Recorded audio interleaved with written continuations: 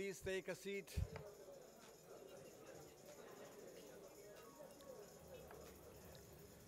Good morning. Good morning, dear guests. Welcome to Dubrovnik. It was just in last year, 1 year, just passed quickly, and unfortunately, this year will too. However, that's important that we got here today just to see the day. Dear guests, I'd like to extend a warm welcome to all of you, and especially to the Honorable Speaker of Croatian Parliament, Mr. Gordan Jandrokovic, esteemed heads of delegations, excellencies, ambassadors, distinguished guests, dear colleagues, and of course, our host, the mayor of the wonderful city of Dubrovnik, Mr. Mato Frankovic.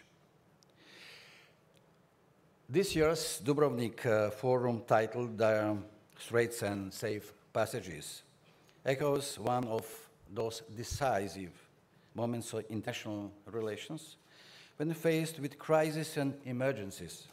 We need to work on charting safe passages towards peace. Of course, it is no coincidence that we traditionally gather here in Dubrovnik to openly exchange our opinions and differences, but not our irreconcilable views. The city of Dubrovnik symbolizes openness, a bridge between diverse cultures that has historically connected global merchants and seafarers. The Republic of Dubrovnik was one of the first to abolish slavery in 1418. The city's historic motto, Libertas, symbolizes its enduring dedication to freedom, as reflected in the Latin inscription on the Lovrijenac fortress. Non bene pro toto libertas vendidur auro. Liberty is not to be sold for all the world's gold. Following the success of our last year's forum and the broadening of themes, topics attracted our interest, we have decided to expand our conference to a two-day event.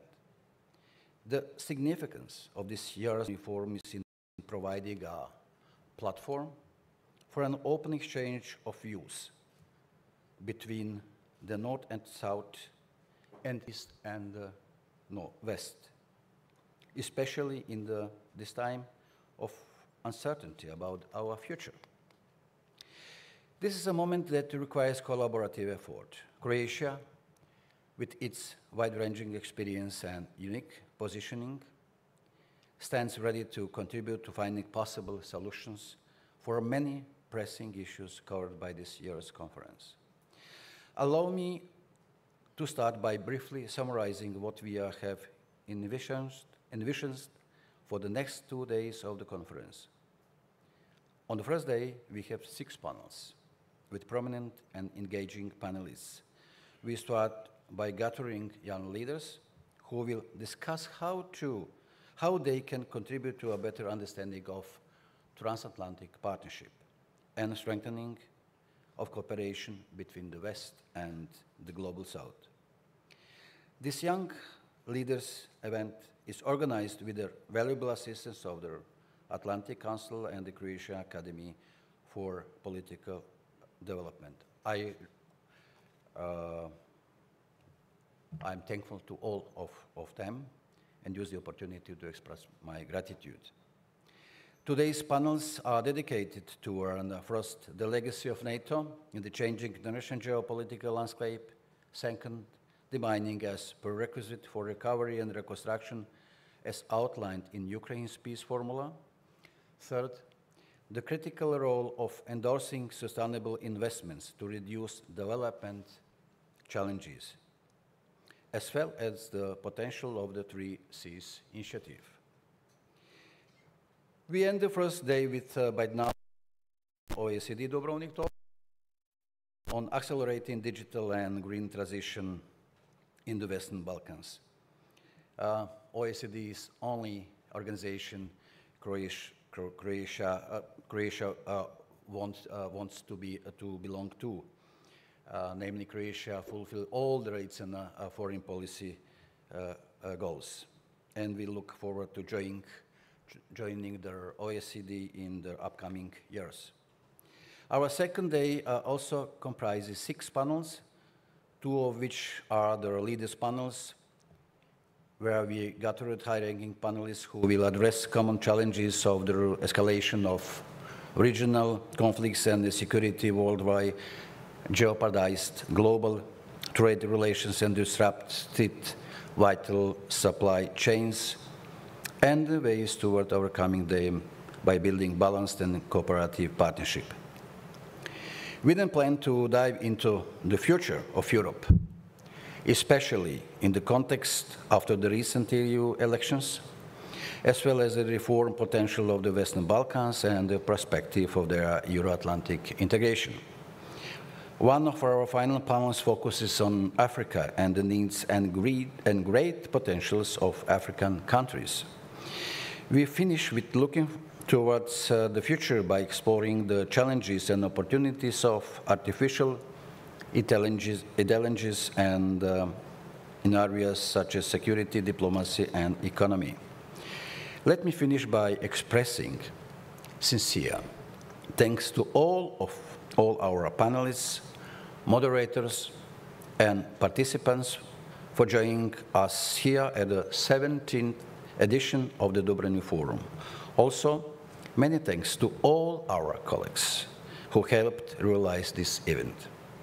And best luck to all of our European, of course, colleagues whose national football teams are still participating at the Euro 2024 in Germany. May you enjoy the conference, of course, and this magnificent city in Dubrovnik, and so please enjoy, stay in Croatia, and let me just allow me to give the floor to the respected Speaker of Croatian Parliament, Mr. Gordan Jandroković. Gordane, imaš riječ. Hvala.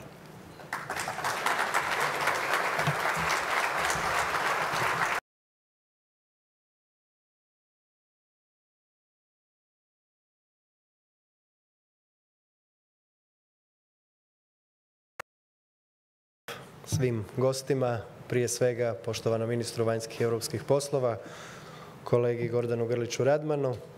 Isto tako pozdravljam i naše goste koji su došli iz inozemstva, sve voditelje izaslanstava, ministre, zastupnike u Hrvatskom saboru, u Europskom parlamentu, predstavnike međunarodnih organizacija.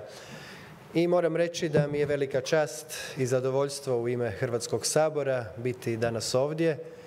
Malo smo promijenili formu, inače je to uvijek bilo u subotu ujutro, a danas krećemo u petak i dobro je da je tako jer je toliko puno tema o kojima će se govoriti i čestitam zaista organizatorima na kreativnosti, na idejama i na vrlo dobro odmjerenom pristupu koji će, nadam se, ponuditi brojna razmišljanja i inovativne stavove o krizama kroz koje današnji svijet prolazi. Isto tako, drago mi je da sam ponovo u Dubrovniku, gradu koji je spomenik sam za sebe, koji je prepun i prirodnih ljepota i kulturnih i arhitektonskih čuda. Jučer smo ovdje imali i obilježavanje 100 godina vaterpolo kluba Jug. Dakle, i u tom smislu Dubrovnik je jedno čudo. Vaterpolo se ovdje igra već 100 godina i Dubrovnik je grad od 40-ak tisuća stanovnika, a ima višestrukog europskog prvaka, ima klub u kojem je velik broj olimpijaca koji su dobili medalje na olimpijskim igrama. Dakle, još jedna velika stvar za grad Dubrovnik koju vjerojatno velika većina vas ni ne zna, pa evo imao sam potrebu nakon jučerašnje jedne krasne manifestacije i obilježavanja 100. godišnjice podijeliti to s vama. Svijet se značajno mijenja, Ovo je 17. po redu Dubrovnik forum i moram reći da pripremajući se malo za svoje izlaganje, razmišljao sam o tome koje su teme koje su dominirale na prijašnjim Dubrovnik forumima ili Croatia summitu, kako se on zvao na početku. I uglavnom su te teme bile vezane za proširenje Europske unije, za proširenje NATO-a.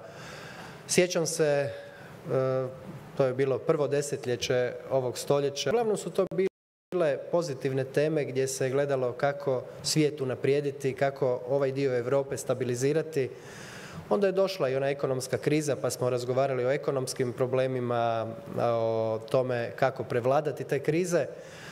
Međutim, kako vrijeme odmiče, a evo došli smo sada do 17. foruma, počeli smo razgovarati o globalnom ratnom sukobu. Danas govorimo o globalnom ratnom sukobu, praktički o svjetskom ratu, o korištenju nuklearnog oružja kao da je to realna mogućnost. Prije nekoliko godina spominjati takvo što izgledalo je kao znanstvena fantastika, gotovo je nepristojno bilo spominjati takvo što, a danas smo došli do trenutka kada o tome govorimo kao o realnoj mogućnosti. I kao ljudi koji se bavimo politikom, ovdje nas ima iz malih i iz velikih zemalja, trebamo si postaviti pitanje, zar je moguće da ćemo mi biti nacija koja će uništiti svijet kakav poznajemo, koji će biti oni koji našoj djeci, našim unucima, nećemo više ostaviti svijet u kojem mogu živjeti na način na koji smo živjeli mi. Postavljamo si pitanje isto tako oko zaštite tih temeljnih vrijednosti kao što su mir, sloboda, demokracija, zaštita temeljnih ljudskih prava, temeljnih manjinskih prava. Sve je to danas na kušnji. Svijet u kojem živimo je drugačiji i usudio bih se reći lošiji nego što je bio prije. Sada, što možemo učiniti? Veselim se raspravi koja dolazi upravo nakon ovog uvodnog dijela, da čujemo mlade lidere, da čujemo novu generaciju kako ona vidi svijet u kojem će živjeti sutra. Kako oni vide pitanje svjetskog mira, odnosno rata, kako oni vide odgovor na zaustavljanje velikih kriza, na krizu u dobavnim lancima, u opskrbi energentima, hranom, strateškim materijalima, o ulozi Europe, Europske unije i NATO saveza u svjetskom poretku. Jako zanimljivo jer naša je generacija formirana u nekom drugom vremenu. I čini mi se da smo imali odgovore na pitanja koja su tada nas mučila, ali danas ipak je važno saslušati one koji dolaze, jer njihova kreacija, njihovo poznavanje i tehnologije i ovog novog svijeta koji je pred nama, bit će nam itekako značajno. Osim ovih sigurnosnih problema koje imamo, suočavamo se naravno i sa klimatskim promjenama. Evo ovih dana svjedočili smo i u Hrvatskoj jednom netipičnom događaju, saharski pijesak, odnosno oblaci saharskog pijeska prekrili su hrvatsko nebo, tako da smo nekoliko dana živjeli ne s plavim nebom, nego sa sivim nebom. To je za nas potpuno nešto netipično. Prije nekoliko dana dogodilo se i slom sustava opskrbe električnom energijom u Hrvatskoj, Bosni i Hercegovini, Crnoj Gori. Dakle, dogodio se slom ne u jednoj državi, nego u cijeloj regiji. Jučer, na primjer, najveći zdravstveni sustav, kliničko-bolnički centar Rebro u Zagrebu bio je žrtva hakerskog napada. I dugo sati nije se uopće znalo što se događa, kako je izvršen. Evo, još danas traje oporavak tog sustava u najvećoj bolnici u Republici Hrvatskoj. Dakle, ta tri događaja koja su se dogodila u svega 10-ak dana tiču se i klimatskih promjena i uporabe modernih tehnologija, povezanosti energetskih sustava. Samo u ovom malom dijelu svijeta, u malom dijelu Europe pokazuje nam koliko smo krhki, koliko smo labilni i koliko smo u stvari povezani. I nitko danas ne može sam pronaći rješenje za izazove koje imamo. već moramo tražiti načina kako kroz dijalog, uvažavajući razlike, doći do stabilnog svijeta koji ćemo ostaviti budućim naraštajima. Kada ovako govorim, možda se čini lakše nego što je to u stvarnosti napraviti, jer postoje države, postoje društva koje su se opredijelila za sustav demokratskih vrijednosti, višestranačja, pluralizma, slobode medija, a postoje i oni koji zagovaraju neka drugačija rješenja koja odudaraju od tih vrijednosti. I ta dva svijeta sve se snažnije sudaraju, međutim, morat će tražiti rješenja kroz razgovor, kroz dijalog, jer rat je najgore što nam se može dogoditi. Hrvatska je proživjela rat, Hrvatska je pobijedila u nametnutom ratu, tako da imamo poseban legitimitet govoriti o tome. Mi ne govorimo napamet, mi govorimo kroz nešto što smo preživjeli. 15.000 naših ljudi je izgubilo živote. I znamo da rat ne može biti rješenje. Mi smo svoju slobodu i mir i demokraciju platili krvlju, ali ne želimo to gledati da se događa drugdje u svijetu. I zato smo solidarni sa Ukrajinom od prvoga trenutka, jer smo shvatili što se zbiva, pokušali tumačiti i naravno da velik dio svijeta i zemalja razumije krizu i agresiju koja se tamo dogodila, ali opet nemamo rješenja kako zaustaviti taj rat. Događaju se sukobi i u drugim dijelovima svijeta, nedaleko od nas i sukob na Bliskom istoku, nakon terorističkog Hamasovog napada. Kako će to završiti? Potencijal je za širenje ogroman. Imamo i drugih žarišta u svijetu i zato je pred političkim strukturama, pred liderima veliki zadatak izbjeći globalni sukob, izbjeći korištenje nuklearnog oružja i osigurati da svijet nastavi svoj razvoj i da generacije koje dolaze mogu koliko toliko živjeti u stabilnosti, miru i sigurnosti. Neću dalje, jer mogli bi o tim temama pričati satima. Prepustit ću naravno da to čine sada naši gosti, eksperti, da čujemo različite stavove, različite razmišljanja. Sigurno da nećemo pronaći rješenja, sigurno da neće biti niti zanimljivo kao jučerašnja debata između Trumpa i Bidena, ali pokušajmo dati sve od sebe kako bismo barem dali mali prilog traženju rješenja za izazove modernog svijeta. Osim ovog radnog dijela, želim vam i da se dobro i ugodno osjećate ovdje u gradu Dubrovniku, u našoj domovini Hrvatskoj i da nam se ponovo idućih godina vratite. Hvala vam lijepo.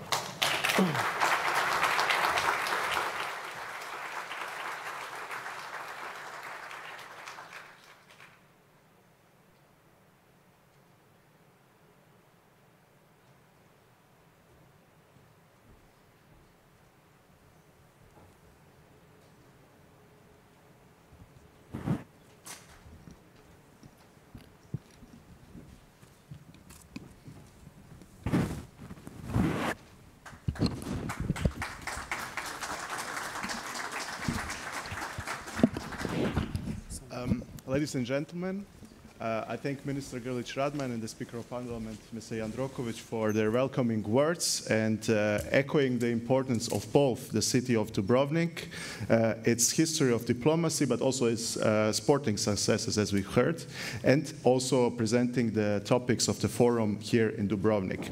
I also very grateful for mentioning us, the young leaders from across the world that we have gathered here in Dubrovnik, and I want to just take that you Honorable Speaker of Parliament, said something very important, that we cannot deal with current challenges and issues alone, be it a small country, a medium country, or a big-sized country. So that's why I'm very happy to have our distinguished panel here, which is titled Transatlantic Partnership in the Changing Global Order, an opportunity for transatlantic young leaders to forge a secure and innovative future.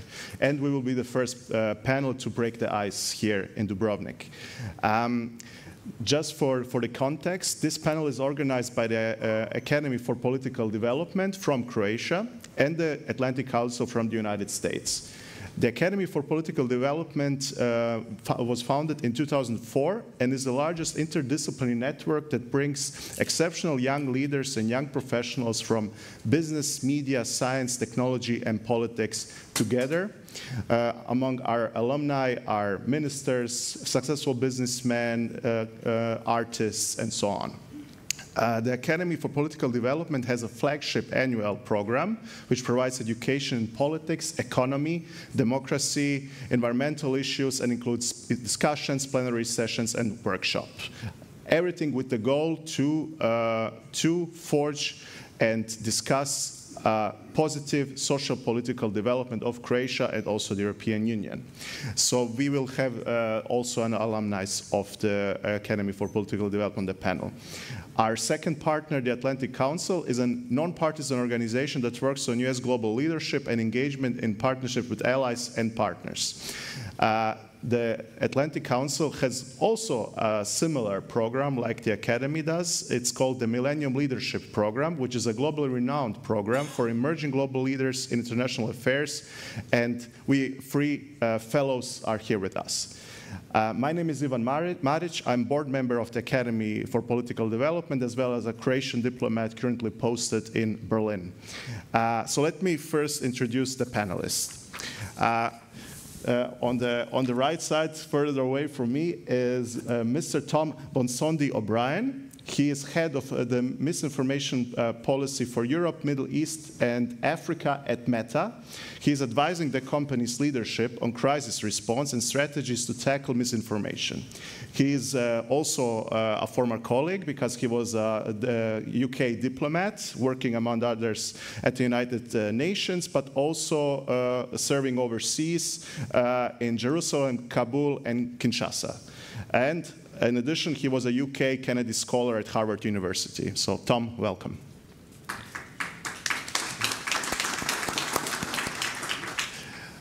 Next to Tom is Iva Tomic. She's an economist at the World Bank office in Zagreb. She's supporting implementing reforms in the field of labor market, social protection, and public finances.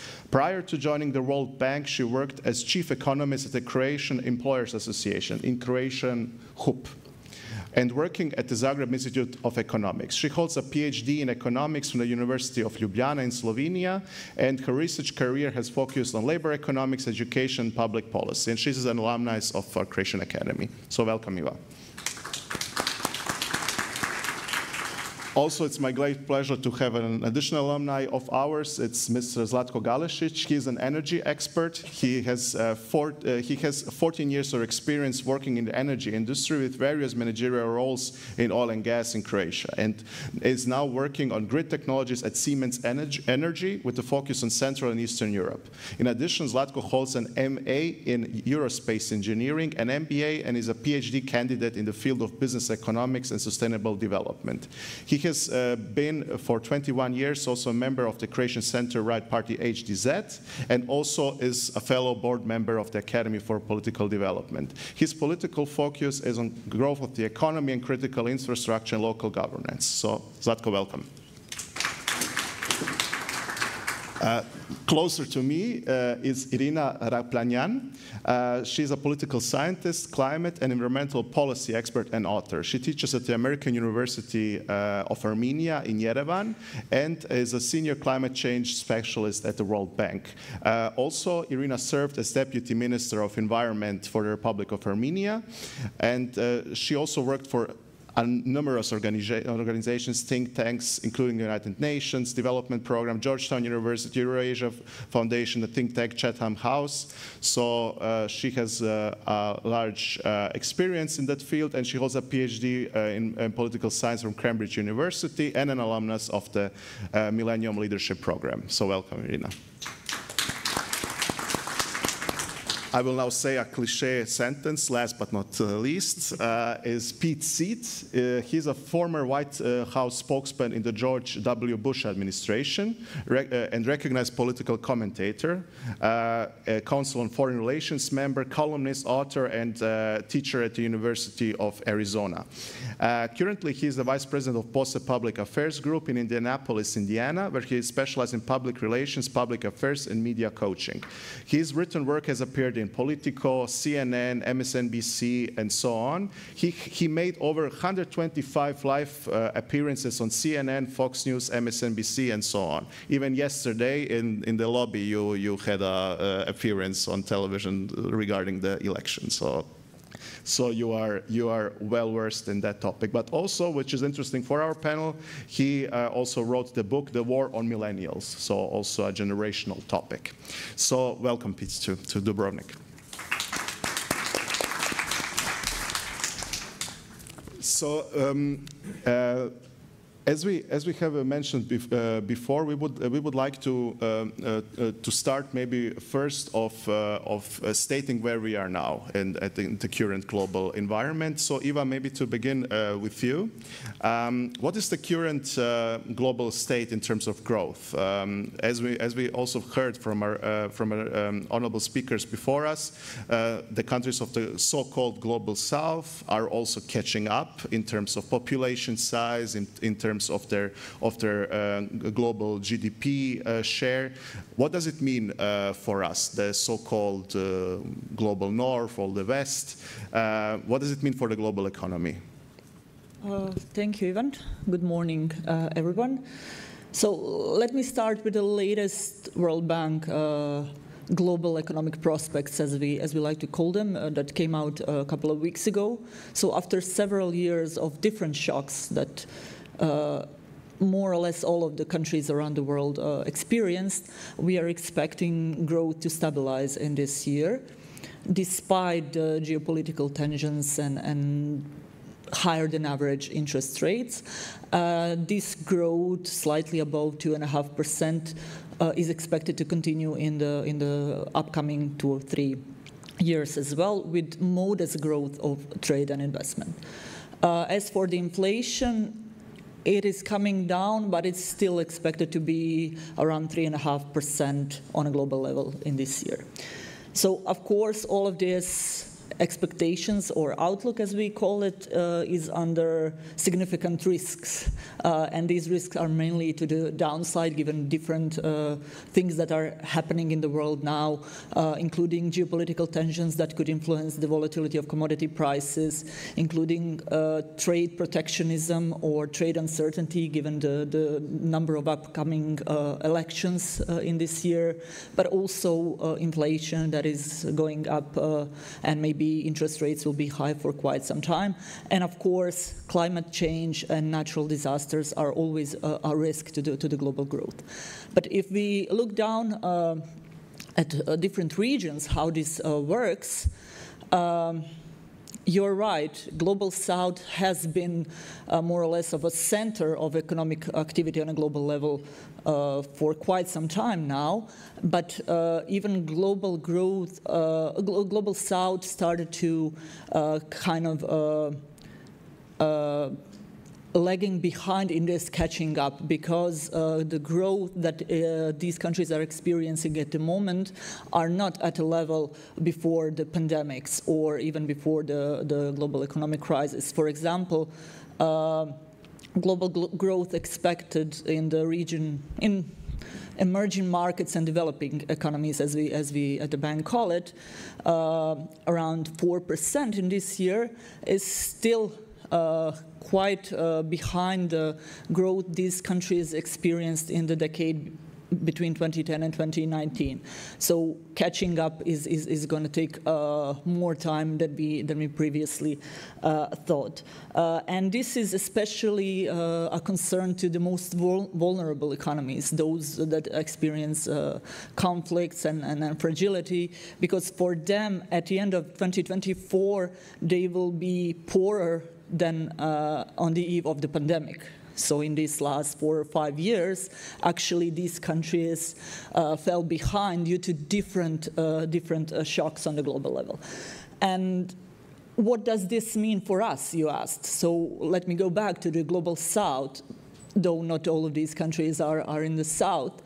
There is an estimation that in the next 10 years, or 9 years now, 1.1 billion of young people from the Global South will become working adults, so enter the labor market.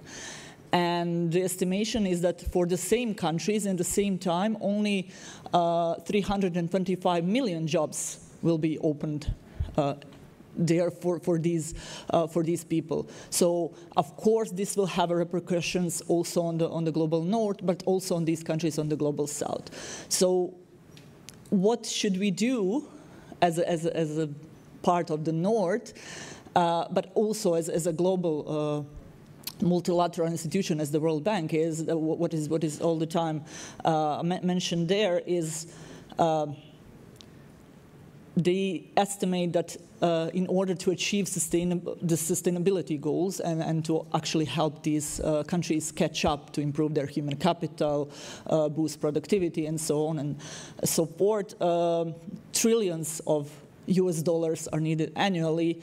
And just for an example, the World Bank Group in its entirety disbursed 128 billion of dollars in 2023 in all grants, loans, equity investments, and similar. So multilateral institutions, but also domestic resources and private capital needs to significantly boost the financing or the investment in order to help these countries, but not only help them in a way just to help them per se, but also to help them to catch up, to narrow the income gap, to somehow mitigate to the climate changes that I believe Irina will talk a bit more, so I will not go deep into that. So, as I said, currently we are expecting some stabilization, but with huge risk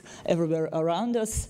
And the main recommendations are somehow also related to these trade wars that are happening here and there, that these multilateral institutions should step in a bit more and somehow deal with this, because trade is something that helps boosting the growth and narrowing the income gap. And just before I finish, I know many of you want to hear something about Croatia and growth prospects for Croatia. We are better than the global growth. We are better than the European level growth. So as of the pandemic, I think we are at the top of EU together with Malta, of course with the help of EU funds, but also with some internal resources, and the expectations are that this will stay on this path for the short-term period. However, in the longer term, we need to also work on some deeper reforms in order to maintain this momentum after the EU funds cease. So that's about it for now. Thank you. Eva, thank you. You mentioned, of course, a wide array of questions, but what we are struggling here, it seems, it's about the short-term perspectives, the medium one, and the long-term one. I will go to Irina, because if you are thinking about the medium and long-term challenges of global governance, climate change is evident, and we are having to tackle it together. So from your experience also as an expert, but also as a decision maker, being a former deputy minister, and also where you educate also the new generation, and how do you see the capacities of the countries, of international organizations on achieving sustainable green growth? Is it something that we are still struggling with? We hear different opinions about it. What's your take on it? Thank you, Ivan, and very good morning to everyone. It's such a privilege and honor to be in beautiful Dubrovnik. Let me start by responding to this question, bringing an example of how the World Bank, as the largest international financial institution, is transitioning as we speak, and is changing the view and understanding of what development is. As many of you know, being from countries who are shareholders of the World Bank, the slogan of the institution for years since its inception was to end poverty. In the last year, the bank's mandate has transitioned, well, over the course of last few years, understanding that development is a lot more, and there are underlying enabling conditions to ensuring development and economic growth in countries. The slogan transitioned from ending poverty to ending poverty on a livable planet, because all the data out there is showing us that unfortunately the poor are affected disproportionately from environmental degradation. And here it's important to note that the disproportionate affecting of the poor is not only in the global north or global south, if you will, but also in the highly industrialized countries. When we look at extent of air pollution and who are affected by air pollution, it's usually the poor people, et cetera, et cetera. So there's a lot of important analytics coming out from the World Bank, and the largest international financial institution as such is transitioning to redesign how we understand development. So that's as a start. In terms of capacity, it's all about how we understand what capacity is. Is it the financing needed for the transition to the green growth? Is it the political will? If we're talking about capacity in financing terms, the bank estimates that in the next 15 years for global economy to transition to green growth, we would require a whopping $90 trillion. However, as big of this number as it sounds, for example, for the European Green Deal to become a reality in the next decade, EU will need $1 trillion. So in that respect, a big portion of this financing would have to also be deployed in the global south. And here I want to make a statement and an argument that unfortunately, as much as we liked in our narrative to divide the global north versus global south, green growth would require connectivity. And more emerging data is showing that green transition, energy revolution, if you will, electrification of our economies, if we speak, for example, about the needs for raw materials, raw minerals that will power the electrification of our economies, particularly if we talk about transportation, would have to come from the global south. If we talk about lithium and cobalt to power electric vehicles. Now, how is the global north intending to engage with a global south to ensure this? The other important dimension, speaking of capacity and transitioning to the political will, a fundamental reality on the ground is when we talk about the global north, that is the highly industrialized countries, history shows that the way the global north became developed is because fossil fuels. Now, by and large, through Paris Agreement, through climate dialogue, we're telling the global south to keep their fossil fuels in the ground. Essentially, that's what it is. Now, this would require not only a lot of financing, but incredible amount of climate diplomacy and politics to convince the global south to keep the fossil fuel riches in the ground and not to transition at the pace at which the transition happened in the global north. That is why deployment of the remaining 89 trillion would be needed to ensure that the transition happens and the global south is convinced that it is worth taking the risk. I'll end there. And in your opinion, how good is the so-called global north or the west in convincing the global countries of the so-called global south on this issue? In response to this question, let me bring an example. I was on the board of the Green Climate Fund. As many of you know, the Green Climate Fund is a fund mandated by the United Nations to mobilize financing for climate adaptation and climate mitigation. And I was on the board at the time when the United States withdrew from Paris Agreement. That was a major blow to climate negotiations because all of a sudden 24 board members are sitting there and trying, and it's 12 board members from developed countries, 12 board members from developing countries. And the whole climate negotiations occur on this agenda that Global North has to mobilize financing for Global South to invest in mitigation in bankable projects and as well as in adaptation to build resilience of these countries. And one of the biggest polluters globally, who's in the Global North, that is the United States, withdraws from this commitment. It was a very difficult time. And unfortunately, the burden fell on EU member states. And I remember at the time when I was on the board, per capita, the biggest contributor to Green Climate Fund was Sweden. So in that respect, answering to your question, it's about the importance of commitments being upheld by developed nations. Thank you. Irina mentioned the energy transition. We who are not experts on it, we know something, electrical cars and so on, that's kind of nice, it's clean and does have less CO2 emissions. But Zlatko, from your perspective as an energy expert, what is energy transition as such, and what's how can we walk this thin line between sustainable environmental goals, as Ina mentioned, and the cost to our citizens and businesses, because many are also skeptical about these topics. What do you say about that? Hello, everyone. So first of all, I would like to thank you for inviting me here. It's a really pleasure and honor to be here in such an audience. And yeah, I made some notes before this panel, but answering to your question, so what is the energy transition? So let me state the first, that we are a carbon-driven society. So we have been utilizing the carbohydrates for past 2 centuries, starting with coal, then the refined products from the refineries, the natural gas. And now we need to do a change. Still, we will be a carbon-driven, you know, for a decent amount of years in the future.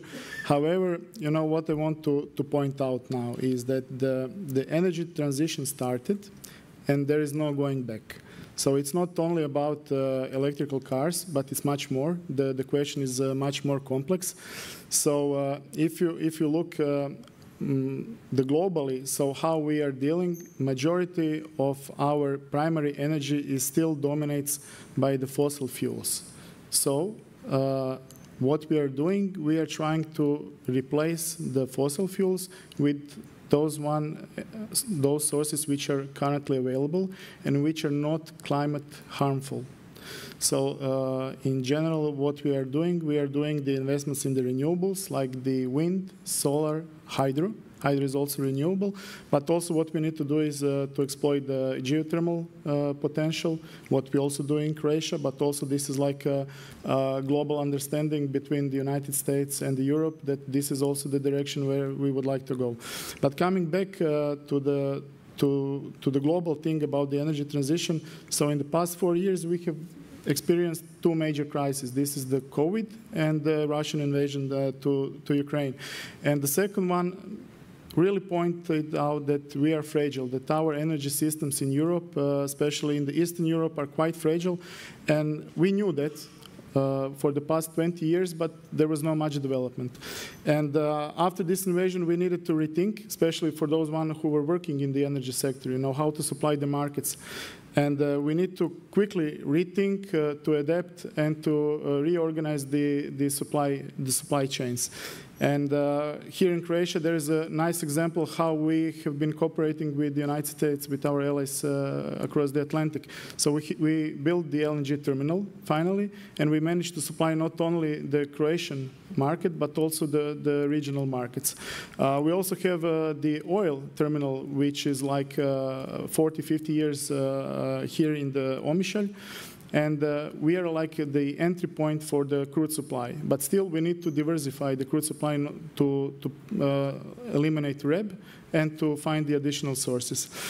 And in general, how the transition is going, in European Union, we have a strong policy framework. The Climate Act is, let's say, the umbrella act. And then we have a Green Deal, Fit for 55, and Repower EU. And we really have a clear and smart measurable goals to achieve. So the first milestone is 2030, and then by 2050 we want to achieve the net zero. I'm strongly believe that we will achieve it, but it will not be easy. So we will need to do it in a smart way because we need to build our energy infrastructure, and it costs. And what the ladies mentioned, you know, trillions of the investments. If you look on the other side, we need to change our mindset, you know, how we are living, and definitely the energy transition will change the way of living. Still, we are living in the IT era, you know, data-driven era, and we will need to adapt. And basically, just remember that the damages from the, let's say, severe weather, what is currently happening, are on the same level what we need to invest in the green future, you know. And how to proceed, just to conclude with the time. So definitely we need to proceed with the investments in the renewables. I mentioned wind, solar, hydro, geothermal. Then the second quite important pillar is energy efficiency, to decrease our consumption. So only to do what is necessary to do, you know. Third, to continue with research and development and innovations. And we in the European Union have technological leaders, the companies who are leading the technology. And the fourth is continue with incentivizing green solutions.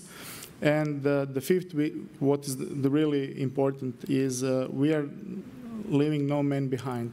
So in the energy transition, many jobs will be switched, will be reorganized.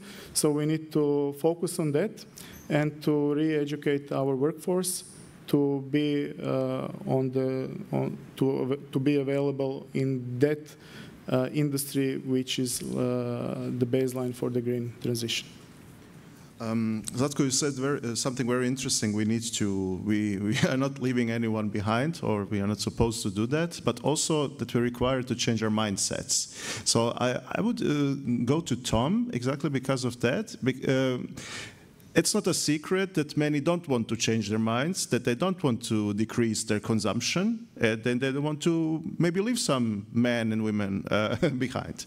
So as we know, falsehoods and lies have probably existed for a long period of time, but now we have with internet, social media specifically, created opportunity for false information to spread everywhere. As you are heading the misinformation office or advising the company's leaders at Meta, I would be interesting what do you say to your bosses? How to tackle this issue when they say, oh, I want a big car who, I don't know, wastes so much fuel and so on, I don't need an electric car, it's something ideological and so on. What do you say to your bosses at Meta? And in addition to that, tell me, how can we work in a transatlantic partnership to tackle these challenges that these new technologies have imposed on us? Thank you. Thank you, Ivan. And thank you so much for our host for having us here. Really looking forward to these 2 days of working, trying to find solutions to some of the most pressing global challenges, picking up on His Excellency the Speaker's remarks. A challenge that might be too big even for this room of people with very big brains is the England football team. I'm from the UK. If someone can tell me how you take the best player from Real Madrid, Bayern Munich, Arsenal, Man City, and still struggle to score goals, I look forward to hearing your answers to that solution. It might be too big even for the Dubrovnik Forum, I have to tell you. Thank you, Ivan. Like Ivan said, my name is Tom.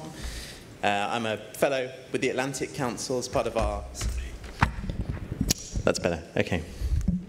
Good. I work with Meta, but I'm also a fellow with the Atlantic Council in the Millennium Leadership Programme. I wanted to talk today very briefly about this problem of misinformation, false information, which, as you said in your question, Ivan, I think is probably something that's existed for as long as human beings have existed, right? People have said things that are not true to each other for centuries, for millennia even, probably, right? But clearly we have to recognize that the internet, the rise of new technologies, creates new opportunities for this type of information to spread further and faster than it ever could before. To kind of start off the conversation, I think it's important to know what we're talking about. There are these two terms, misinformation and disinformation, that actually, interestingly, don't always translate very easily from English to other languages. But at least in English, the way I think of these two concepts is disinformation is something which an actor, an entity, knows is not true, right? Knowingly false, shares it with the intention of misleading public opinion, with the intention of misleading people, right? Misinformation looks similar, feels similar, but actually is very different when you look at it underneath, from the roots. Misinformation is, again, information which is not true, false, maybe somewhere in the huge grey zone between the black and white of true and false, but which people share maybe without knowing that the information wasn't true, right? They thought something was interesting or shocking or entertaining, and they wanted to share it with their friends, with their family. You have a different problem to solve there, right? And as a company at Meta, we have a radically different approach for how we solve these two problems. Disinformation, we remove when we find accounts, networks of accounts acting in a coordinated way to spread those narratives. We take them down. It's straightforward. Misinformation, it's a little bit more nuanced, right? Ideally, your approach and our approach is grounded in the idea that if you help people to understand why something is not true, they'll be less likely to share misinformation again in the future, right? So giving people more information, giving them more context, explaining to them why this image or this video that maybe they've seen doesn't represent what they thought. Clearly, lots we could say about this topic, right? But coming back to your question, Ivan, I think, clearly industry, governments, and all of us as societies have an important role to play in tackling this problem, including in a transatlantic context. Starting with industry, I think clearly an important role to play in making sure that these policies, the systems that we build to tackle these problems are balancing these essential values of free speech, freedom of expression on one side, and safety and security on the other, right? That we're making sure that the internet, that social media platforms remain a space where people are free to share their views, to share their ideas, to advocate for solutions in society that they believe in, but at the same time, feel safe in these spaces, know that the information that they're consuming they can trust, they can rely on, right? At the level of governments, this is a complex problem to solve.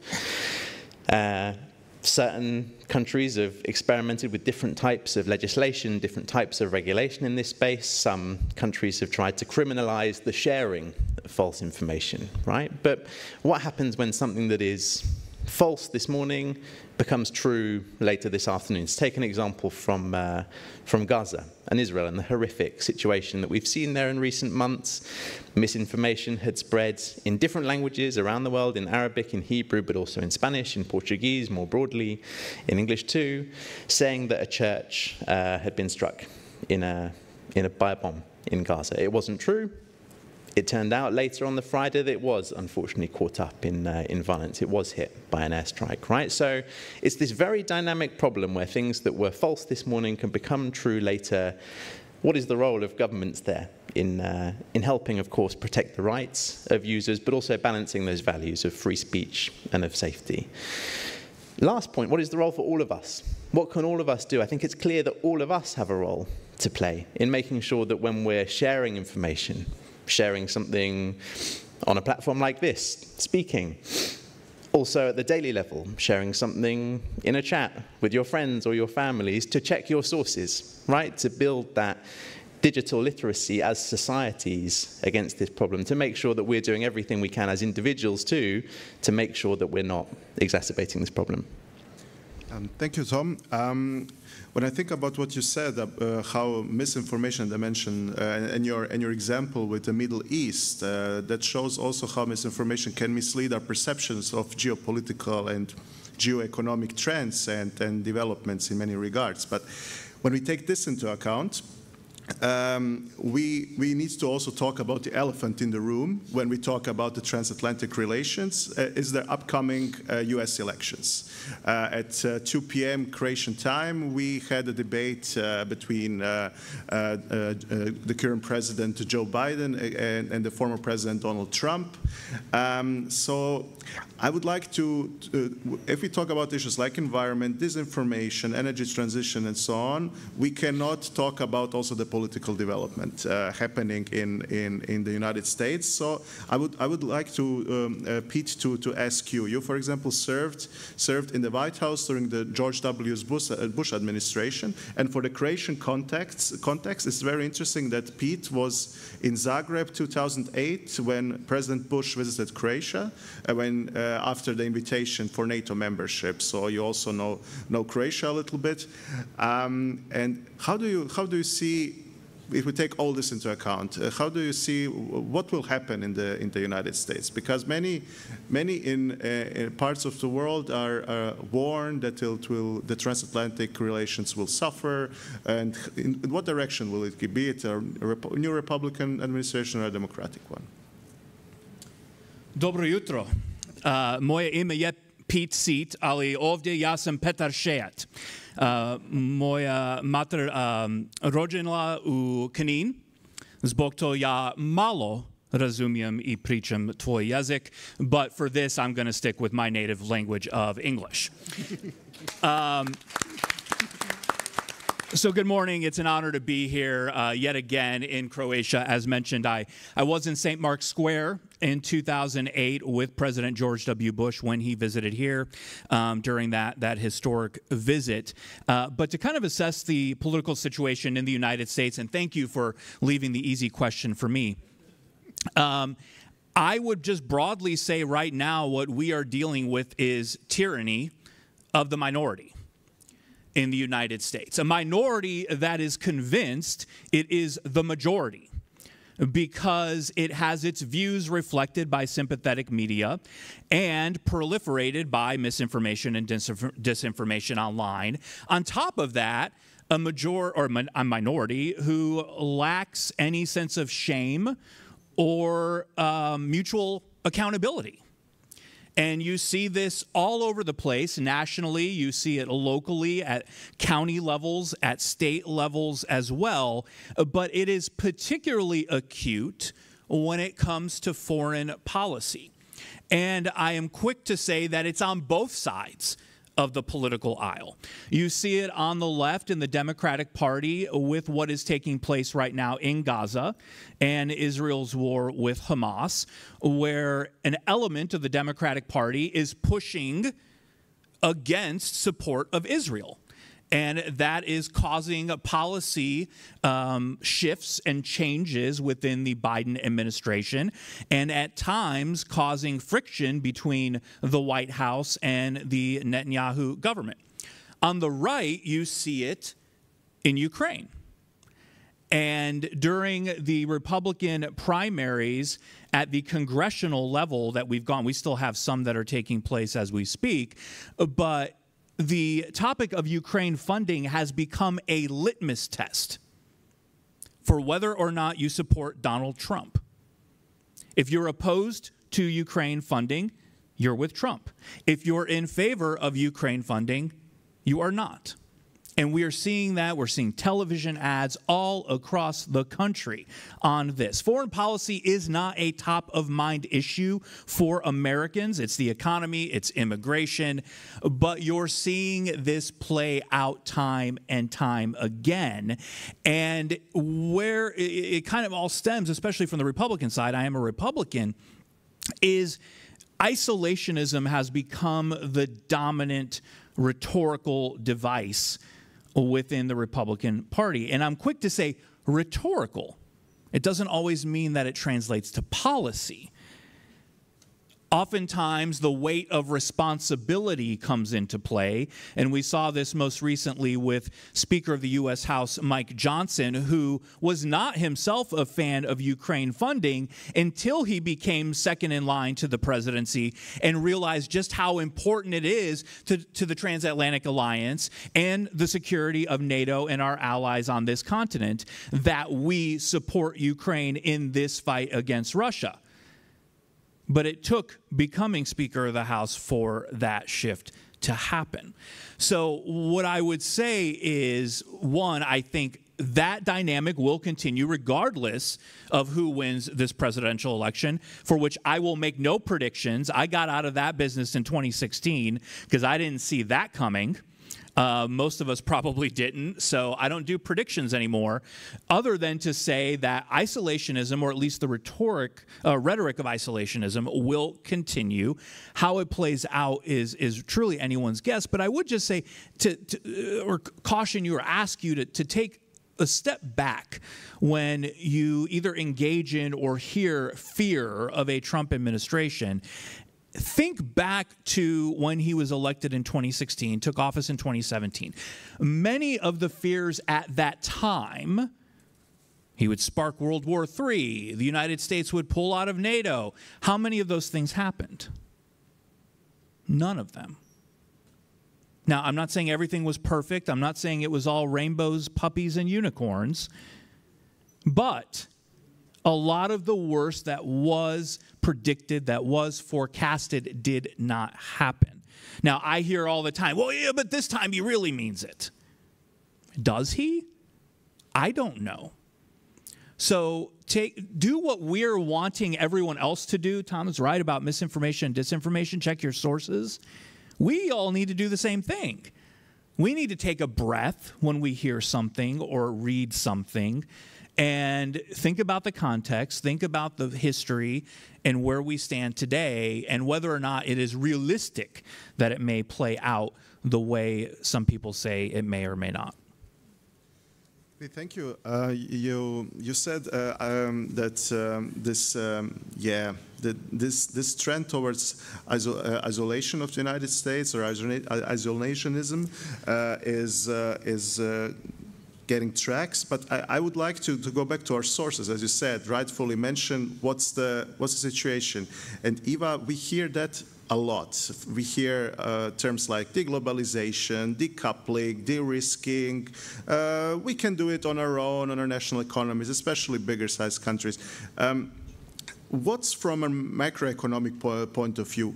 Do such policies make sense if we take, for example, or is it just isolating rhetorics in the end? It depends. They can have an effect, a positive effect, in some industries and in some countries. But looking at a global level, more recent trade protectionism, these geopolitical challenges that we see on a daily basis, or at least here, maybe not all of it turned out to be true, as Pete said, but this is a threat to a global growth and narrowing of income between emerging markets and developing economies and high-income countries that I mentioned earlier. So you are right. This is something that has been on the agenda, I would say, ever since the global financial crisis, then with Trump being appointed in the White House, and also during COVID crisis with the disruptions in global supply chain, this topic became even more relevant.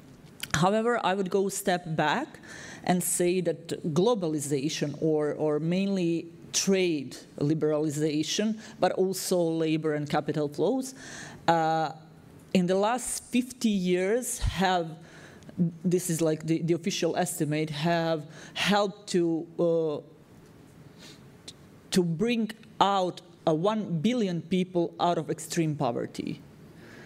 It helped businesses in emerging markets to double their international trade, to be included in the global value chain. So in a way, globalization or global trade really helped in this narrowing of income gap that I've mentioned earlier.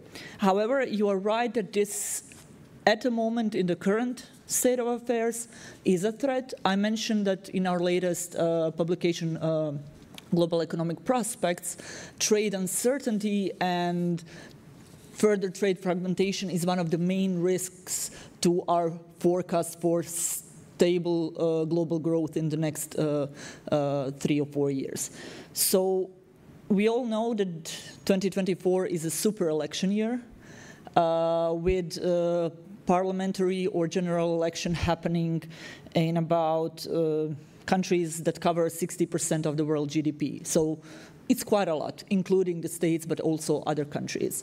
And we see this trade protectionism as one of the issues that is being posted as one of the key topics in pre-elections.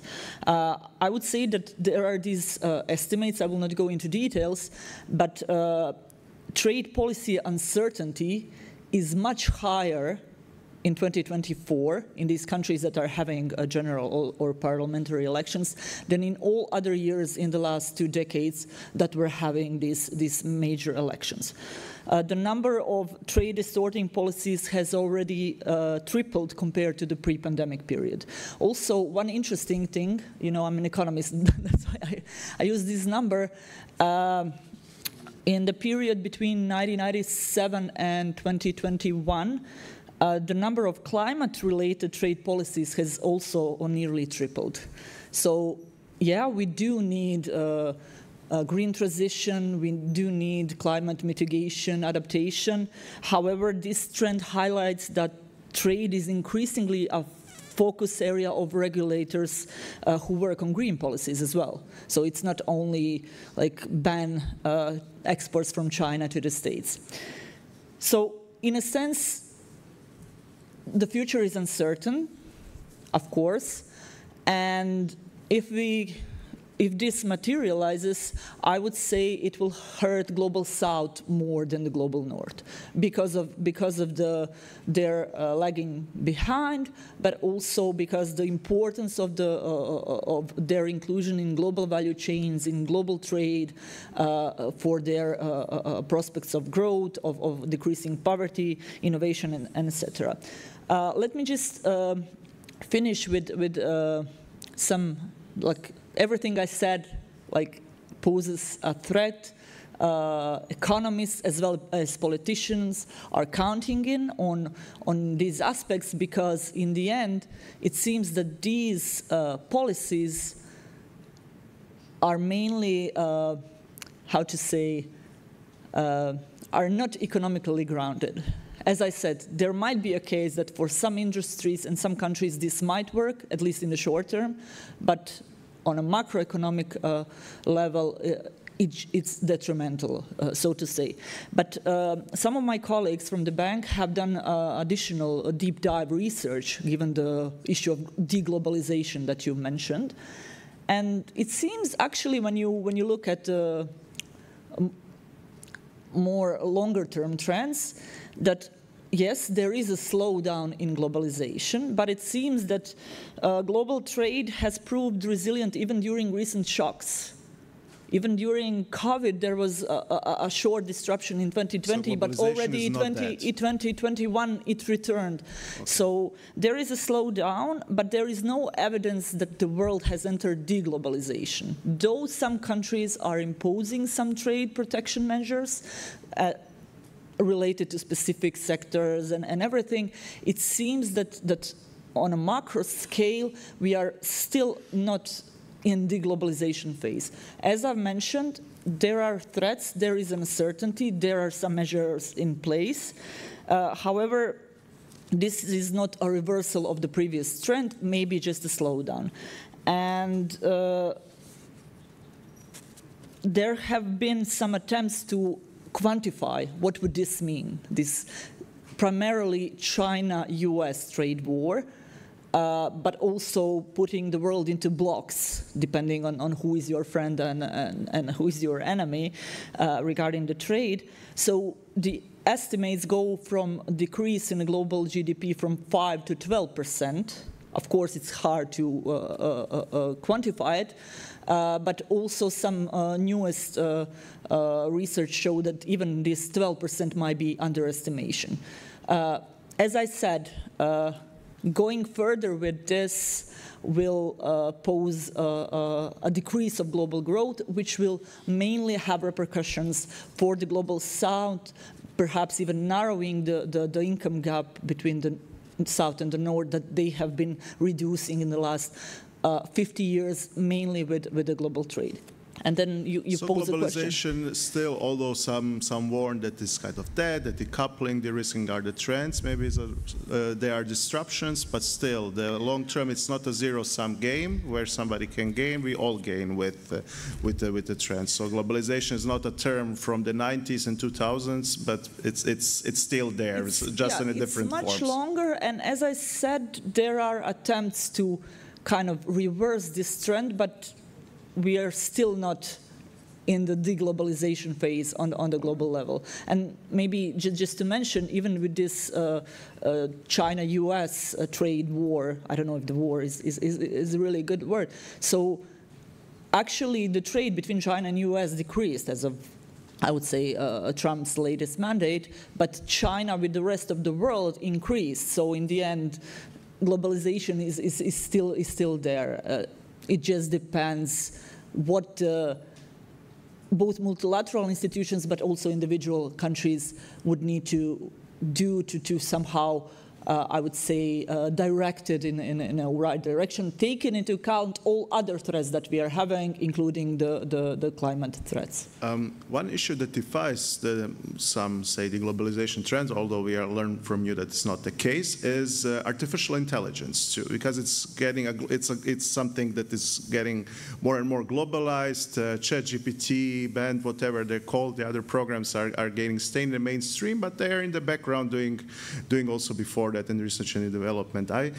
Because we also see that technology and information has no borders. So I will go to Tom because he is in the technology area very strongly involved, and we at the forum here in Dubrovnik will also have a panel about artificial intelligence. So maybe you can give a little preview. What does it mean? So if we are not if we are deglobalizing, but we are not we are globalizing in that regard.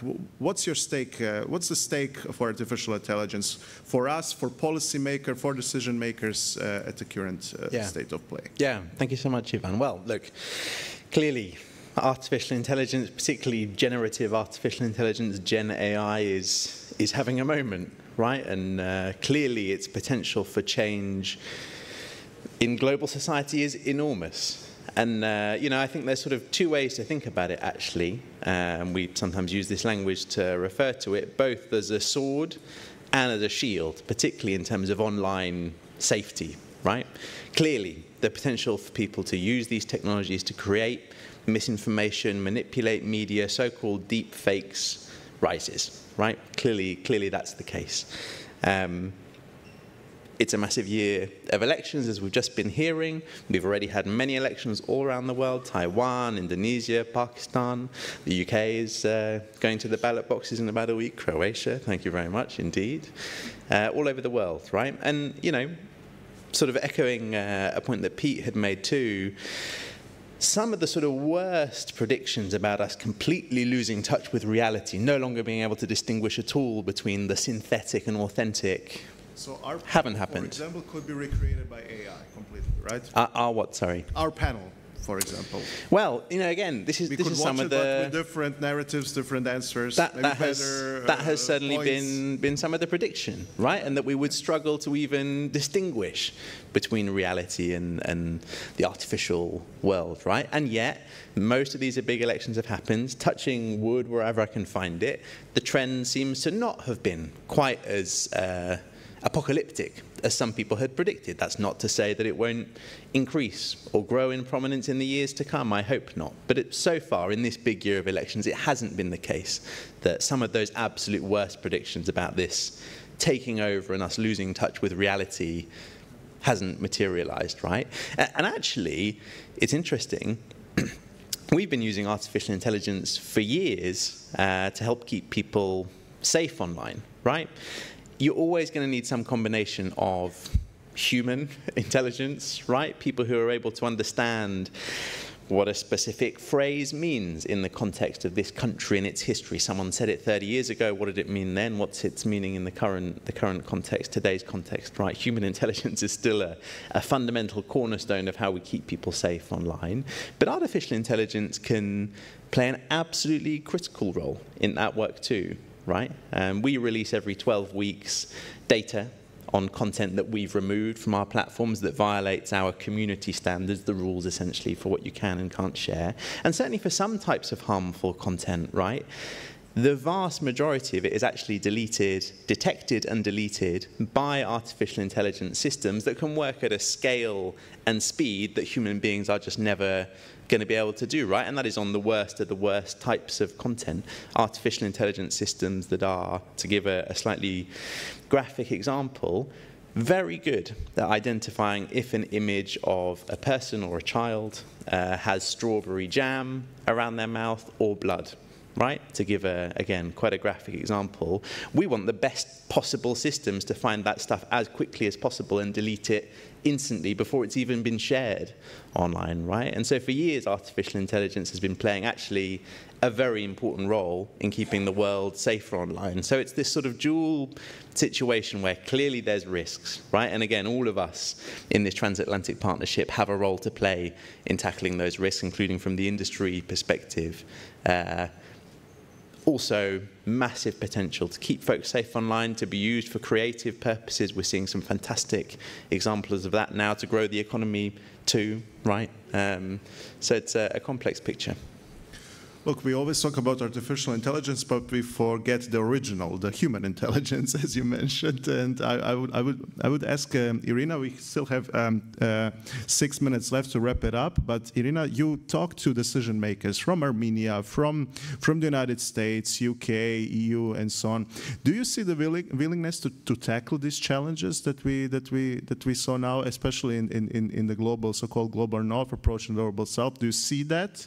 Do tools like artificial intelligence and so on, do they help them to make decisions? And your expertise, what's your assessment, your personal one?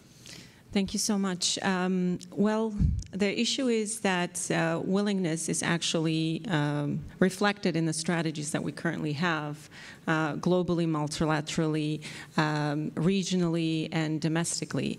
And if we talk in the language of willingness being expressed in strategies, it's certainly there. We have had Kyoto Protocol, unfortunately, which failed, and failed specifically for the reasons of one of the biggest polluters, I keep underlining that, the United States withdrawing it or not committing to Kyoto Protocol. Now we have the Paris Agreement, which was really a groundbreaking piece of multilateral agreement that brought everybody together. But yet again, as we're seeing globally, multilateralism is vulnerable. We saw that with invasions, with wars across the globe in the few years when we were predicting, when a lot of analysts were saying, you know, we're not going to see the era of country-to-country war anymore. It will be proxy wars, but unfortunately, in the last few years, we've witnessed exactly the opposite, which showcases that multilateralism is vulnerable, and we need to think of how we can build more resilience, and that also translates into the commitments, willingness, and strategies on Paris Agreement and on climate change agenda. So from that perspective, I think what needs to be constantly reiterated and talked about, and this is what I advise, and both to policymakers, decision makers, how I communicate with my students, is that the climate agenda should not fall prey to the dichotomy of very polarizing politics we have today. Because the rationality behind green growth is not left versus right.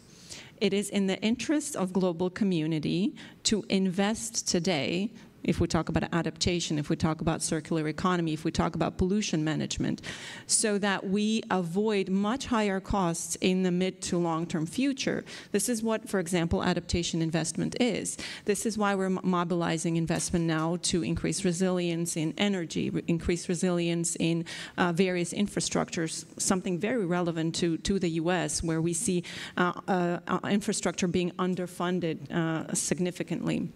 So in that respect, the willingness is showcased in the strategies. However, we need to be very careful to avoid the narrative where the left is privatizing the green agenda, and by extension, then the right is fighting against it. Because I've met with multiple representatives of various political spectrums who understand that green growth should not be politicized. It should be the modus operandi for any political party taking reigns in various parts of the world, as we're seeing this year and in the coming few years. And reflecting on these trade wars and all of these divisions, as I noted earlier, global North is dependent on global South on value chains, whether we talk about nuclear energy, which is absolutely paramount and important for decarbonization. Whether we're talking about electrification of economies and lithium and cobalt and other resources that will power the electrification of economies. Again, these divisions are going to hurt both the global South and the global North. And the trade wars that we're seeing now actually reflect a different reality in my part of the world, in Armenia. And anybody visiting Yerevan in the last few years would be surprised at the number of electric vehicles we have on the roads. And just as many Teslas we also have very many BIDs and Hozones and other leading Chinese brands. And just this year, BYD surpassed Tesla in the volume of its production.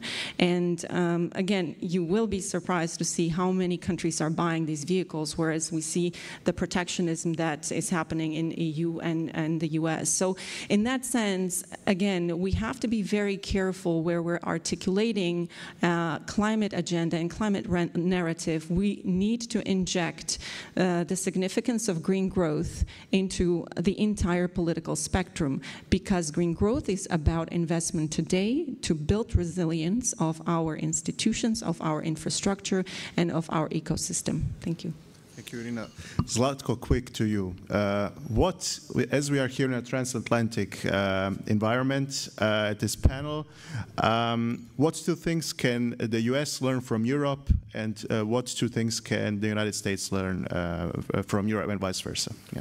Okay, I will be quite punctual and say that as I am passionate about the energy, especially energy transition, I want to let's say, rephrase what Irina mentioned, is that the energy transition is not belonging to the green policies, to the right political party, to the left political party, but this is really a society question, you know, and we all need to stick together to our, let's say, North Star to decarbonize the society in the future. And when we see the United States and the European Union, so we are two worlds different, but still we are similar, you know. They're functioning on 60 hertz, we are functioning on 50 hertz, but more or less it's the same, you know. But coming back to what United States can learn from European Union and vice versa, is that what we are doing great in the European Union is that we are structuring our policy frameworks quite well. So we have a climate act, we are following on that, we have a Green Deal, we have financial packages, Repower EU, Fit for 55, so we are doing great. What I see on the other side of the Atlantic is a passion, you know, and I see this in the State Secretary for Energy, in Jennifer Granholm. I mentioned that to Pete.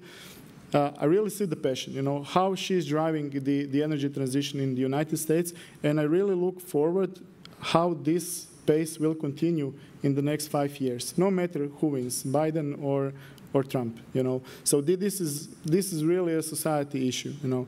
And what Eva also mentioned, you know, yeah, we are living now in the VUCA world. So volatile, uncertain, complex, and ambiguous. And really, it's quite a dilemma how the world will look like in the future. But I'm very optimistic and positive. And if we all do, you know, the right steps for the future, then the future is bright for all of us.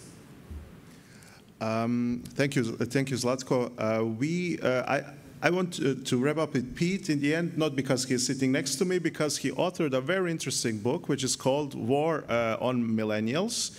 As we are here having a young leaders panel, can you tell us what does millennial mean, what does war mean, and what does it mean in a transatlantic context? If we take into account that the transatlantic alliance was shaped by the generation that was shaped by the Cold War, and we are the generation who were shaped after the fall of the Berlin Wall in a different context. What do you say about our generation to the others? Sure. I see the ticking clock on the side, so I'll be very quick. I'll avoid the book question mostly because I wrote it 10 years ago and I barely remember what I wrote. As I like to tell people, I wouldn't remember my own name if it didn't rhyme. So I absolutely encourage you to buy the book and you can figure out what it's all about. But I will tell you, I'll answer your question in talking about what we can all do to uphold transatlantic values. And what I really appreciate about this panel is that it's called Young Leaders. I am not easily offended, but there's one thing that I am offended by, and it's when we're called the next generation. There is absolutely nothing next about any one of the people on this stage. We are the now generation. And we have to make that decision. We cannot allow anyone else to decide when next becomes now. We have to make that decision ourselves. So that requires a little bit of impatience. That requires putting ourselves out there and demanding a seat, and not just seats, multiple seats at the decision-making table. Because if we're doing it right, long-term was mentioned. I think you mentioned long-term. If we're doing it right now, we're making decisions that will affect us when we're 60, 70, or Joe Biden's 81 years old. So we should be at that table. The other two things real quick I would say is I would encourage us all to also embrace the concept of yes and.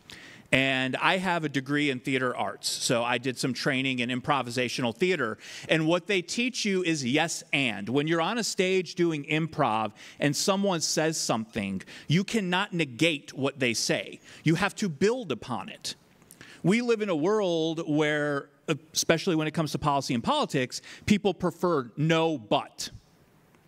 Yes and requires that we put ideas out there fast and furious, because the ideas that are out there are the ideas that will be built upon. And it's up to us to do that, and that's part of the impatience. And the last thing I would say is we've got to meet the audience where they are. When we're talking about the transatlantic alliance and not just strengthening it, but improving it, the people who need to hear that message are not in this room. We all get it. It's the grassroots of America, the grassroots of our home countries who need to hear that message, who need just the baseline education. Generation X, the generation before millennials, is the first that was not born within 15 years of the formation and creation of NATO. The further you get away from it, the harder it is to have a connection. So we have to be the educators. We've got to remind people why it's important, what it means to the world, and why we need to fight and defend it. So that's what I would leave us with. So thank you very much. We are now ending our panel. I want to thank our great panelists. As you saw, it's not the next generation, it's the generation now. So we will be here in Dubrovnik, so you can approach us now and later. So thank you very much for the invitation and for your interest.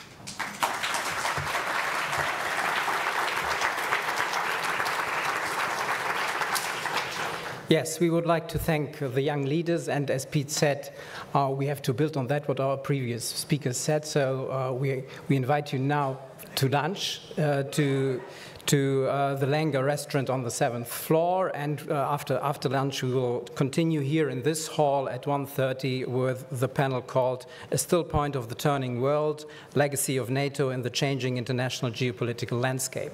So please enjoy your lunch and feel free to come back at 1:30. Thank you.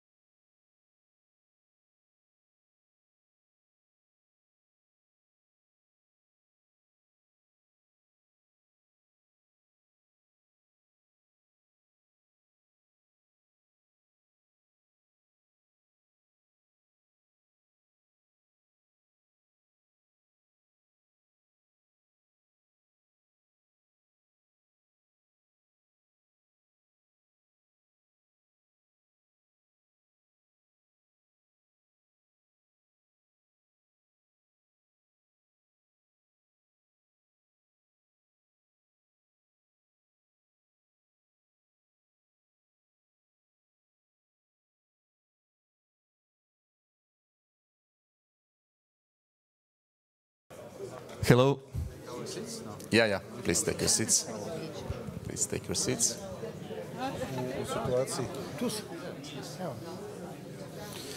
All right, ladies and gentlemen. Are you hyped about our discussion? I hope that you are. My name is Branimir Farkas. I'll be your host for today as we sail the troubled waters of global geopolitics. So please, if you will take your seats, and then we will start. Thank you so much.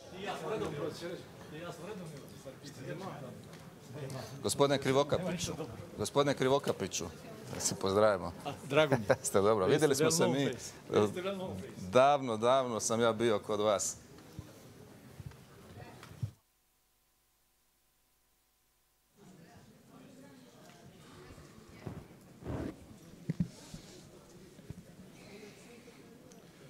Mi na engleskom ili na hrvatskom? Ok. All right, can you hear me or not? Da li nije? Možete na mikrofon upaliti nas. Možete na mikrofon upaliti. Hello. Se čujemo? All right. So welcome, ladies and gentlemen, to the beautiful city of Dubrovnik, city of beauty and history, but also more importantly, city of liberty, freedom, and city of diplomacy. That is more important for the discussion we are going to have today. So, Your Excellencies, I see here the Minister of Foreign Affairs. I'm really honored that he joined us for this lecture. Your Excellencies, distinguished guests, ladies and gentlemen, we are here to discuss a subject called a still point in the turning world, meaning the NATO, legacy of NATO in the changing international geopolitical landscape. I think we can all agree that we are living in a changing and quite dangerous times. Dire straits or troubled waters, whatever you want to call it, by a band name or a song name, that we agree that the situation, whichever name you choose, is quite serious. We have a new Cold War. We have a new conventional war in Europe that we didn't anticipate. I think it would be unimaginable some 10 years ago. NATO is guaranteed protection for new democracies of former Eastern Bloc. Unfortunately, not the Ukraine, that was too late, so she fell as a victim of Russian aggression. But nevertheless, we have all the old focal points and hotspots active, like the Cold War, as I said, or the Middle East, where we have the bloodiest conflict for decades there after the Hamas terrorist attack. And we also have the Iran and North Korean regime out of the control mechanism for nuclear proliferation. We also have some new crises and new tensions, like between China and Taiwan, which is escalating, and also in Africa, particularly in Sahel region, the former French colonies, we are falling out of the Western influence and falling into the Russian influence through Wagner paramilitary group, which is supporting the warlords there. We have a political instability in South America, so it's fair to say that Pax Americana, that carried the global prestige of democracy, is challenged or even terminated, and democracy itself is threatened from both outside and from within. We have sort of collapsing world order. UN is blocked, and the new architecture is built not by economical structures as it was after the fall of the Berlin Wall, but once again it is built on the military alliances. The role of NATO as protector of Western democracies, values is renewed and is also challenged. So will the European allies manage to take up more prominent role in border sharing? How will the alliance manage Ukrainian expectations about the membership? What is NATO's policy when it comes to China and its strategical alignment with Russia? These are the topics we are going to discuss today. So let me introduce to you our panelists, starting from your left-hand side is Mr. Ranko Krivokapic, ex-Minister of Foreign Affairs of Montenegro and the longest serving Speaker of the Parliament in the history of that country. I think it was from 2003 up to 2016. I was as a journalist visiting you. That was the Prime Minister Sanader's time, and I remember I felt like a very short guy standing next to you too. Okay, then we have Mr. Daniel Olsson, who is Deputy Director General for Euro-Atlantic and Security Policy in Ministry of Foreign Affairs of Kingdom of Sweden, and previously Head of Intelligence and Security. Welcome to our panel. We have Mr. Davor Ivo Stier, who was a twice-time member of European Parliament, but also was a Minister of Foreign Affairs of Croatia. We have Mr. Branko Hrg, who is a State Secretary in Ministry of Defense of Republic of Croatia. And we have, to my right, Mr. Josip Brkic, who is a Deputy Minister of Foreign Affairs for Bosnia and Herzegovina for 9 years. It's a long time. Okay, so if you agree, I will start with the host, so to say, with the Croatian, with Mr. Davor Ivo Stier.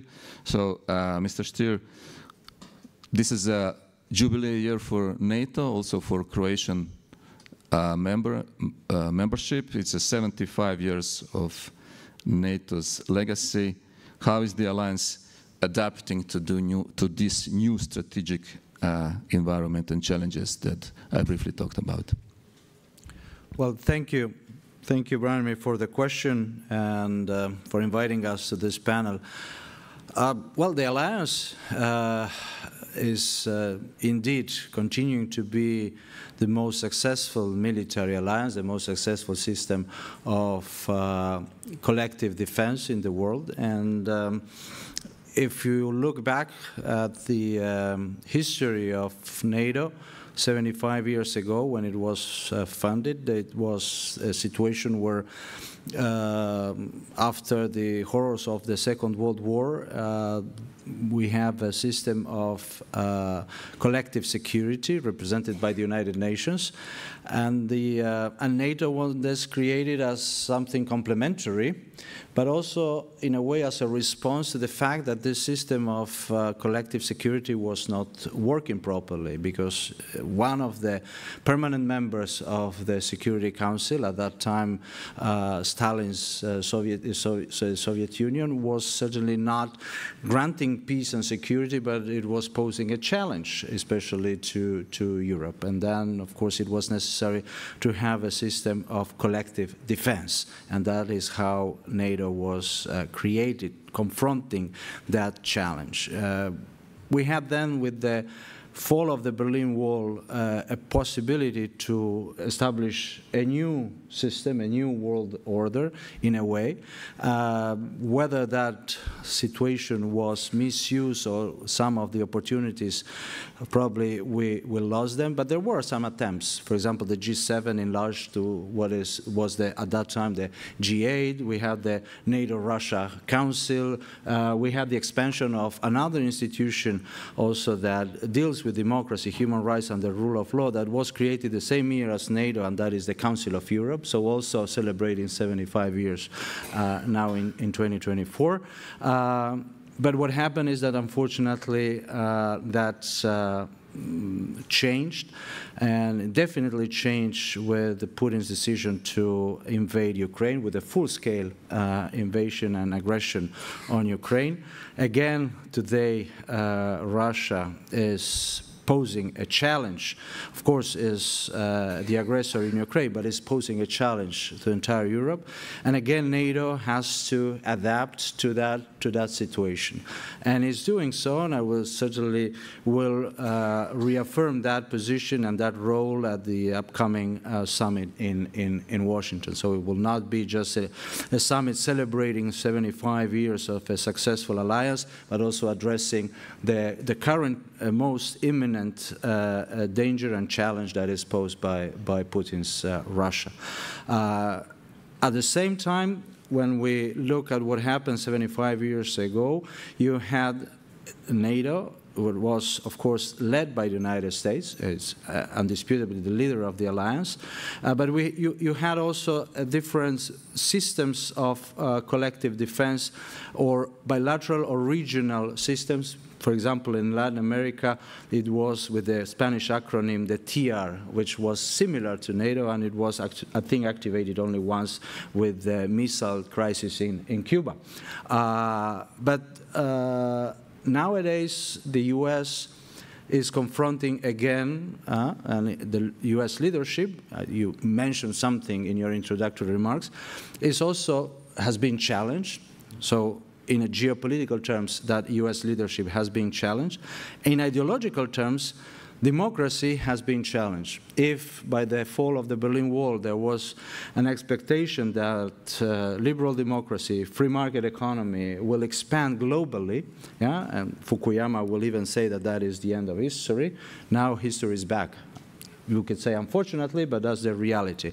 And that democratic paradigm has been challenged, and that international order, or what we call it, the rules-based order, is being challenged as we speak. And the biggest challenge is, of course, how to manage the strategic competition nowadays that we are seeing between the United States and China. How to manage that strategic competition.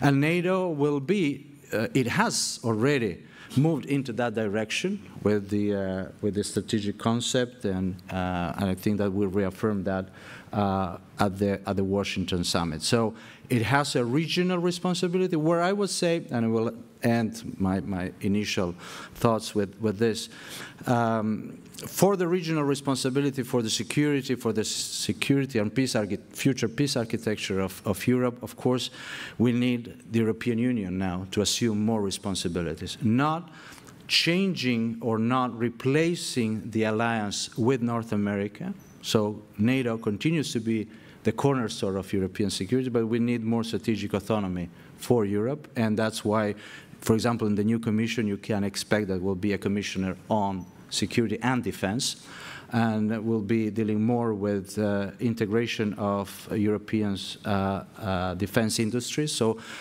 building up Europe's both defense spending and defense capabilities in order to assume more responsibilities for the regional security, now mostly challenged by the Russian aggression to Ukraine and such a stance vis-à-vis Europe. And then also to participate in a more global effort, and that is how to, again, manage that relationship, that strategic competition that is posed by China in a way that it will not end up in an open conflict. You mentioned a new Cold War. I think it's Niall Ferguson who was among the first to talk about the Cold War II, and whether that will be the case or not, I think it's beyond probably this panel to analyze all the aspects. There are differences from the Cold War, but it certainly is a new situation, and that relationship between the United States and in particular the West and China is determining the future of international relations, and NATO will be called also to be part of the Western efforts in order to guarantee as much as possible an international order where peace and security will be secured for Europe and, of course, for North America as well. Thank you, Mr. Scheer. You opened a lot of questions. We can address the expanding of NATO role maybe later. And if we are talking about Cold War II, let's just hope it will not be a hot war. That would be even worse. But you mentioned also the Washington summit, which is now in the focus, of course, of the NATO. So I would like to ask the question to Mr. Olson. But what are the key issues that the leaders will discuss in the Washington summit, and particularly what will they discuss regarding the war in Ukraine? Well, thank you, and I'll try to answer that question based on now 15 months of 15 weeks of Swedish membership in NATO. So I'm perhaps not the most experienced in this room when it comes to. In your focus now, so you'll know everything. Yes, yes. No, but I can say what we expect. We expect, above all, the Washington summit to manifest transatlantic unity and strength at a very challenging time for the alliance, showing that we as allies are doing what we need to be doing to keep NATO as strong as it needs to be in a very, as I said, challenging and changing geopolitical situation, and adapting to that. And the 5 issues I'd like to highlight. First of all, as you mentioned, we need a strong package on Ukraine, on long-term support for Ukraine, strengthening NATO's role in the military support, in coordinating the support to Ukraine. This has practical aspects, it has financial aspects, it has political aspects. And I think it serves 2 purposes. First of all, to strengthen Ukraine's hand in the war with Russia, also over the longer term. And secondly, to bring Ukraine closer to NATO, to serve as a bridge to the eventual membership in NATO. Second issue, we need progress on deterrence and defense that the alliance has been working intensely over the last few years in view of the very serious long-term threat from Russia. And I think some key decisions will be made at Washington in that respect. This is also an area where I think that the Swedish and Finnish accessions are adding strength to the alliance, especially, of course, in the northern part of Europe. Third, I think we should be able to send a strong message on burden sharing, as you mentioned, a stronger Europe in NATO, stronger European responsibility for its own security. This is not either or. This is the best way of investing in a durable transatlantic relation, we think, and this is about solidarity, and solidarity is the glue of the alliance. Fourth, we need to highlight our partnerships, as you said. We are globally connected more than ever, and of particular importance is the increasing link between Indo-Pacific security and Euro-Atlantic security. So the partnership with the 4 Indo-Pacific partners will be especially highlighted, but also, and I think for all of us in this room, the relationship between the European Union and NATO, which is stronger than ever, more effective than ever in response to the Russian aggression against Ukraine. And lastly, I think it's also important that the alliance will pronounce itself on Russia and how to deal with Russia in the long term. As Mr. Stier said, this goes beyond us to judge whether this will be a new Cold War or not, but we need a policy to constrain and counter this threat over the long term, and to say something about that will be important too, I think. Thank you, Mr. Olson. Let's go on with our panelists. Mr. Krivokapic, there are some observers and some analysts which say that the Western Balkans could become a new hotspot in crisis. So you have a new and not so stable government. I would say you have the collision and also a coalition of pro-Serbian and pro-Russian and pro-European parties. So is Montenegro on track with NATO, or do you think it could be also moved to some other influences? Yeah, I'm coming from the Kotor. What is for me important, if we are in Dubrovnik, those twin cities persuaded a lot of wisdom, historical wisdom, to understand even present time. I'm totally opposite of Fukuyama and his stupid title, End of History. History is even repeating much more than we are ready to admit. We are ready to admit, and those type of stupidity, like Fukuyama, is just sign of, let's say, public opinion in the key momentum, when somebody would like to catch something temporarily. And that's wisdom from the Kotor. Dubrovnik are integrated in NATO fully, in the sign of NATO for the south flag. Venice lion with the Pax Tibi Marco Evangelis Meus. What means that Venice, when pieces, the book was open on the Pax TV Parco, Peace for You, Marco Evangelis, but in the moment when you need, they changed the book and they took a sword. And that was practically the best picture how NATO has done the job in the last 75 years. When it was necessary, we had book, but we missed time to take a sword on right time. I'll be very precise. Why? I was president of the Parliamentary Assembly of OSCE 2013-14 during the case in Crimea. And I called Mayor Klitschko 2014 in January to come on Parliamentary Assembly in Vienna to deliver the speech. It was a mess. They told me that I violating position of the President of the Parliamentary Assembly, etc., etc. But somebody, and that's the beginning of answer your question, but somebody like we are, saw the war, saw the destruction of the state, saw the all type of the present evil,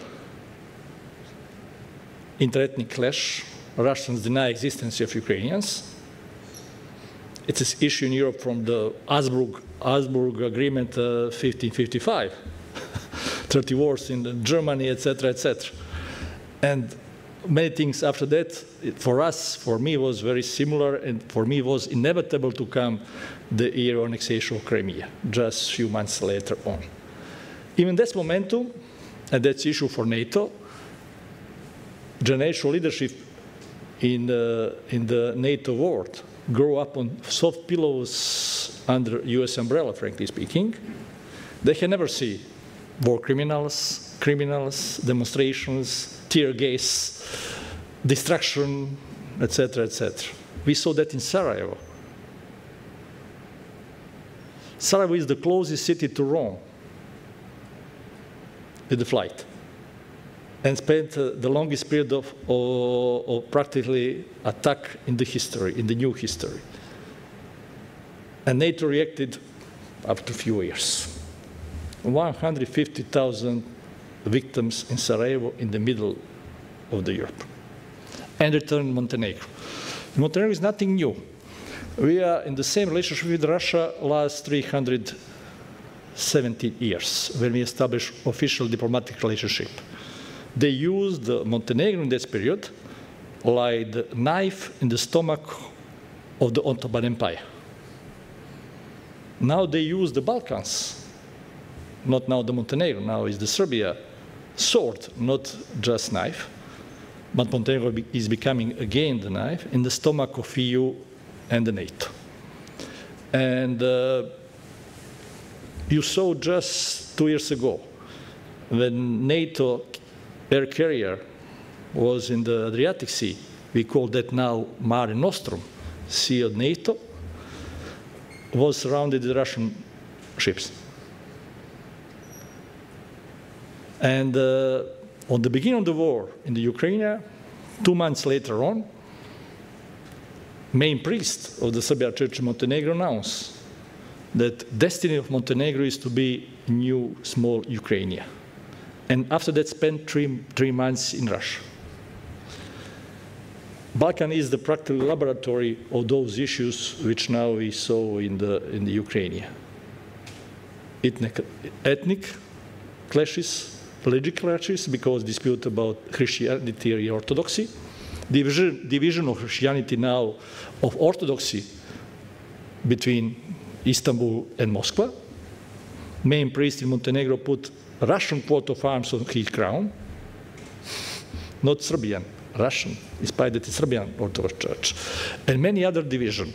And that's the challenge after Ukraine, if you ask me, the main one for the NATO and for EU like new global power. I foresaw, I'm not warrior, I was anti-war activist. I left 3 days before attack on Dubrovnik, deserted from unit. I didn't want to go on the attack on Dubrovnik. And all my life is anti-war activism.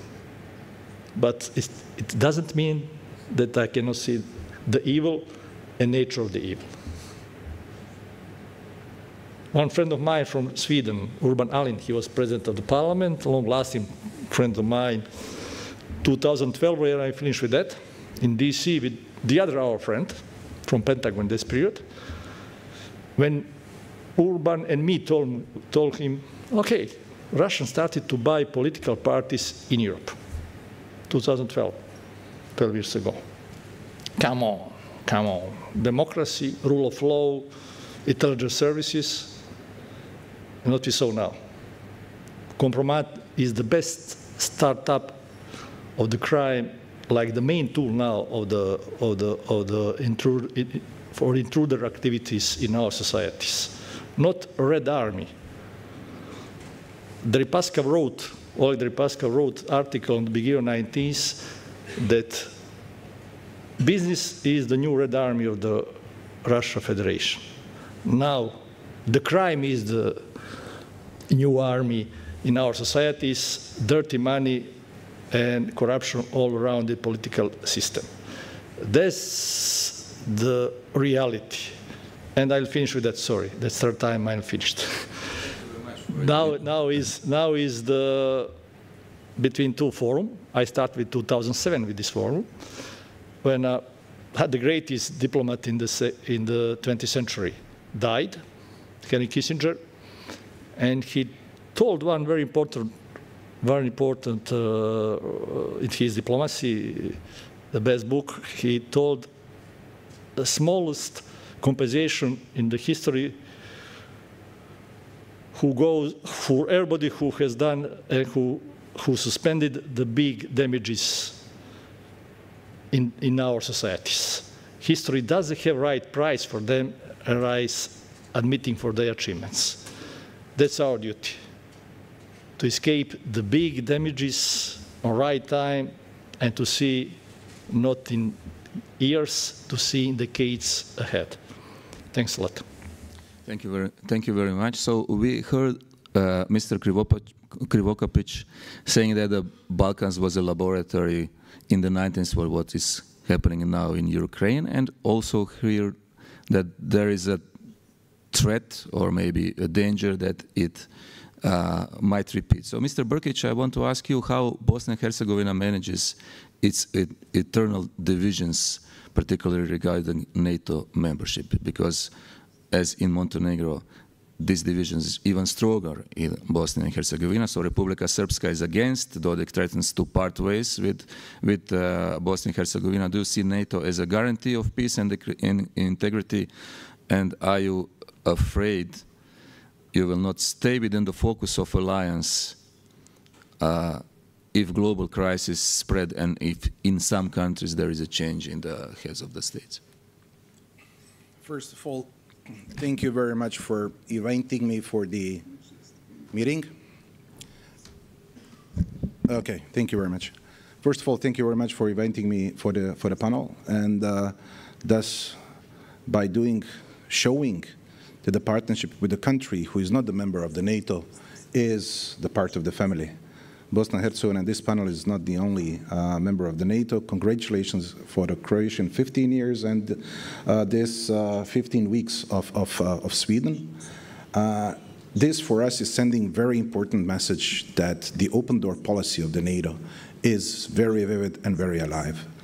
In particular, when we know also about the latest enlargements of the NATO in the territory of Southeast Europe with the North Macedonia and neighboring Montenegro. Emblematic person of the NATO in the 90s, Jamie Shea, once told me that the crisis in ex-Yugoslavia, or in particular war of the aggression in Bosnia and Herzegovina, helped for the finding identity of the NATO right after the Warsaw Pact was imploding. And for a lot of questions that were put in front of them in the 90s, they didn't have an immediate solution or immediate protocols. The NATO, from the point of view of engagement, not only for the Western Balkans or Southeast Europe, but in Bosnia and Herzegovina in particular, is very much important, because even outgoing Secretary General said that after the continued aggression of Russia to Ukraine, which started 2014, as it was earlier mentioned, that two countries are in particular risk from the point of view of the NATO. One is Bosnia and Herzegovina, and the other one is Moldova. And this really galvanized a lot of relations and tension from the NATO and the allies to support stability, territorial integrity, and I would say overall peace in Bosnia and Herzegovina. For the military mission, which is in my country, we have European-led EUFOR Althea mission, but they have so-called Berlin Plus agreement with the NATO, so that the NATO is, in case of the need, supporting it in the full hardware from their capabilities. Every time and every year, we are being subject of rolling out or continuing the mission of EUFOR Althea based on the decision of the Security Council. A couple of times Bosnia and Herzegovina was faced with starting the question, what would happen if the Security Council don't roll out the mission of EUFOR Althea? And I'm sure that the NATO, and in particular through this Berlin Plus process, has an answer to this, which is showing commitment of the alliance towards the country. This is the, let's say, the military aspect. Also, additional military aspect, a lot of allies and the NATO HQ in Bosnia and Herzegovina is helping a lot. By far the best reform done in Bosnia and Herzegovina, which were the military or the armed forces of Bosnia and Herzegovina, who recognize the historic legacy of all three armies in BNH. We're also the part of the solution in all of the NATO-led missions, showing that we can contribute to the global security by being the part of the NATO-led missions, for example, in Afghanistan or in other places, but also at the same time that transformation of the armed forces and the security sector in Bosnia and Herzegovina was also always done together with the NATO. For us, it's also equally important that we, as a partner country and striving country, and the country that would like to become a member to the NATO, are still in the focus by being invited in all of the summits on the highest political level, and also being able, like we are going to do it this year, to organize NATO symposium, which is basically the biggest gathering of the NATO and all of the partners globally, which is going to take place in Bosnia and Herzegovina, in Sarajevo, in the second half of this year. Yes, very strong messages were sent to all of those who are violating the constitutional principle of Bosnia and Herzegovina, meaning that they would like to either going through secessionist or unitaristic tendencies of my country, which is basically equal threat for the stability and peace. This is going in cycluses, because when we are close to elections, you can see and hear leaders, political ones, which are promoting either unitaristic or separatistic tendencies that are going to use, warmongering rhetorics, which is not bringing no good for the society in Bosnia and Herzegovina. So we could hear that, people were counting how many drone operators we have, political leaders, how many hunters, how many, those who could be on the snap of the finger used in the worst case scenario, without defining what the worst case scenario would be, and without defining to whom against those would be used.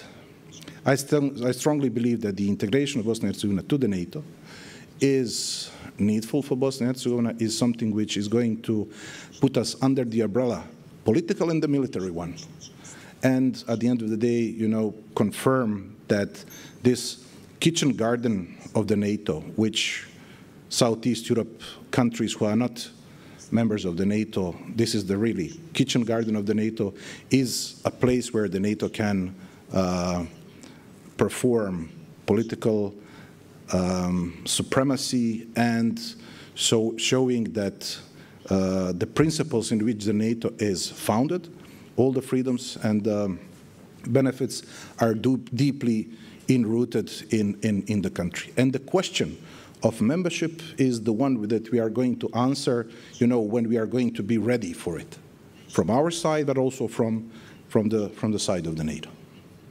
Thank you, Mr. Brkić. Mr. Hrg, NATO is one of the oldest and one of the strongest alliances. So the threats to its inner strength come to, let's say, from the center, so to speak. So it came when former US President Trump threatened to walk out because other members didn't contribute enough. That demand was noted, so spending is increased. Do you think that the European allies managed to commit stronger to share the burden of NATO?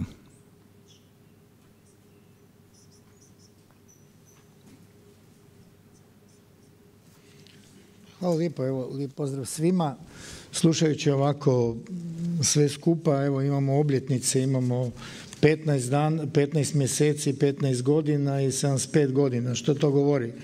To govori da Savez nakon 75 godina dokazuje, dakle, da itekako ima potrebu svog postojanja. S druge strane pokazuje da zemlje koje su ušle pred nekih, kao što je Hrvatska, 15 godina, itekako osjećaju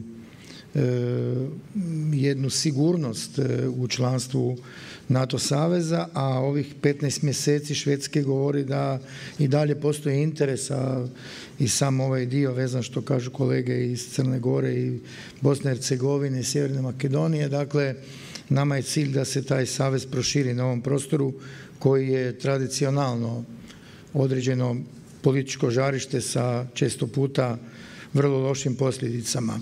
Da, ulaganja su velika, možda je taj, onako moglo bi se reći, dosta radikalan stav tada predsjednika Amerike baš uzdrmao malo situaciju da se počne drugačije gledati, jer znate kako to ide, nakon određenog broja godina, kad je sve dobro, nema članice, žive u miru, dakle, počinje se pojavljivati nekakva intencija da li je to nam će potrebno, da li imamo potrebe ulagati u nešto drugo, da li postoje jači interesi za ulaganje sredstava. Radi se o ogromnim sredstvima, no Ukrajina je praktički pokazala da treba ulagati i na neki način bila jedan dodatni impuls da se povećaju ulaganje, da danas države članice u principu više skoro i ne postavljaju pitanje ulagati više, da ili ne. No, postoje sad tu određeni problemi što je na neki način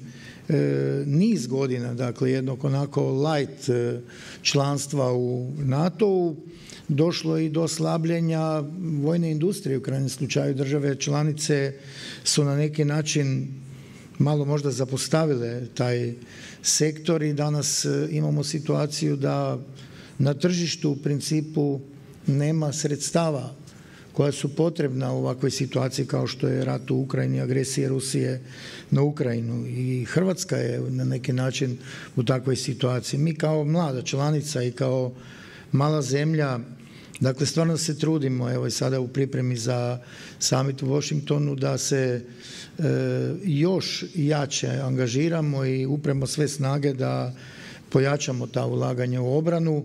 Ona su u Hrvatskoj znatno pojačana unazad nekoliko godina, znači samo omjer od 2016. pa do 2024.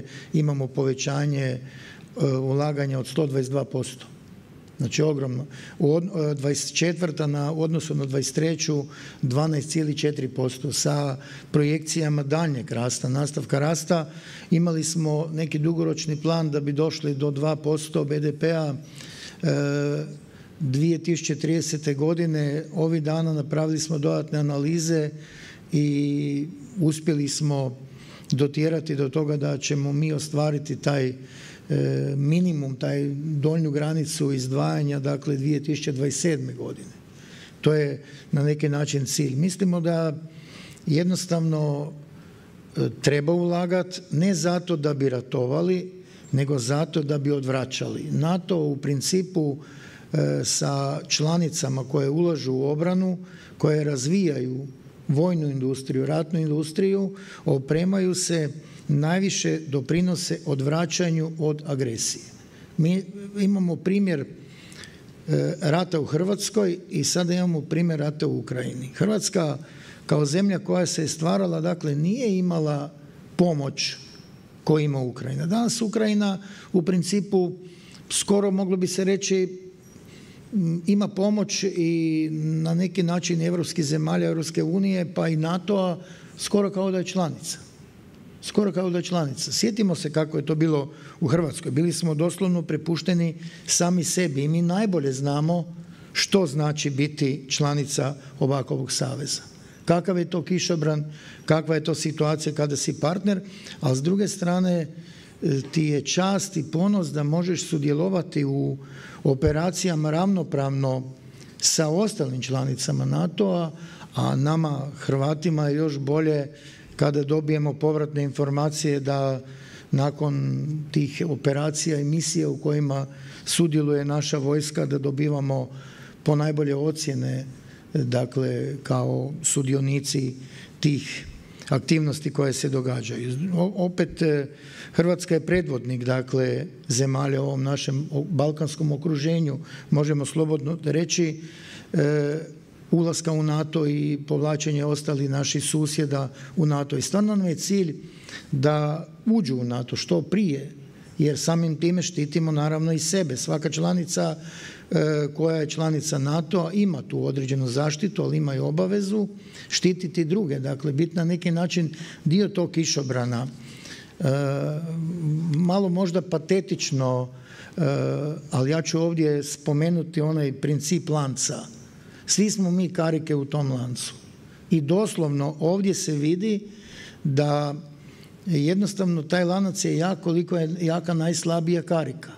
I zato treba biti i nekakva zajednička politika i jačanja ukupne te priče, na neki način podupiranja i država, motivacije država da ulažu, da budu jake karike u tom lancu i da na taj način štite sebe, prvenstveno sebe, ali da štite i šire okruženje, jer na taj način jedan mir naravno donosi razvoj svima, a posebno se treba posvetiti toj obrambenoj industriji, da tako kažemo, i razvijati je maksimalno.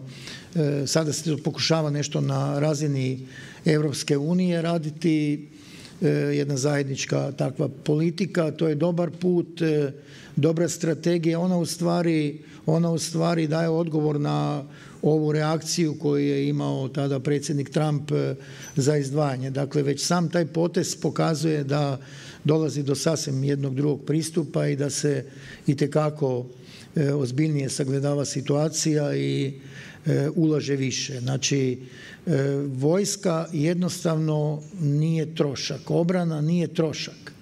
U miru koji je stvoren na način da su zemlje sigurne, da su sigurne od nekakvih agresija koje su uvijek moguće, stvara ozračje da se u njoj razvija sve, da se mirnije živi, da se razvija industrija i nikad ne smijemo doći u situaciju da uopće počnemo razmišljati o tome da nam ne treba NATO kao savez, da nam ne treba taj kišobran, jer eto, primjeri pokazuju da itekako treba i da ga treba jačati što više i širiti, da obuhvati što više zemalja, da ti mekani trbusi, da tako kažem, se što više uspiju izgurati, da ih nema i da, ne znam, noževi, bodeži ili mačevi, kako je ovdje spominjano, da se jednostavno odguraju, otjeraju s ovog našeg prostora. Hvala vam, gospodine Hrg.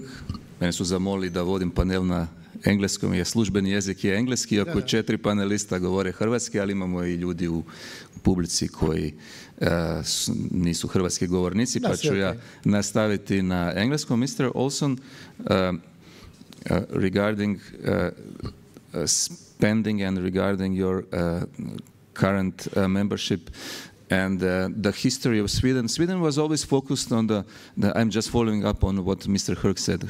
Sweden was always focused on the civil rights, but it never neglected its defense industry and its defense capability. It was always strong. Was it because you were neighboring Russia and were afraid of the Russian influence during the Soviet era? And do you think, when we talk about spending, that the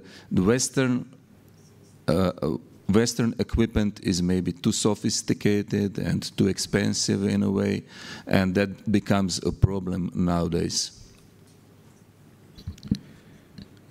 Well, thank you. I think as we enter the alliance, I think our defense industry is one of our assets that we're bringing into the alliance. I think the defense industry of Sweden has been very important for the reasons that we were non-aligned. We had to take responsibility for the defense of our own territory, and we need to be armed for that. You might not believe it, but Sweden had the 4th largest air force in the world at one point, and we still retain the capability to produce fighter aircraft, submarines, advanced artillery, and so on. So to answer your question, the background is in our military non-alignment. Now it is, in a new context, a major asset that we will bring into the alliance, and I think the strength of the Swedish defense industry is its innovation. It is the high-quality products, and that's the niche where we will contribute. You're right, we are, like everyone, going back to sort of a mass production, which is necessary for a large conflict on land, which is something that we had not been planning for a long time. We started to rearrange our military forces some 7-8 years ago in response to the illegal annexation of Crimea. But it's now been clear to us, as Ukraine is in a war of attrition, that we had more to do on defense industry, and it's very, very important with investments in that sector that are now taking part. And as for our defense spending, I think it's very important that NATO's goals now also include targets for spending in research and development to retain the technological edge. What we see in Ukraine is partly a war similar to the First World War with trenches and so on, but it's also war of the future, you know, the importance of satellites, the importance of AI, and so on. So you need to keep both these perspectives in mind. And I think that NATO is on the right track when it comes to investments. It will take a year or two before we get where we need to be, but I think it's extremely important also for in line with the transatlantic alignment. I said it's important that Europe does more, but this needs to be done in alignment with the transatlantic relationship. That goes also for defense industry. We need a strong European base, but it needs to be competitive, and we need to work together with capable partners like the UK, like the US, and to have these efforts be sort of mutually reinforcing. Thank you very much, Mr. Olson. Mr. Stier, following on Ukraine situation, we had a 90+ summit in Switzerland regarding solving the Ukrainian crisis, but the huge part of the world didn't show up, like Brazil, Russia, India, and China. The BRICS member states, they didn't come. Russia, of course, was not even invited as the aggressor. But is there a possibility for the solution to this war without Russia on the table? And if it's not a possibility, do you see if it's possible for the West to so to say, accept the successful aggression and change of the borders within the Europe in the 21st century? Yeah. Well, let me start with that last part. I think it's clear that you cannot have lasting peace in Europe if you accept such a behavior of an aggressor, and then you reward that by saying it's okay, you just keep all the occupied territories. So that will only be an incentive to continue with such an aggressive policy in the future, and that will put in danger the rest, of course, starting by those countries neighboring Ukraine, including NATO members, and it will be a direct challenge to the entire continent. So the territorial integrity of Ukraine, I think, is here something that needs to be respected, and no peace agreement or no negotiation can be conducted on the basis of rewarding the aggressor with territories. Now, having said that, it is, I think, at this moment clear that from a strategic point of view, the first aim, the first goal of Putin was to take all Ukraine and to take it back to the Russian world, the Russian sphere of influence, and he failed in doing that. The initial plan was to do it in just a few days, and to the surprise of most of the world, Ukraine resisted that. Now, it is also true that Ukraine, at this moment, is not in the position to regain control of the occupied territories. But again, what I can see is that Ukraine has proved, and is proving every day by combating the aggressor, his willingness to be part of the West, to be fully aligned with the West. And let me just make a small reference to Mr. Olsen. Yes, Sweden, Finland, or today Austria or Ireland are in military terms neutral or non-aligned, but politically are very much aligned. And you have been, even during the Cold War, very much aligned. You were not in the non-aligned movement. Yeah? You were very much aligned with the West in terms both of the democratic principles, in terms of the geopolitical interests of the West. And that is exactly what Ukraine is showing us today.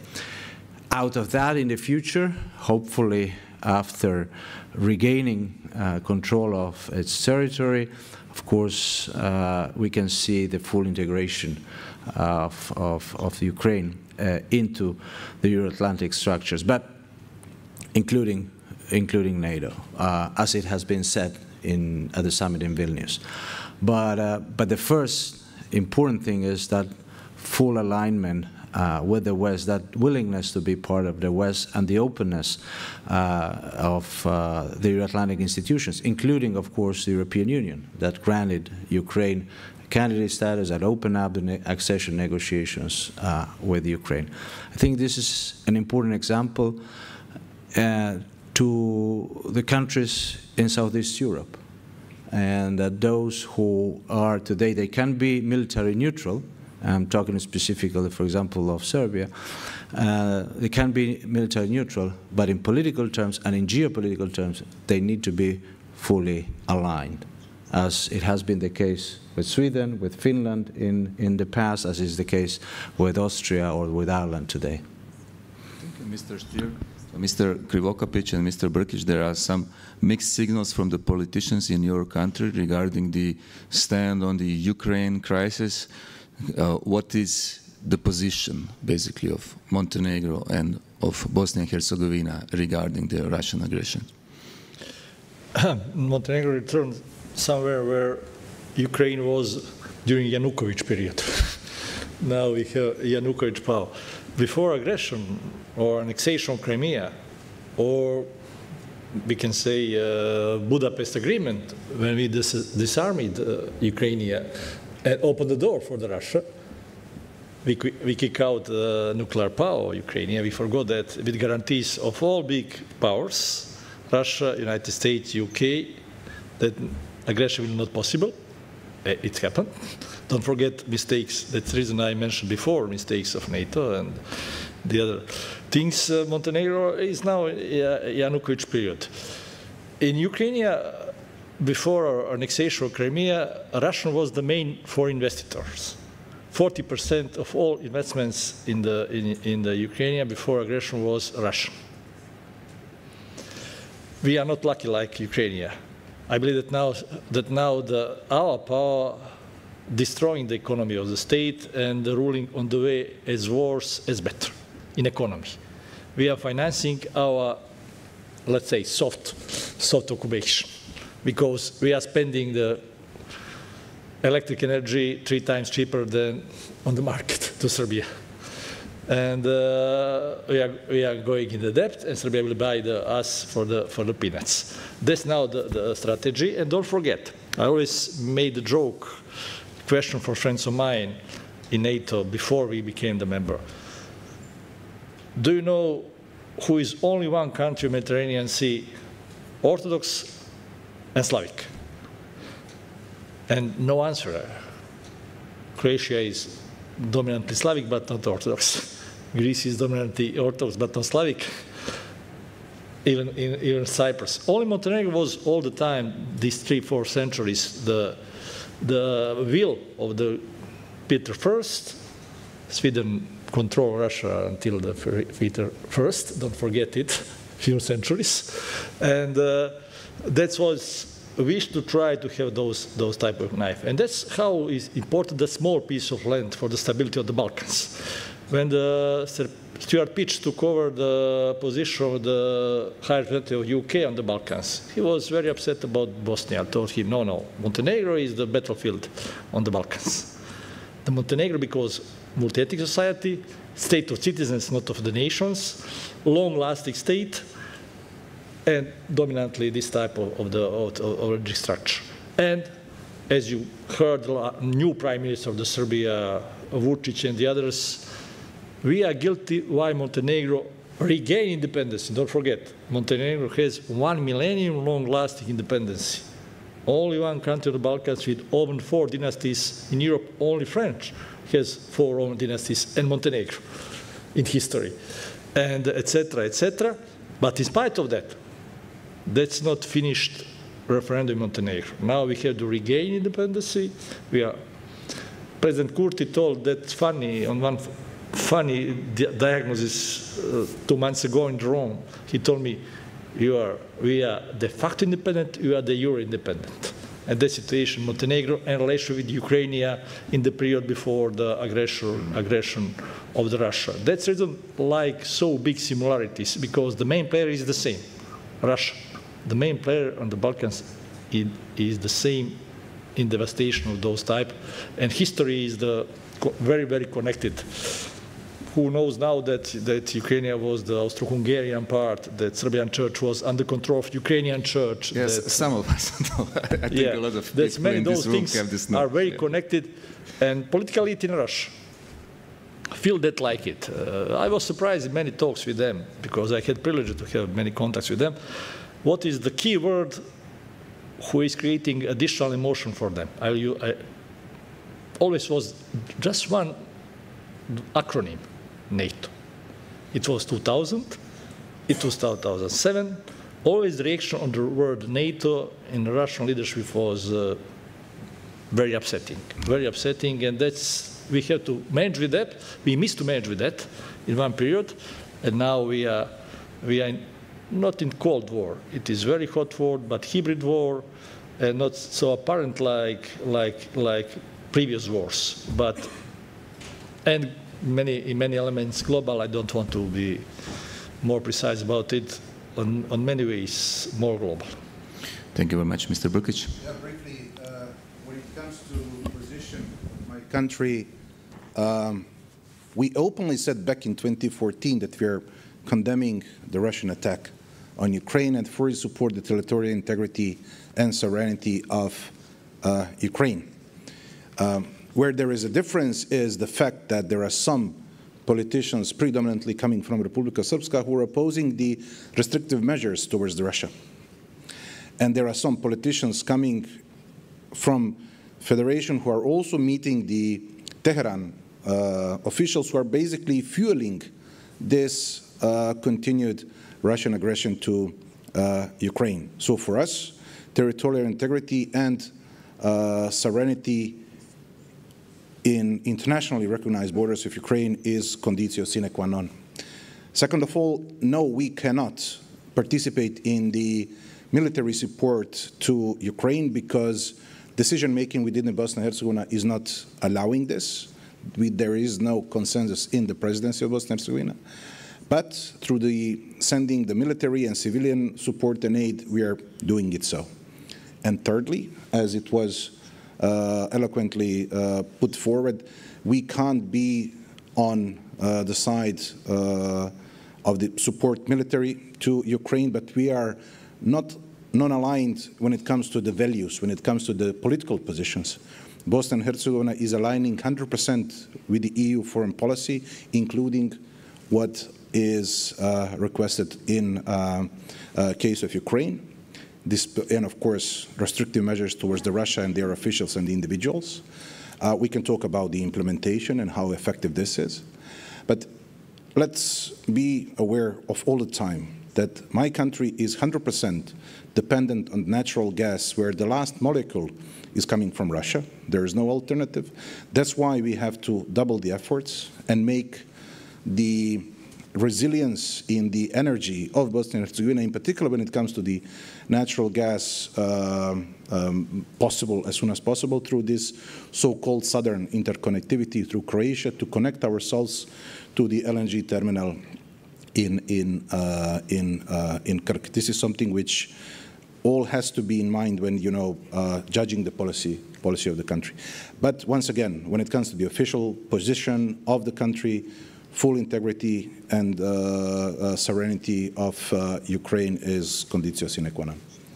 Thank you very much. Thank you very much to all the panelists, because there are a lot of interesting panels to follow today, so we have to close this one now. We'll continue at some other time, and we'll continue also in the hallways of the hotel to these discussions. Thank you very much for coming here, and please give a round of applause for our panelists.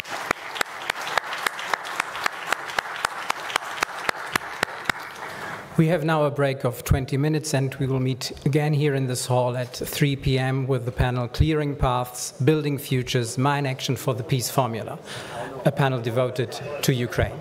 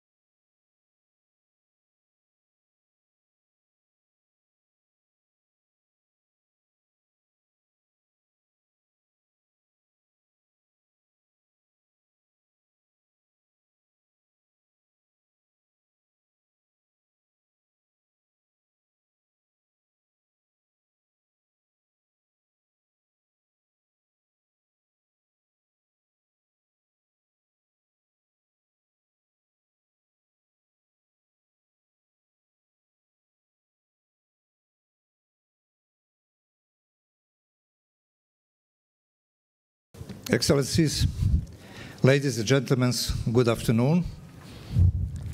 Mine action is not an end in itself.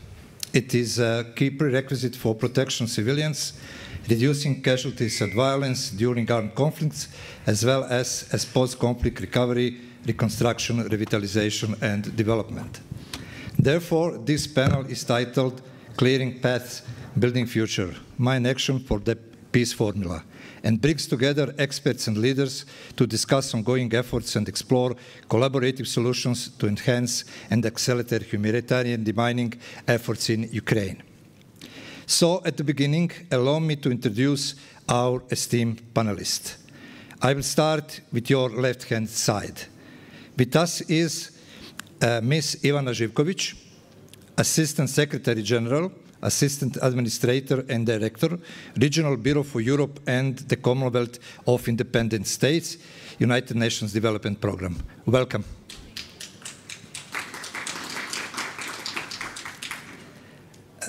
Ambassador Stefano Toscano, Director of Geneva International Center for Humanitarian Demining. Welcome, Mr. Ambassador. Mr. Volodymyr Baida, Director of the Governmental Center for Humanitarian Demining of Ukraine. Welcome, Mr. Baida. And Mr. Damir Trut, Director of Civil Protection Directorate, Ministry of Interior of the Republic of Croatia. Welcome.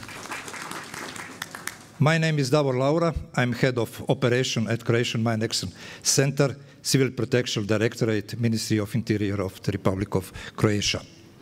So once again, welcome, dear panelists. We are very glad to have you here at the Dubrovnik Forum and at these panel discussions. Ukraine enters its third year of war, and about 30% of its territory, it's about 174,000 square kilometers, has been exposed to intense combat operations. Consequently, Ukraine is the most heavily mined and decontaminated country, surpassing such former frontrunners as Afghanistan and Syria. The problem is massive, and according to the Ukrainian government figures, 144,000 square kilometers are considered potentially contaminated by landmines and other explosive ordnance. Even as Ukraine fights for its survival, the government faces the practical consequences of dealing with landmines and other explosive ordnance. Except in Ukraine, there is no example in the world that humanitarian demining has ever been conducted in a country with armed conflict of the highest intensity. This level of contamination greatly exceeds the possibilities of Ukraine to independently solve these problems and requires assistance and expertise of international partners, overall international mine action community in terms of financing, know-how, and equipping, especially in machinery. But despite of these extremely challenging circumstances, Ukraine achieved continuous progress. So, Mr. Baida, how Ukrainian government managed to do it? And please share with us a current state of play, your achievements and challenges. Thank you. Dear Excellencies, colleagues, partners, to begin with, let me express my gratitude to all of international partners for all the support, for your contribution to our sovereignty and freedom. So, and I'm grateful to this, for this opportunity to join you all today in the Dubrovnik Forum. It's a great chance not only to report our key developments in mine action sector, but also to share with you key steps in this field in the future. So I make some marks with concrete figures, and I'm trying to give you maybe good news, especially about last half year. So as many of you know, almost 30% of Ukrainian territory, which has been temporarily occupied, and where hostilities took place, is considered and potentially contaminated by mines and other types of unexploded ordnance. And we are working hard to overcome this challenge.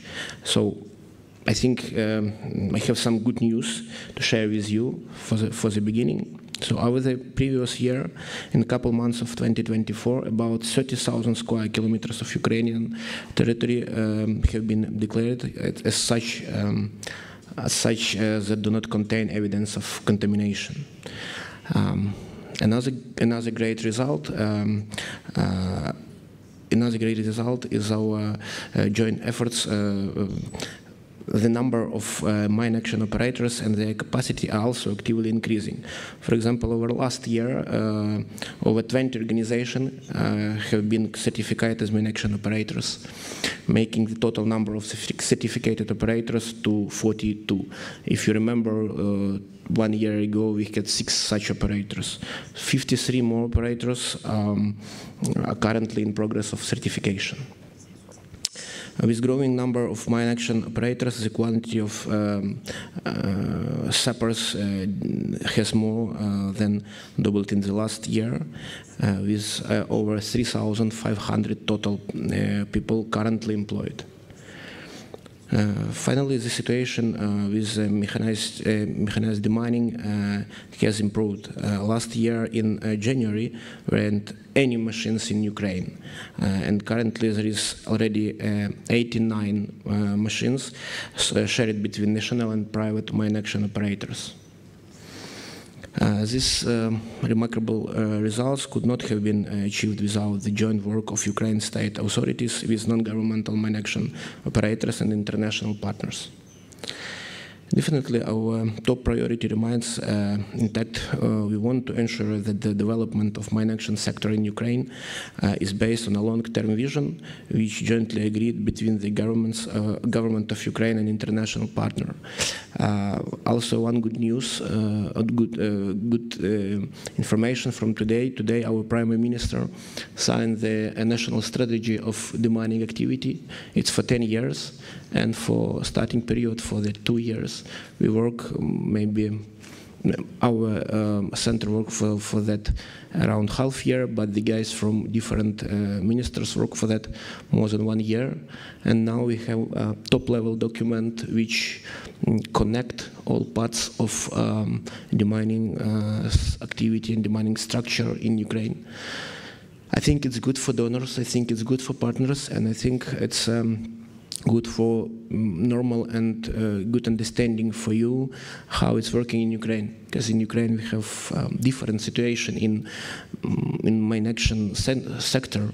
It's different from other countries, from Afghanistan, from different countries. So we are happy that we will have this high-level document, and I think we speak with you when you was in Ukraine that we want to change a little bit, not a little bit, but we want to change our mine action law.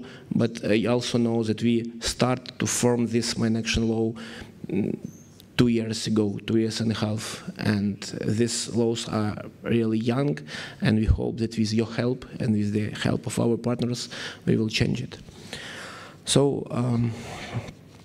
Other important thing is our market. So launching the demining market is one of top priorities of the government of Ukraine. We want to create conditions for higher role of private sector of market mechanism in mine action. We have reached certain progress over the last months regarding this matter. As for today, 20 certificated mine action operators out of the total are commercial ones. Most of them are Ukrainian companies, but also the major role for the moment in our market plays by international companies, big international companies. We see the potential for commercial segment in 3 dimensions. So in the regions which are relatively safe and far from front lines, namely Kyiv, Chernihiv, Kherson, Mykolaiv, some parts of Kharkiv region. Operating in the areas where contamination is not too heavy, because we understand that for heavy regions we will spend a lot of time and maybe we will leave them for the next years. Naturally, medium and large agriculture companies are one of the first potential users of the mining services that come to mind thinking about the interesting on these three dimensions. So besides this, the role of agriculture is crucial, but crucial both for Ukrainian economy and for well-being local communities. Therefore, staying in touch with farmers and agriculture businesses is one of our key priorities. This group of stakeholders are those we meet one of the most often. On top of this, we also took smaller farmers into account. Keeping in mind that many farmers, many of them cannot afford to pay for fully priced demanding services, we have allocated and start state budget program with 3 billion hryvnias. It's around 70 million US dollars for the special compensation mechanism per year. And we also a few weeks ago, our government confirmed this program for next 5 years. It's not a lot, but it's our first steps to show to the mining society in the world that we understand what we want to do. We want to do this work, and we can do this work clear and on the international rules. So regarding this mechanism can cover over 80, for the moment, over 80% cost of the mining services from the government, and 20 farmers must pay by themselves. But also from the last week, we see this program is working about three weeks, and we received just 10 orders, and we think that we will change from the next week. We will change, and the government will pay 100% for that. So if farmer, this program is divided for two parts. If farmer already made this work, we can make some compensation for them. If farmer want to clear his land, he written the contract agreement, with our center, and our center take this order and put it for some place where all operators can take place in this competition, and who will win with the lower, not only with the lower price, but with the lower price and normal conditions for the work. They will receive this work, and our country will pay for that. Of course, it's we need much more money for that, but for the start and for showing for you that we understand what we want to do, I think it's very good result and very good program. So also I want to tell you something about our priorities. So because priorities for another priority for this year is for us, it's a development of prioritization system for clear the land, and in this context we see two models. So first of all, it's prioritization model. First of all, it's a manual prioritization model when it's aimed mostly at determining processes in the demining of agricultural lands. Another one, we are working on the evidence-based prioritization system, which would allow us to share prioritized resources for the best humanitarian economic outcomes. We aim to create an online application for the territory prioritization. For the moment, we work with Palantir Technologies. Also, we speak with S3. It's one of the biggest company, maybe it's the biggest company in geo-information systems. So what we want to maximize the safety of citizens with the limited time and resources, and to maximize the potential income from the demined areas, from the areas over the calculation period. Also, we want to create online platform for displaying the exact priority status for each economic unit, cadastral, plot, or enterprise, to create transparent system of prioritization of territory. We want to open this system to all participants of the market, I mean to operators, to non-governmental organizations, government organizations, to our partners. To do this under the umbrella of Ministry of Economy, we collect data on economical, social, environmental significance of each site and link to geospatial data.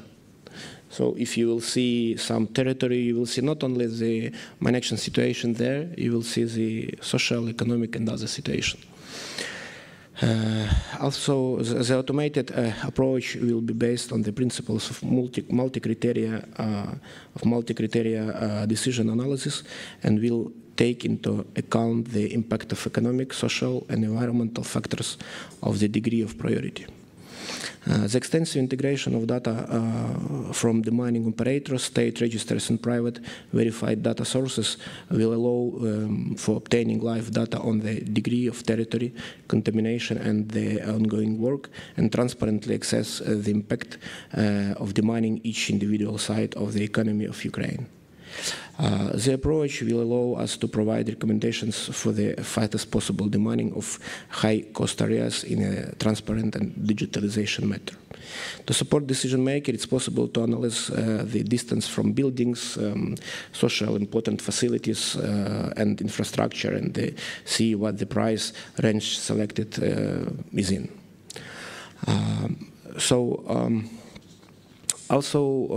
We for the moment, regarding the work of our, regarding the major goal and plan of our center, we, you know, but I just explained to the colleagues that we have our own plan for our Center for Humanitarian Demining, and we explain it in the spring of this year. It's a big one with different tasks, because we are non-profitable governmental organization, but we have a possibility and contract for 5 years. So we are sure that our activity and these principles we will not change after the changing in some ministries in our state power So that's not short, but that's a major figures which we achieved for the moment. And we continue our work. Now when I'm here, as I told you, we continue our work for strategy for different things. So I hope this year, in the end of this year, or in the autumn in Geneva, we will show much more better results for you and for our partners. Thank you very much, Mr. Bajda, for this very informative presentation and for sharing with us really good news from Ukraine, especially regarding the new strategy. So thank you very much. The next question is for Mr. Trut. Mr. Trut, Republic of Croatia has developed one of the most effective and reputable mine action systems in the world, and may available its expertise and experience to other countries affected by landmines and explosive remnants of war. Among them is Ukraine, with which Republic of Croatia has a very successful and long-term cooperation that has significantly intensified over the last 2 years. It is known that the first international donor conference on the humanitarian demining of Ukraine was held in Zagreb in last October. How satisfied are you with the outcome of that conference? Good afternoon to all. Thanks for the invitation to the panel. Thanks for your question. First of all, I must emphasize that it was an exceptional honor for us to host such a conference, given Croatia's vast experience in mine action. What I could point out as the most important outcome of the conference is certainly the demonstration of clear political support for Ukraine in the field of humanitarian demining by the 34 participating states, in addition to the fact that this will be followed by concrete pledges in the total amount of almost €500 million, or agreed additional donations in technical materials and equipment. At the same time, the second day of the conference presented existing problems that Ukraine is facing, and brought together the world's most prominent mine action experts, who had provided their own insight regarding successful tackling of these challenges. Having that in mind, I can conclude that the first international donor conference on humanitarian demining in Ukraine in Zagreb fully justified expectation, while I could a little in modesty add that it also certainly laid the foundation of a broad international coalition for humanitarian demining in Ukraine, and I could say that Croatia fully support Ukrainian expectation for all jobs in the mining in Ukraine. Thank you very much, Mr. Truth. Ambassador Toscano, GICHD is a key actor in the mine action sector. Can you please explain the role that the center plays in Ukraine and how has it evolved in recent years? Thank you very much. Davor, good afternoon, ladies and gentlemen. It's a real pleasure for me to be here and to receive an invitation to be part of this panel with my fellow panelists. So thank you again. Maybe I would start by saying a few words on the Geneva International Center for Humanitarian Demining, GICHD. Just very briefly, the center was created more than 25 years ago as a result of an initiative by Switzerland. And the first and foremost aim was to support the implementation of the Ottawa Convention. The Ottawa Convention, you will remember, was signed in 1997, and we were created in 1998 to support the implementation of the Anti-Personnel Mine Ban Convention. So at the field level, we typically work with national authorities. We do not provide humanitarian deminers ourselves. We work with national authorities to help them set up the frame that allows for safe, efficient, and effective operations in the field. And when I talk about this setup, I mean essentially the institutional architecture based on the necessary legislation. Then you typically have national strategies, national standards, and an information management system. I would also like to remind that the presence of explosive ordnance contamination in a country represents at the same time a humanitarian challenge, of course, but also a development challenge. So depending upon the circumstances, many people, many civilians risk their lives, their limbs, but also see their normal life paralyzed by the fear of those engines. So it is of utmost importance to act upon them.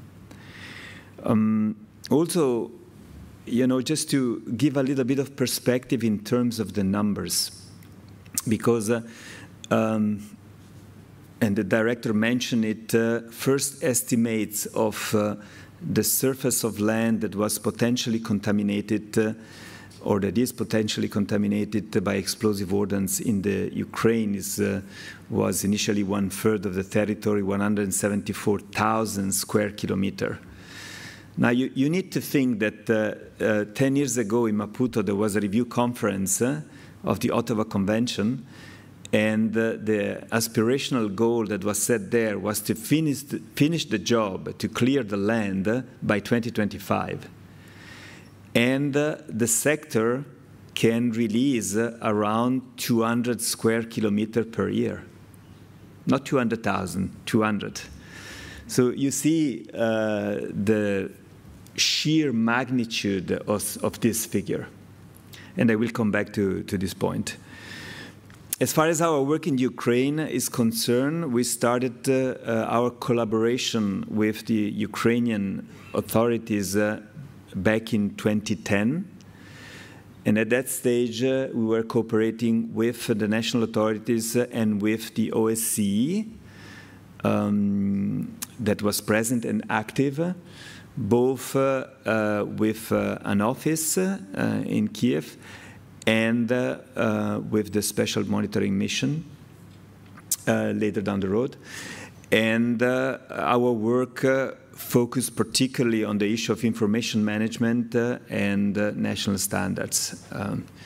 So the situation changed, of course, dramatically in February 2022, and not only because you know that the OSCE is not active currently in the country, but also because we saw the necessity to strengthen our work, and we established a dedicated country program for the Ukraine.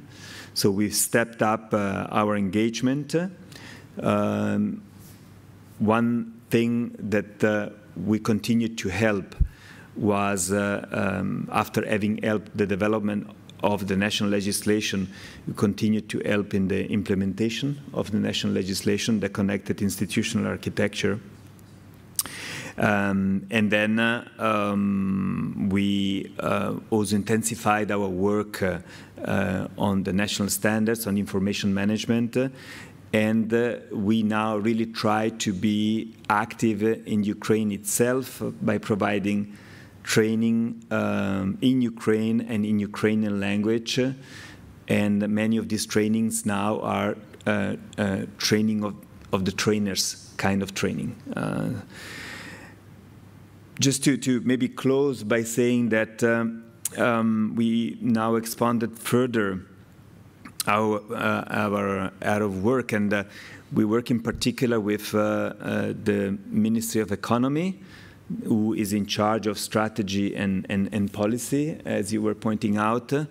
And we have supported the authorities in the development of the national strategy that happened towards the end of 2023. And I was really delighted, I must say, to hear the news that this very important text, together with the implementation plan, were adopted today. In our experience as GSEHD, we have been helping more than a dozen affected states to develop national strategies. They really represent the cornerstone, not only for testifying to strong national ownership, but also to clarify which are the priorities and to help all the donors have confidence and step in and support even more. So I think this is really a development that is most welcome. I agree. Thank you. Yeah. Thank you, Mr. Ambassador. Mr. Živković, UNDP works in about 170 countries and territories, including Ukraine, and as the United Nations Development Agency plays a critical role in helping countries achieve the Sustainable Development Goals. Mine action is a key prerequisite for that, and UNDP has a significant role in mine action not only in Ukraine. So what is the significance of mine action for recovery and reconstruction from the perspective of the humanitarian development peace nexus? Well, first of all, great to be here, great to be back in Croatia, and thank you for the invitation. Looking at the situation and the scale of mine and unexploded ordnances contamination now in Ukraine, which is unwitnessed since the Second World War, this is not only a problem for Ukraine, and unfortunately too many lives have been lost and too many people have been injured, but it has a much wider repercussions. Recently, some months ago, there has been the third iteration of a rapid damage needs assessment that was done in cooperation of the government of Ukraine, the United Nations, the World Bank, and the European Union, which states the overall damages at 486 billion. But in particular, damages for recovery of the mine problem are stated at $34.6 billion, which is a huge amount. And looking at the problem as well, out of one or almost 1/3 of the territory of Ukraine under mines or under mines, unexploded ordnances or suspicion of thereof, 40% About 25,000 square kilometers was used as agricultural land, which provided food for 81 million people, according to the data of the government. Mine action, of course, is significant for human security, and first to safely access the areas, but also for the humanitarian development and peace nexus. After clearing the mines, we need to take on the safe returns and also socioeconomic recovery. This is a strong precondition without which this will not be happening. So in many different instances, UNDP has been active in over, I think, 50 countries in the recent years on mine action to different extents. Now we're also quite active with recently with Azerbaijan as well. I see the Deputy Foreign Minister of Azerbaijan here. We're also working closely with ANAMA.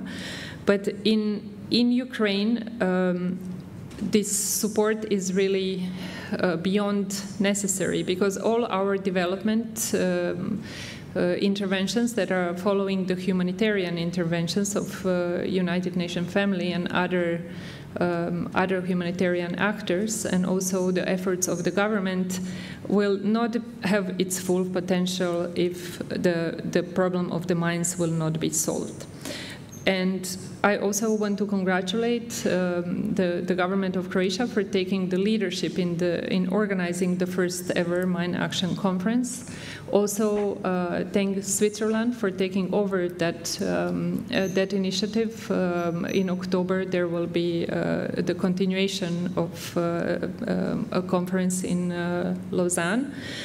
And we, as UNDP, are beyond grateful to our donors, and those are primarily Japan, Netherlands, European Union, Croatia also as a very strong supporter of our work, and very much appreciated by the government. And in the years to come, that we will all have to be dealing further with this issue. We will continue, of course, to support building human but also technical and financial capacity of the mine action system in Ukraine, and hopefully with the governments present, with the support of governments present in this room.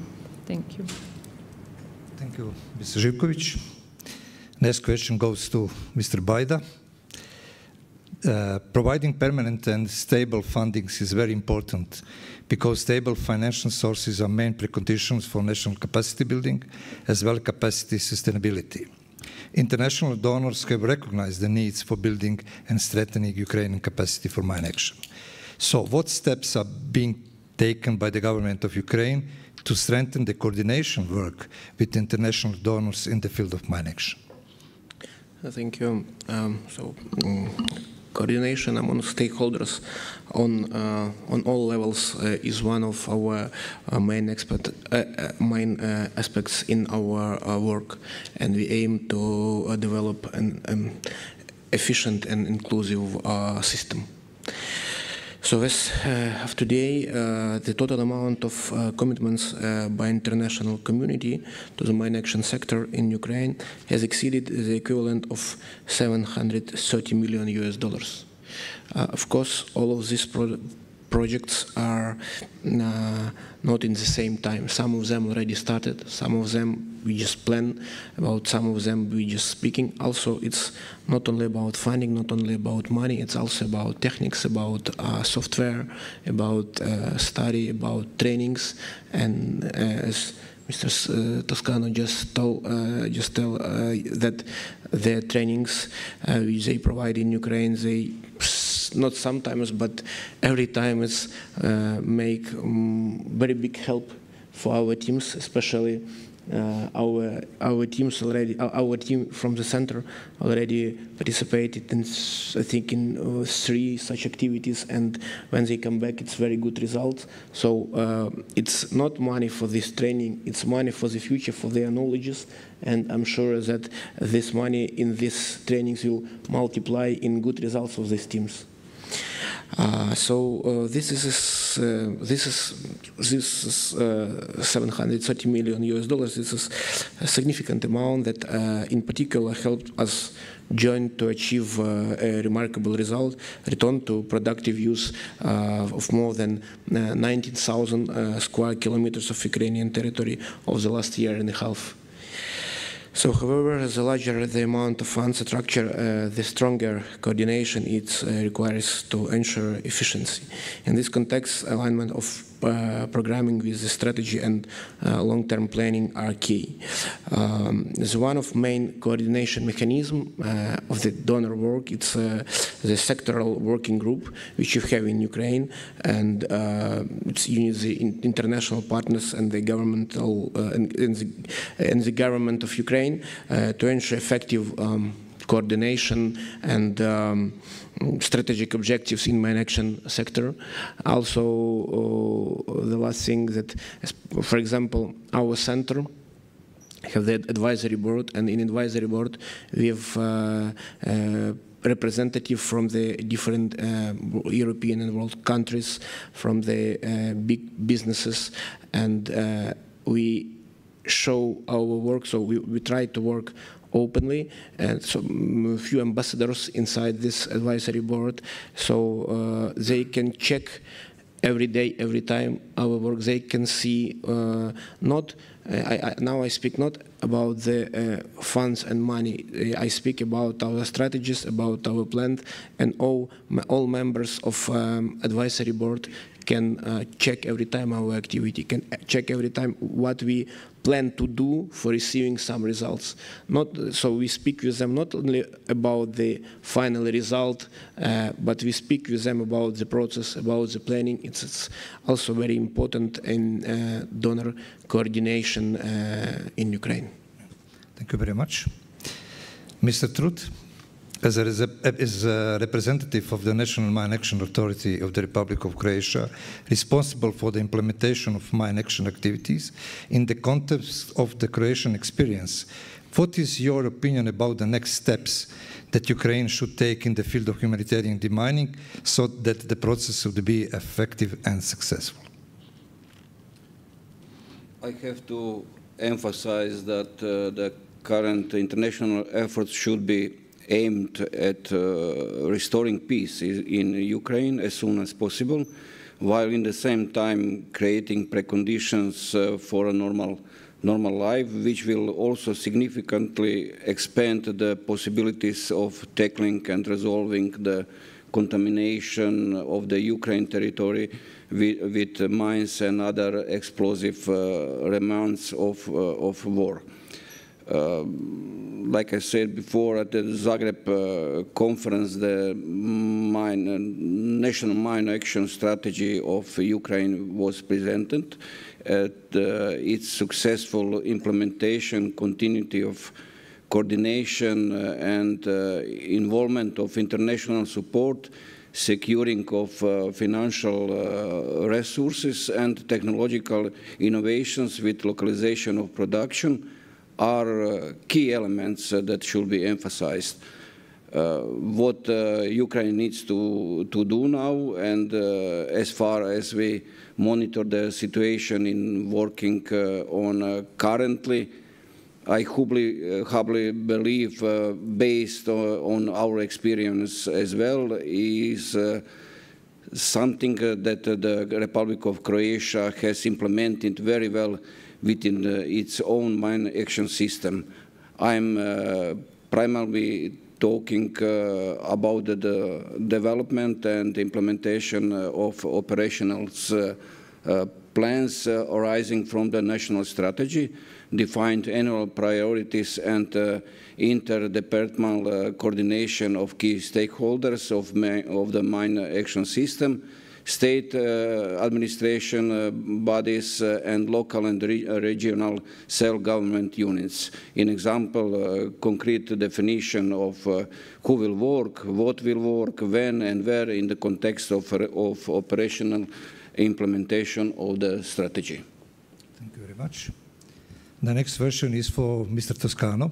Ambassador, what do you think are the main issues Ukraine is facing in terms of mine action, given the context do you see much progress? And is progress even achievable while fighting is ongoing? Thank you. Yes, indeed. The operational circumstances are very challenging to perform humanitarian demining in conflict situation is difficult, but it's the new reality for the sector, not only in Ukraine, in other countries as well. And as it has been pointed out, I think by all of us, the problem is massive and unprecedented since World War II. I mean, in spite of these difficult circumstances, the sector in Ukraine has been able to discount some 30,000 square kilometers, as I was mentioning before, since 2023. And this is a major success. It was done in sync with the International Mine Action Standard. And that proves that it is possible to operate even under those circumstances. Let's not forget that currently just about 40% of the territory that is available to humanitarian operation has been surveyed or assessed. So further release of land will follow for sure. I think when you talk about progress achievable under these circumstances, I want to go back to what I mentioned before, the fact that the institutional clarity is absolutely key. And this has been also pointed out in the strategy, in the national strategy, is one of the 4 key objectives. And it was perceived both by the national authorities and the other stakeholders who were sitting around the table that this is going to play out favorably for the sector. And I think also appointing the first Deputy Prime Minister and Minister of Economy, Julia Sviridenko, as the cabinet lead on this very issue, dealing with strategy and policy-related matters, was a very important move, as was the establishment of the Center for Humanitarian Demining, led by the director. And I myself have the privilege to be a member of the advisory group, together with you, Davor, and others. And we are delighted to contribute with our advice to what really could turn into a central pillar for coordination and policy in the country. So we will definitely try and continue our engagement on that front as well. Thank you. Thank you, Ambassador. Ms. Živković, what is the value proposition for actors such as UNDP in this sector? I would say it is a holistic approach of UNDP and also a diverse set of partners that we work with. In addition, we are uniquely placed to support a wide range of mine action pillars, such as clearance, advocacy for treaties, victims assistance, but also stockpile destruction and the risk education. Due to our wide-ranging projects and programs and integrated approaches to working with authorities. Also, the approach is not merely about clearing the mines and unexploded ordnances, but it is also about integrated strategy that encompasses mine clearance and encompasses these efforts into a wider frameworks of recovery, peace building, and sustainable development. And for UNDP, as we have 430 staff in Ukraine, in Kyiv, but also in 6 different cities. And due to our size and presence in the country since 30 years ago, and the fact that we deliver 38% of overall UN delivery, incorporation of these efforts to broader frameworks comes naturally to us.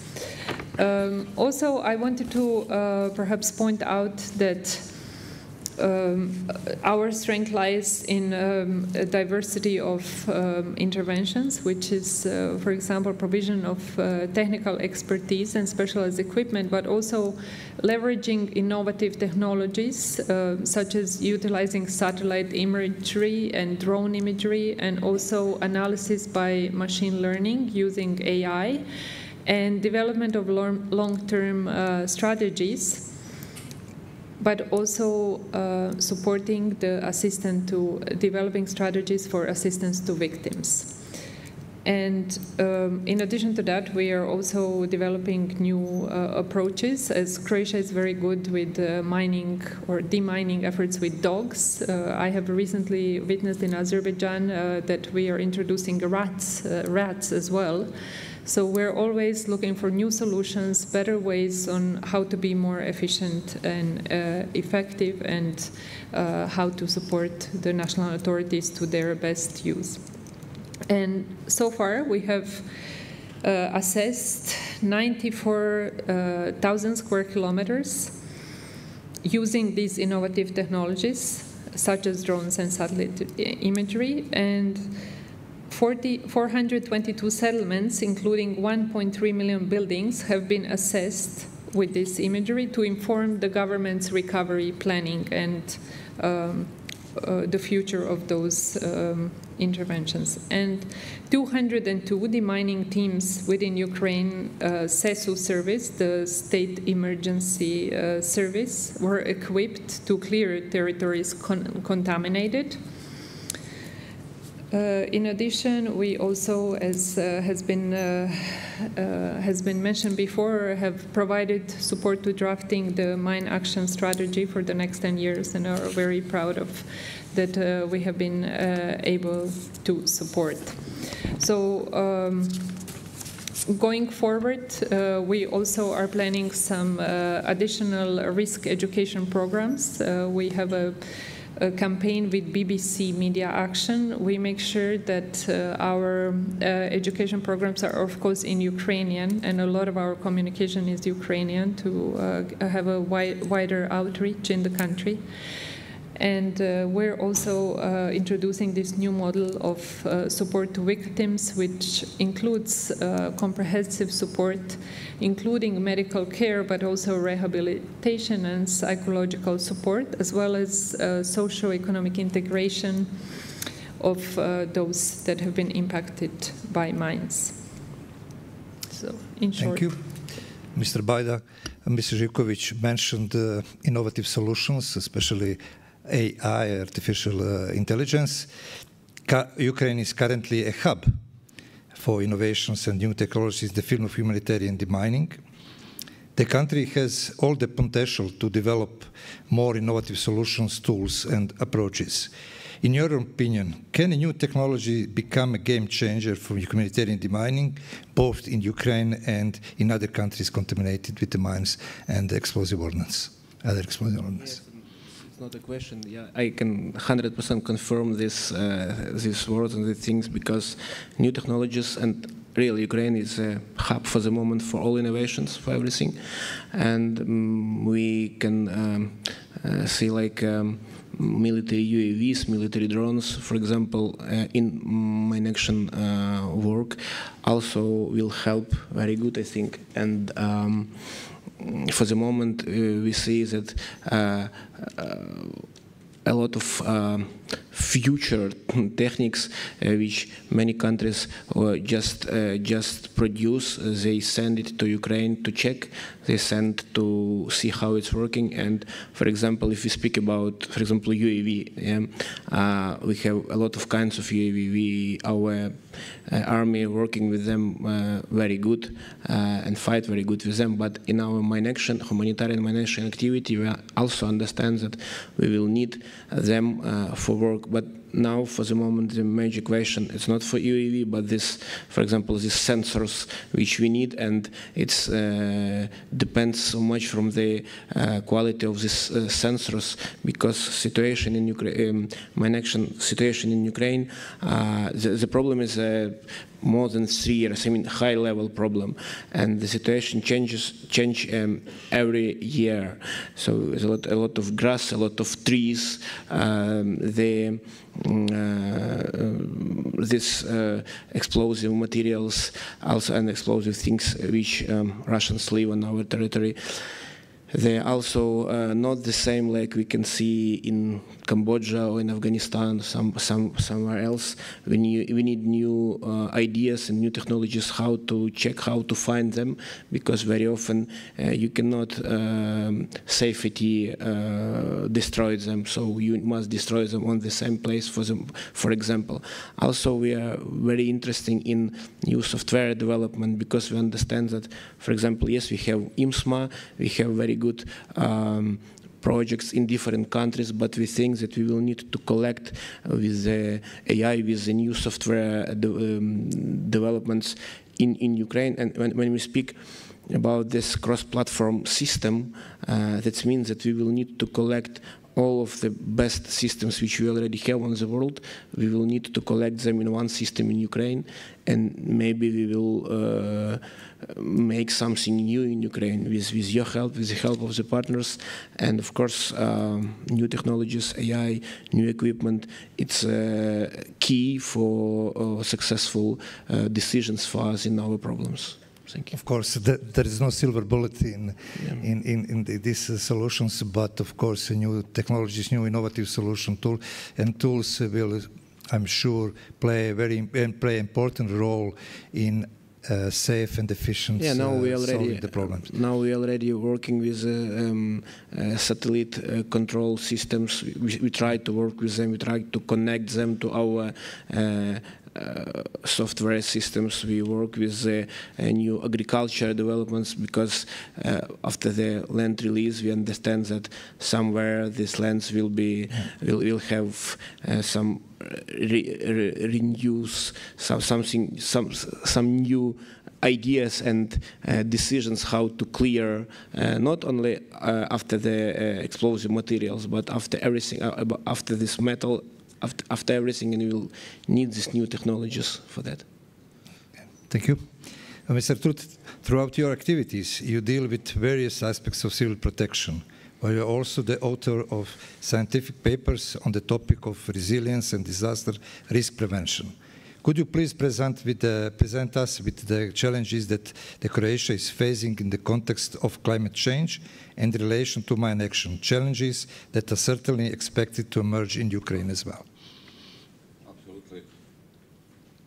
The public is more and more aware of the negative consequence of the impact of climate changes that endanger lives, property, and the environment, while the entire civil protection system, as well as the aspect of humanitarian demining, has the same unique goal: safety as a prerequisite for all other activities. In this context, if there is no safety or demined land, there are no or very limited measures for the protection or prevention of disasters caused by climate change.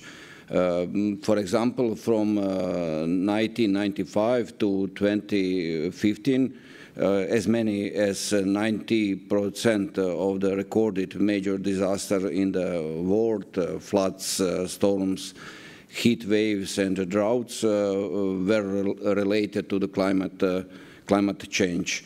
Currently, the biggest challenges are related to wildfires in the landmine contaminated forests and forest areas, where there are very limited possibilities for firefighting.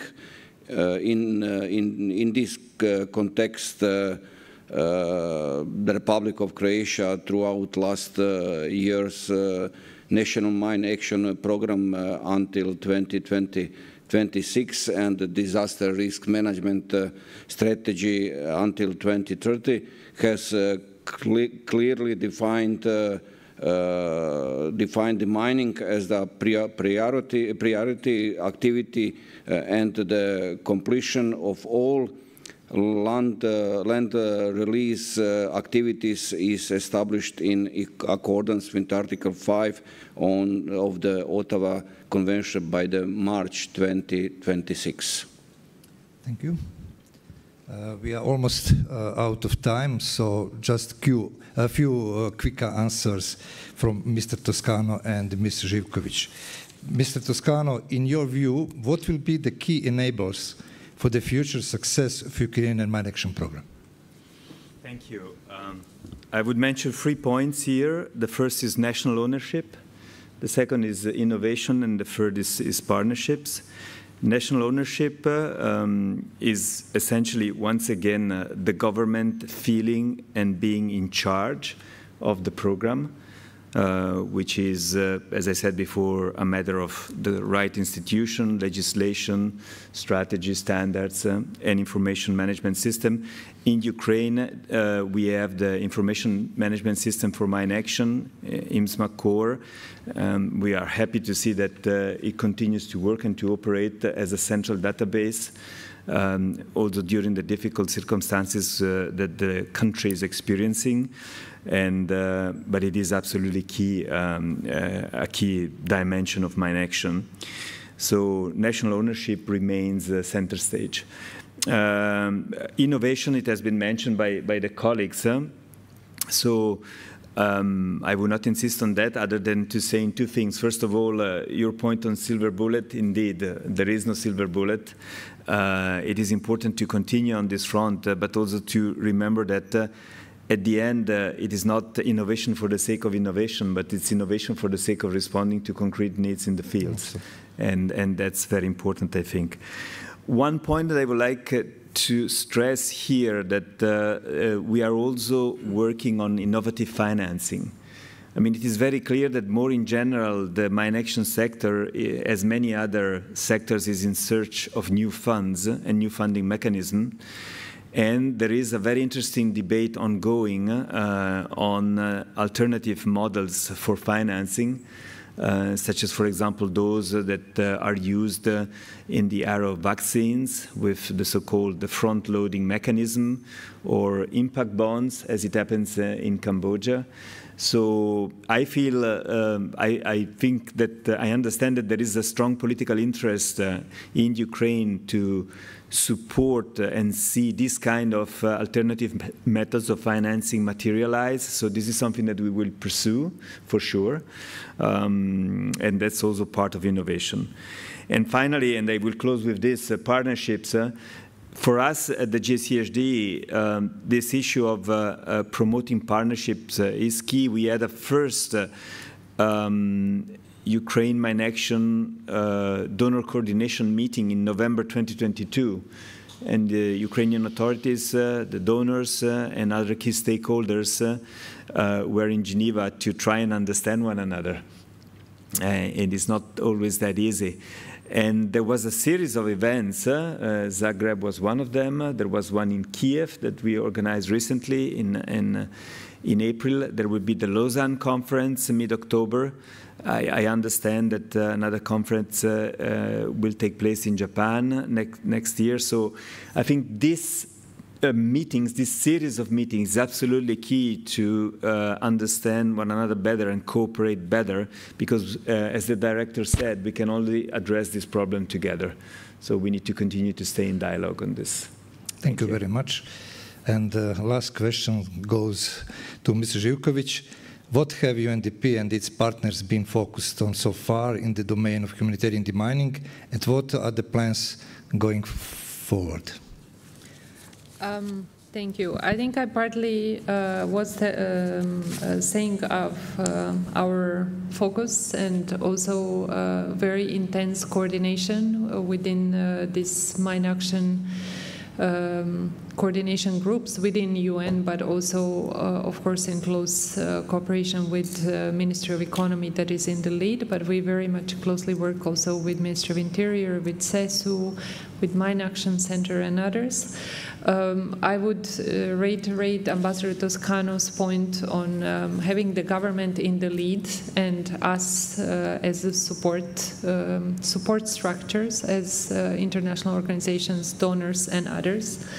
As we know from other examples, these mine action efforts are projected to take hundreds of years to complete, and as we speak, there are also mines from Second World War left in Western Europe. So we really need to find new ways or additional ways. I think this technology that is being developed will very much support and help the process, but financing will be the key. And we're also doing a feasibility study at UNDP and should be completed by mid-September this year on innovative systems for financing the mine action. But without the support of our donors, this will be very difficult to achieve. So once again, thanking all of our donors in support, and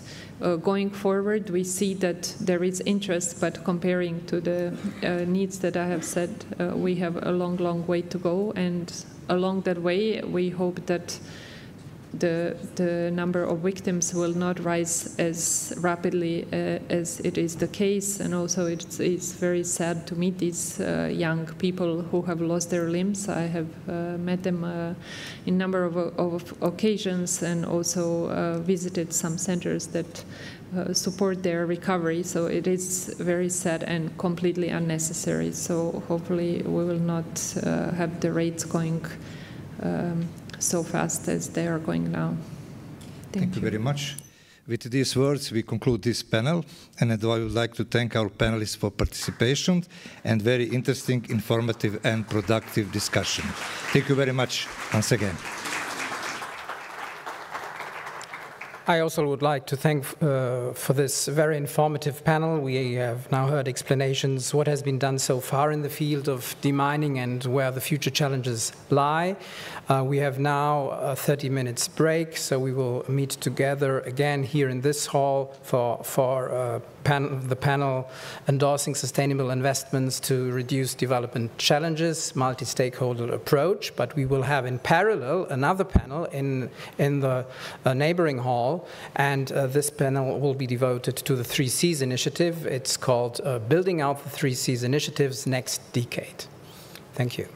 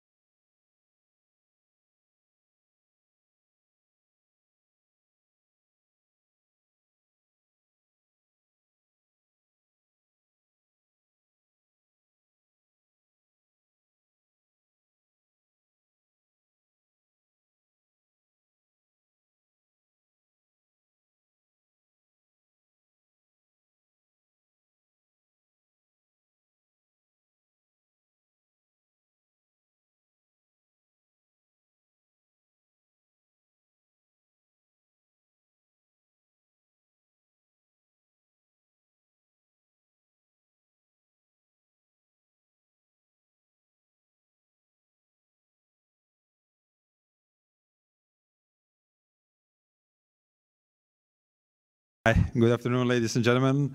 I would like to greet you all on behalf of Ministry of Foreign and European Affairs and on my personal behalf. It's been a great pleasure to be here moderating this panel with my wonderful panelists and audience we have here at Dubrovnik Forum. We are here on my two favorite topics. One is investments, my old love, and development, which is something that, it's occupying over 0.5% of my time. The European Union and its member states are leading global ODA provider, accounting for 43% of global ODA. And someone can argue that development assistance sometimes is just transfer of resources for one-time project, even though it's necessary to ensure development where assistance is needed, but it's not transferring the ability to create added value. This might lead to dependency and does not incentivize economic development.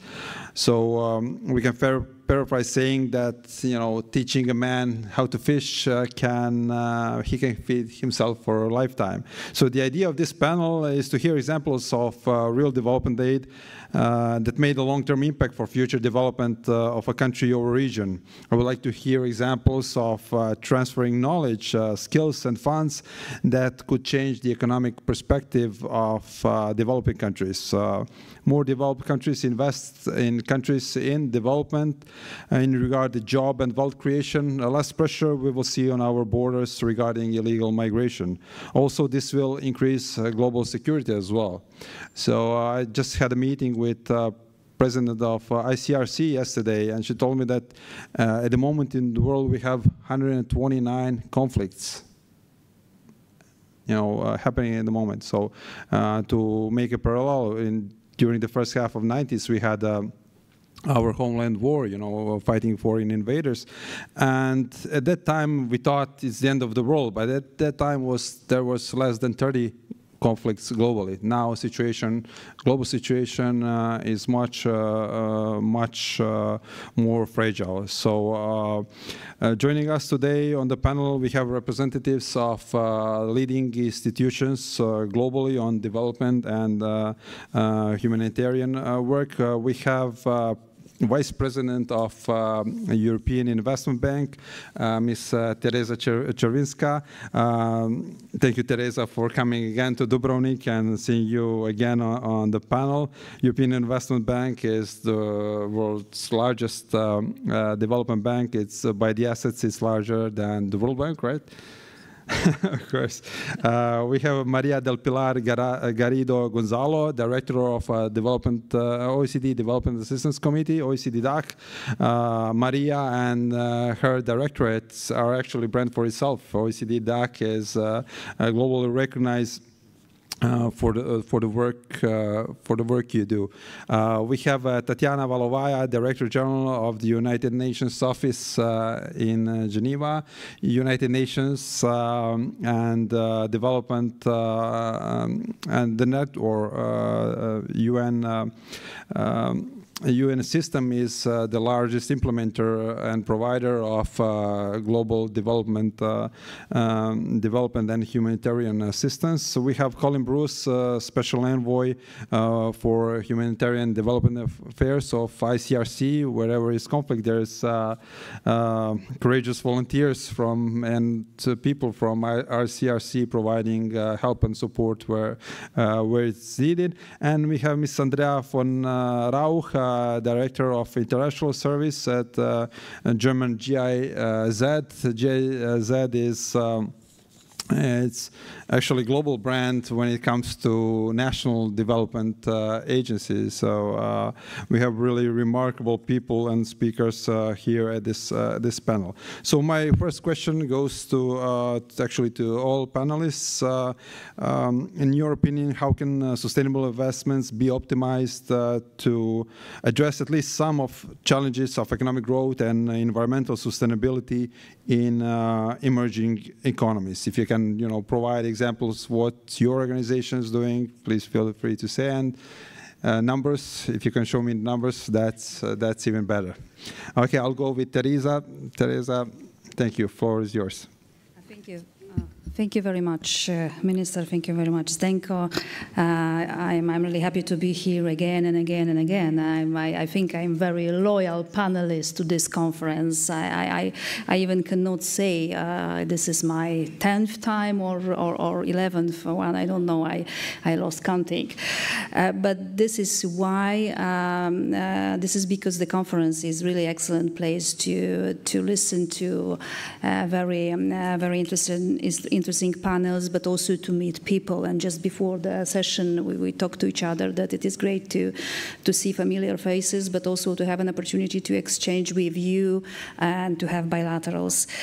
I'm really lucky to sit in the panel with colleagues, with institutions. We are cooperating very intensively, like, for example, GIZ, but UN also, and others. I promised before the panel that I can provide some numbers, and also I can say what is our approach, European Investment Bank approach to boost growth, economic growth on the one hand, and on the other hand to accelerate green and digital transition. Try to be very brief. So first of all, we are the largest multilateral financial institution in the world. Indeed, we have more than 500 billion euros on our balance sheet. Only last year we provided lending some 88 billion euros as a group outside and inside the European Union, and we also have in our capital group European Investment Fund. So we have both arms, lending arm, which is European Investment Bank, but also European Investment Fund, which is offering more sophisticated instruments like investments in funds of funds, creating more instruments for the risking investments, for example, in private sector. So first of all, our approach is think global, go local. It means that, of course, we are following very closely European policies. Particularly, our second name is Climate Bank, so we are natural booster of green and digital transition, but at the same time we understand very well that to have an impact, to make a difference, we need to cooperate very closely with national promotional institutions, with municipalities, with local banking sector. So just very latest example, this week we approved the pilot lending envelope for 2 billion euros for cities and municipalities across the European Union, because the global problems, they start from the local ground. So we decided to support climate neutral and smart cities mission with both technical assistance, so to prepare the operation, but also to co-finance and finance investment plans to decarbonize cities, to support investments in energy transition, energy efficiency, urban transport, etc. Why?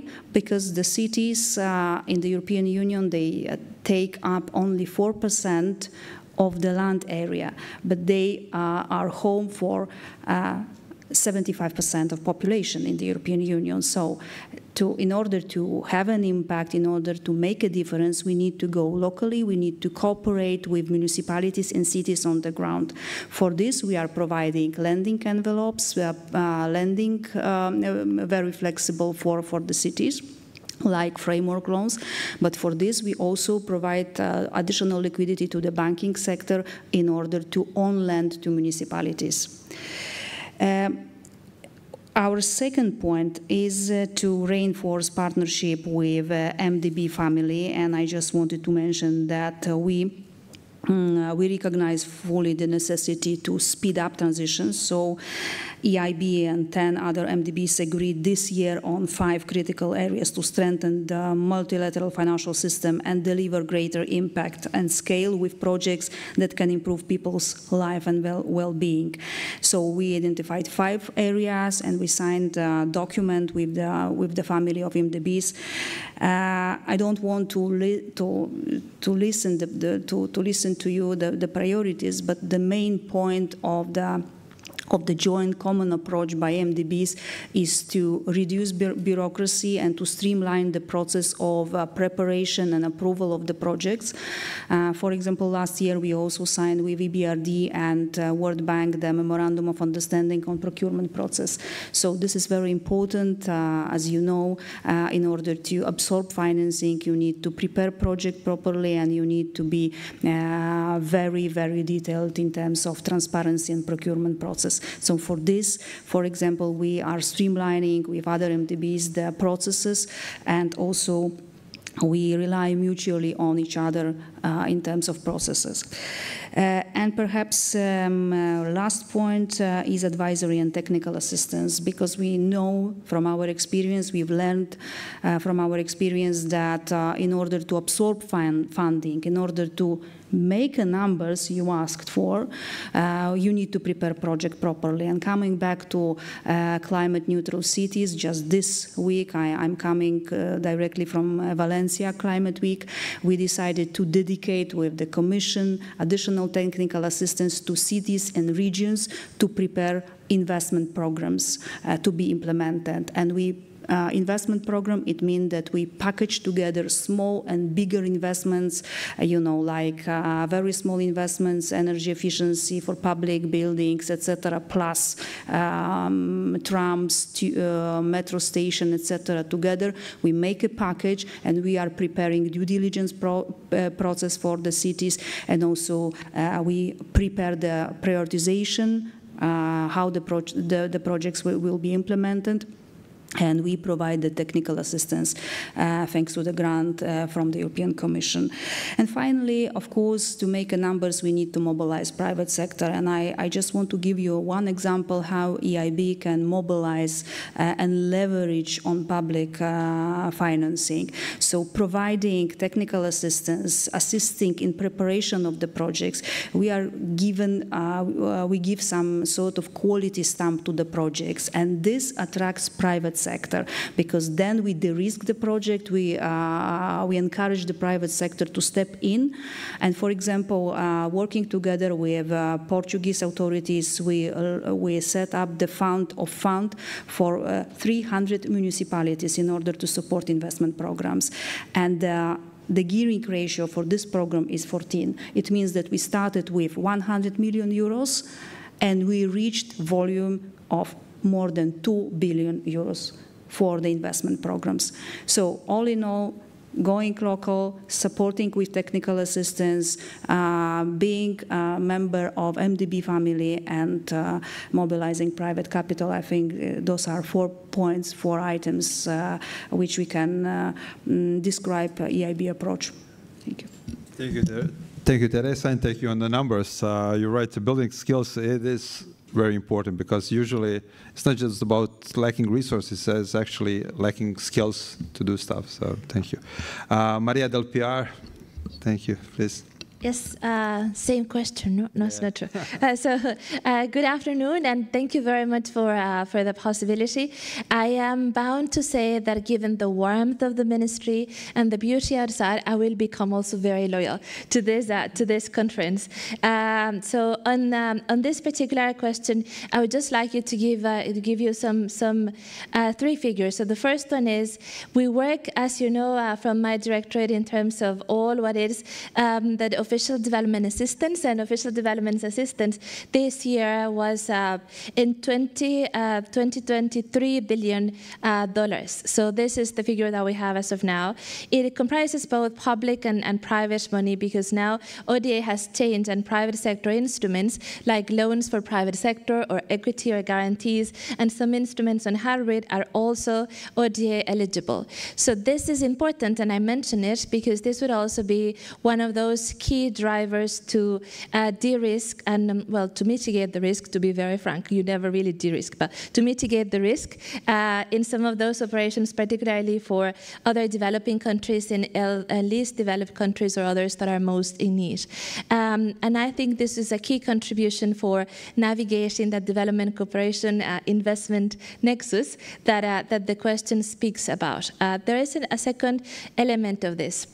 One of the key things that we are also do beyond ODA is looking at blended finance and how those instruments on blended finance can actually really provide other opportunities. So we have, we have brought together the G20 principles in the framework. So with the collaboration of Indonesia, OECD, and my team supported that. But now we're taking it a bit further because we are working on guidance for that, and particularly on blended finance for both adaptation and biodiversity. Because the business case is slightly different, and it is important to adjust it. If we were to bring another number to the table on private finance mobilized by the official development assistance, we are at $51.3 billion. If we have a 3.9 trillion gap, and if we have $51.3 million of this, it represents 0.01% of the private sector mobilized to close that gap. So clearly there are lots of opportunities, and it's not that the private sector or ODA have to close that gap by ourselves, right? SDGs are comprised by many other financial sources, but if we were to put it in their perspective, the contribution could grow further in order to contribute with investments to that. If we do double-click in that number and we go geographies, least developed countries and fragile states have the least opportunities to have funding. Only 18% of that total amount is actually going to them. So I agree with the point that was made by the Vice President in case of the need to also build more capacity with technical assistance, but also working with our own enabling environment, looking at our own regulation, both EU and the DAC, broader DAC community of donors, and also looking at the developing countries so that we can create the regulatory environment that is suitable for this. We could also work upstream. We could look further into macroprudential regulation even. Do we have the right ESG frameworks, or do we have the right incentives so that we attain both stability for the system and enable additional flows for development cooperation and investment for both sustainable development and climate ambition? So I believe that this are part of what we have been working on, and we will be looking at this closer for the region and with other partners. But I am mindful of your role as a moderator, and that we have a lot more to go on. So I'll keep it here and welcome your questions later on. Okay, thank you, Maria. Thank you on the numbers. Next panelist, Ms. Tatiana Valovaya. You're representing Secretary General Antonio Guterres here at this conference, and please, the floor is yours. Thank you very much, and for me it's also a pleasure to be here in Dubrovnik. It's my only second visit to Dubrovnik. The first and the only one took place many, many decades before. At that time I was a first-year student of the financial university. And now I'm talking here on a panel exactly about the challenges of modern finance and investment. And the latest United Nations report on sustainable development gave a figure. We need every year $4 trillion till 2030 if we want to implement sustainable development goals. It's a huge sum. It's a huge sum. And of course, United Nations as an organization, you are well aware, we don't have money to invest. But we do have a voice, we do have a vision, and we have a huge convening power.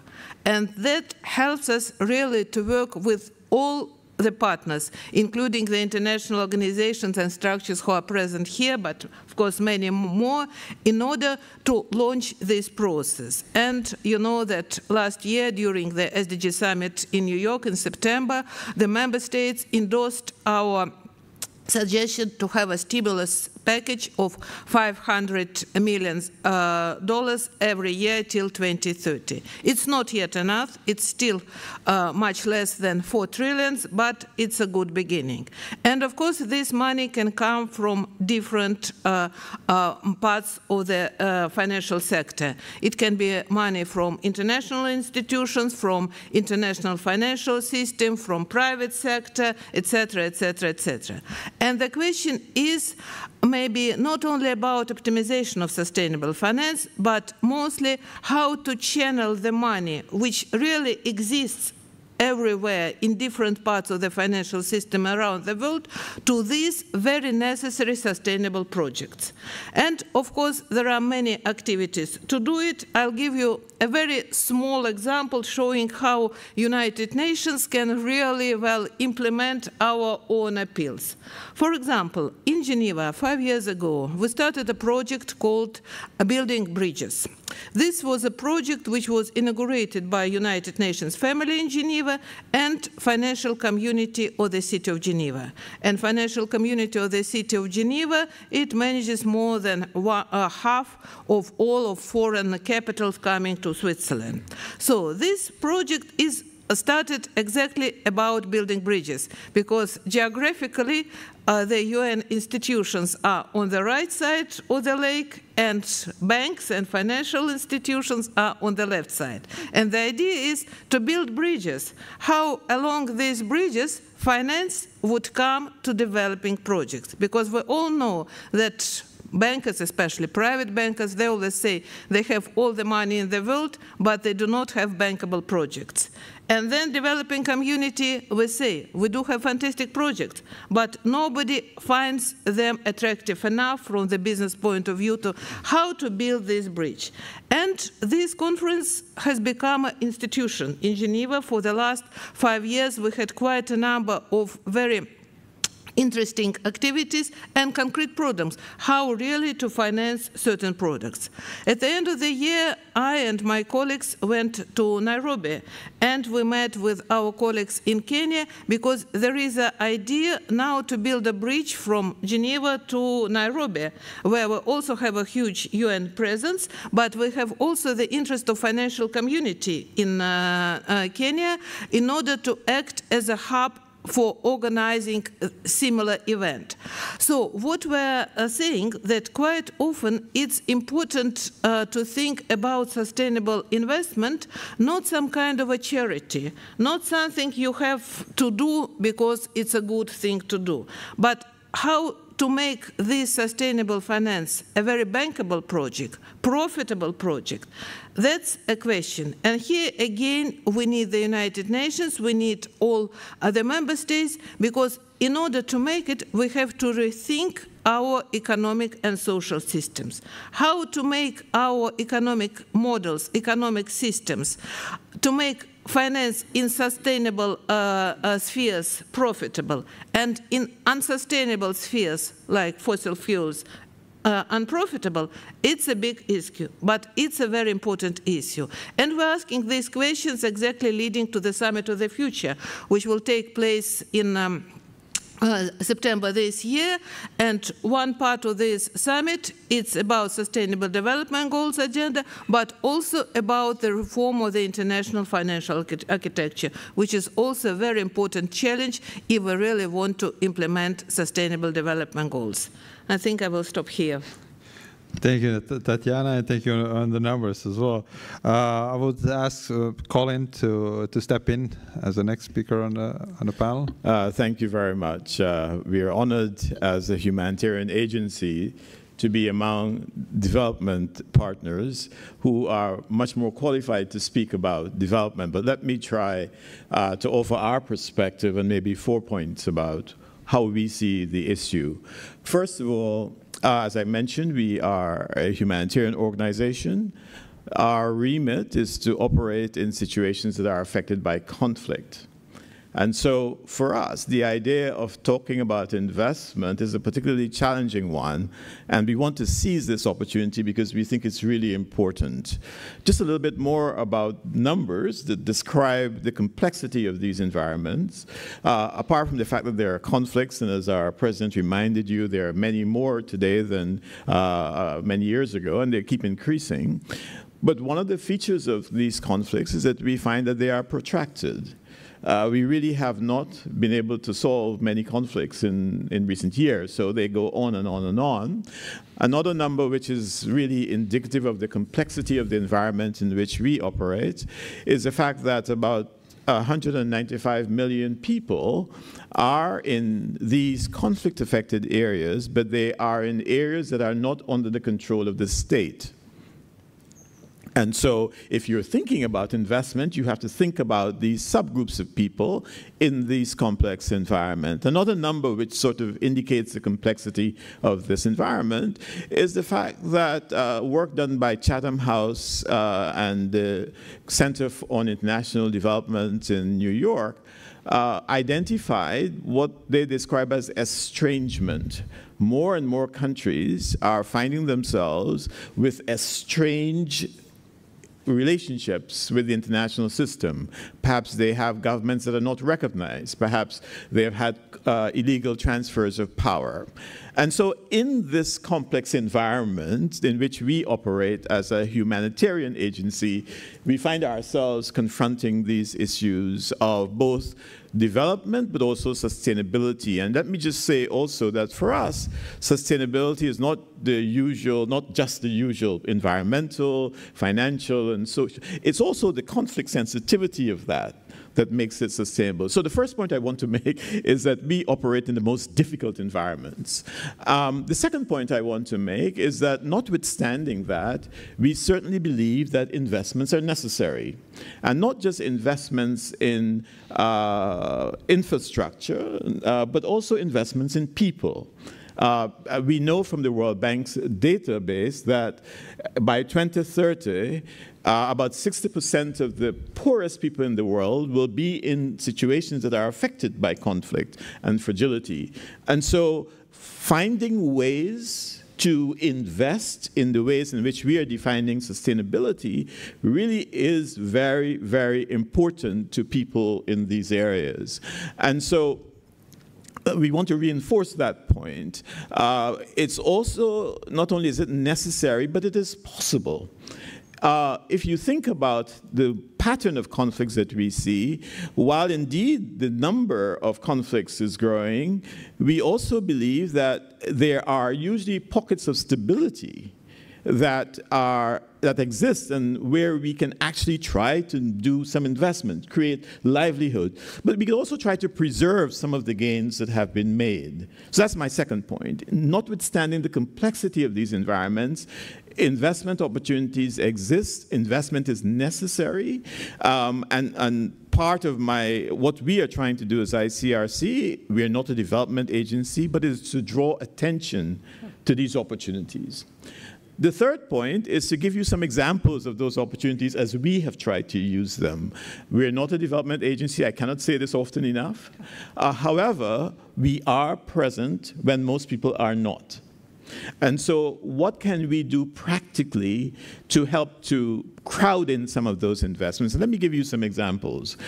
When most of the international community left Afghanistan in August of 2021, we had about 1,800 staff in the country. We boosted those numbers to about 2,000, and we decided that we would support the hospital system, the secondary and the training hospital system, which for us represented an investment in human capital, which, as you know, is necessary for development. And for us, it was particularly important to keep that system running and to actually strengthen it, because it was also the system that was training the next generation of health workers, including women. That's one sort of example. Another example actually reflects a partnership that we have been exploring with the EIB, and let me speak to that since our colleague is here from the EIB.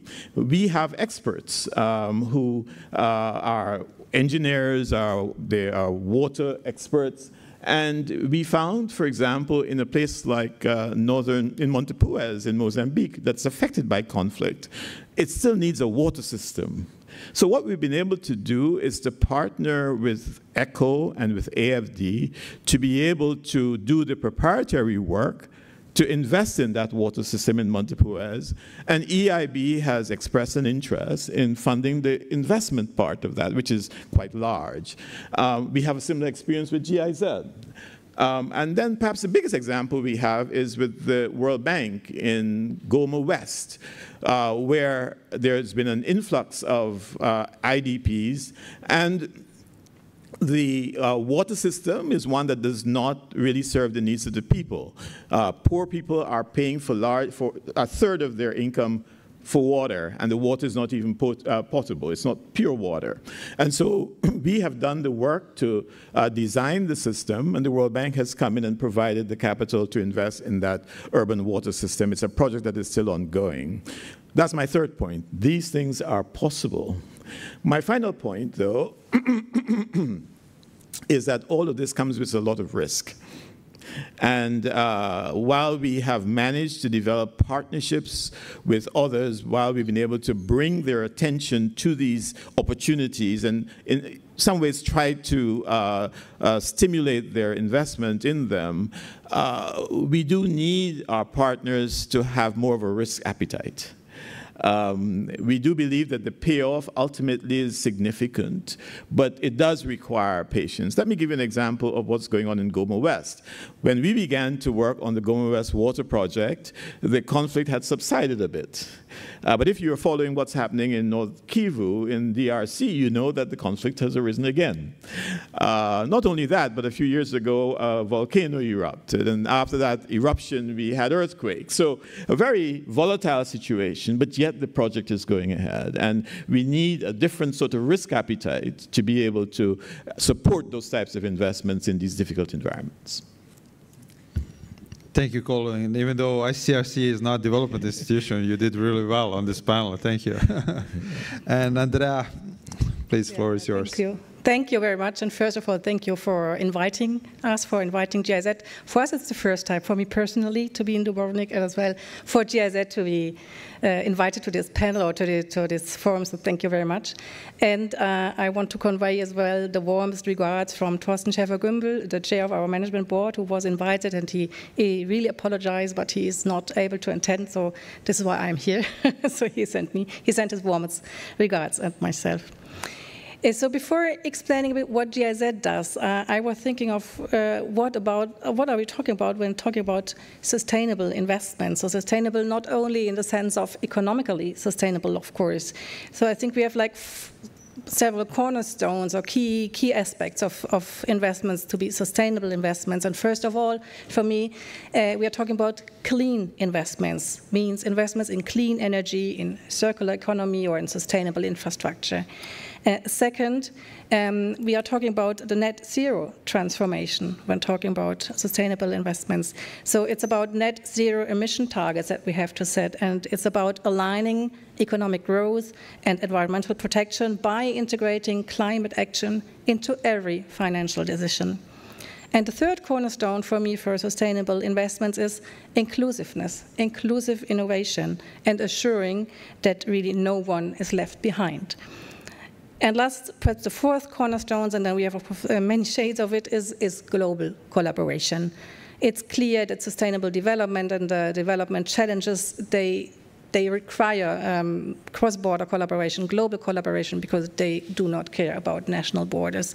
So in this setting, I would say, talking about sustainable investment, now the question is, how is GIZ working and not investing, but supporting it? Perhaps not everyone knows, but GIZ is a German government-owned development organization. We are an implementing organization, so we are not a donor. We implement programs that are funded mainly by German ministry, but not only. Of course, the EU is another donor we work for a lot, but as well other national governments, multilateral funds, private sector, and so on. And we work worldwide, so we have more than 120 countries where we work. We have around 25,000 colleagues worldwide that work. And this is, at the same time, I would say our strength is this really strong local presence in our partner countries, where we work on long-term partnerships. Really, we are there for years and decades, and we work with trustful collaboration with our partners in the different countries. By the way, 60% of them in really fragile and difficult contexts and conflict situations. What we do there is, of course, we provide advisory services at national level, but as well at decentralized level or international level, technical assistance, and global knowledge transfer on different levels. And when it comes now to fostering sustainable investments, this is a cross-sectoral issue. I mean, it depends on the sectors, but some of the sectors are more crucial than others, namely agriculture, energy, or infrastructure. And I mean, the basic challenge is clear and has been said several times. The resources are limited, and public resources are extremely limited, especially in those times. So, of course, we need the private sector, and we need private investments. And then we need the public resources to catalyze these private sector investments. And currently we can observe, I think, some fortunate technology developments as well, especially for solar energy. Perhaps you have seen this week in The Economist, they write about a solar age this week, and there's a special feature as well about Africa. So meaning that the costs for solar energy investments are going down, and there's the possibility to really reach people that have never have access to energy. So there are solutions, they become now available. And of course, it's the role of the private sector to optimize these solutions, but we as partner, we can support this. So this is, I mean, the different roles that we have in this endeavor. And I give you one example of the many examples of programs and projects that we work together with partners. And this is the program called Get Invest, which is part of a European multi-donor platform. This is supported by the EU, by Germany, Sweden, the Netherlands, and Austria all together. And Get Invest is a sort of one-stop shop for private renewable energy investments in sub-Saharan Africa. So it's about supporting investments at decentralized level. And I mean, the challenge is clear. All companies and projects need finance. However, very often it's really too difficult and too complicated in this jungle of financial landscape to find the right way. On the other hand, and we have heard about this, the financiers often have the problem that they don't find, or they find the project proposed not bankable. So there are no bankable projects. So how to get this bridge? And this is what the program Get Invest addresses. It makes companies and projects bankable.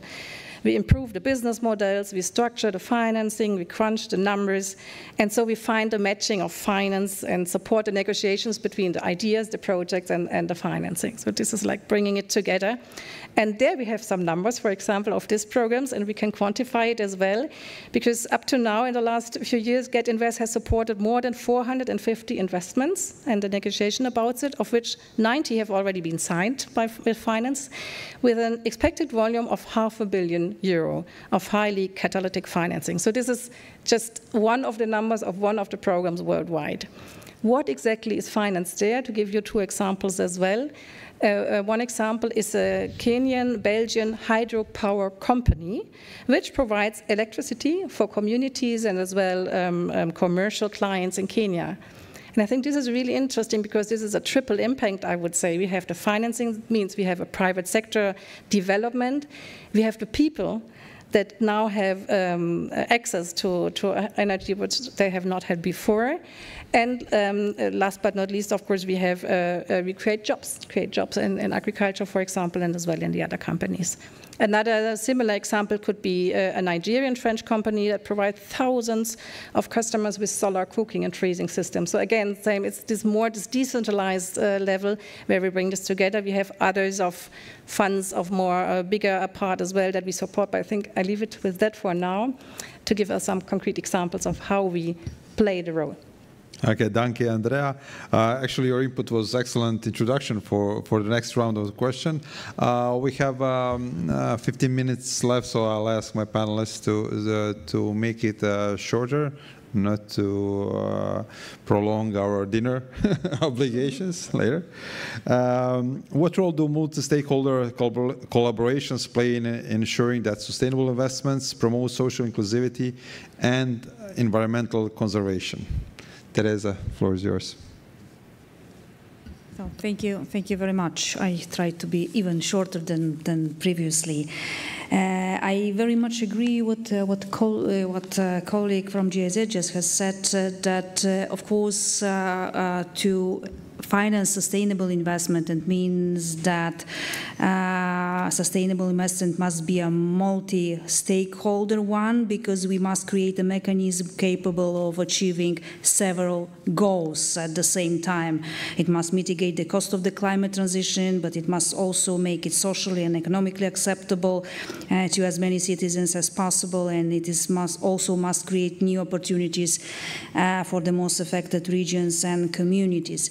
So how to combine all the goals and how to make, in addition, the project bankable. So this is very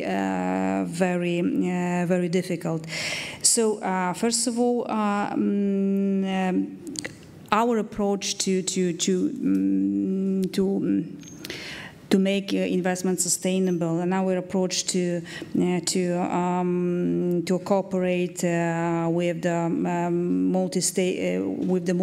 multi-stakeholder community is first to create financing for diversifying the economy and helping people adapt to changes on the job markets, because it also has been mentioned in the panel that we are talking about big infrastructure, about numbers, billions, trillions, etc. But at the end of the day, we need to show the people that energy transition, digital transition can bring also benefit to the people, that we can create opportunities on the job market.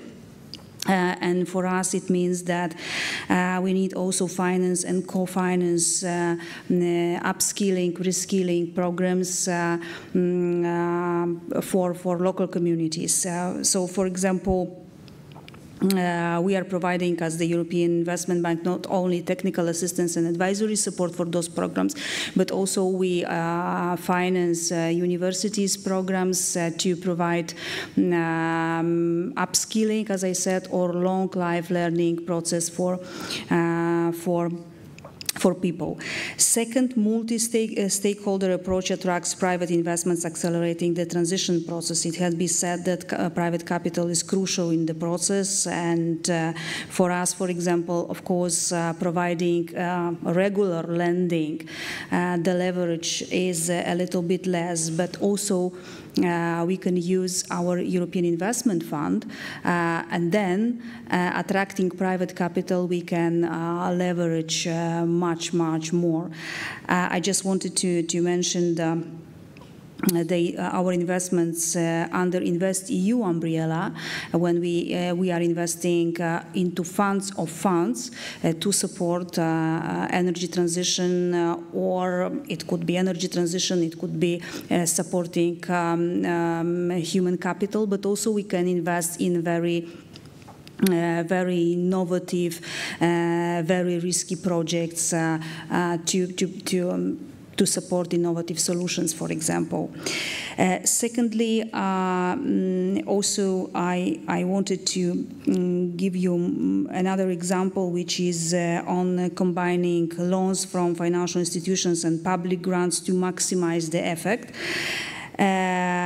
And in the European Union, to use it against, as example, public sector loan facility combines up to 10 billion euros in EIB loans. We have 1.5 billion euros from the EU budget to finance public sector investment projects benefiting the transition regions, for example.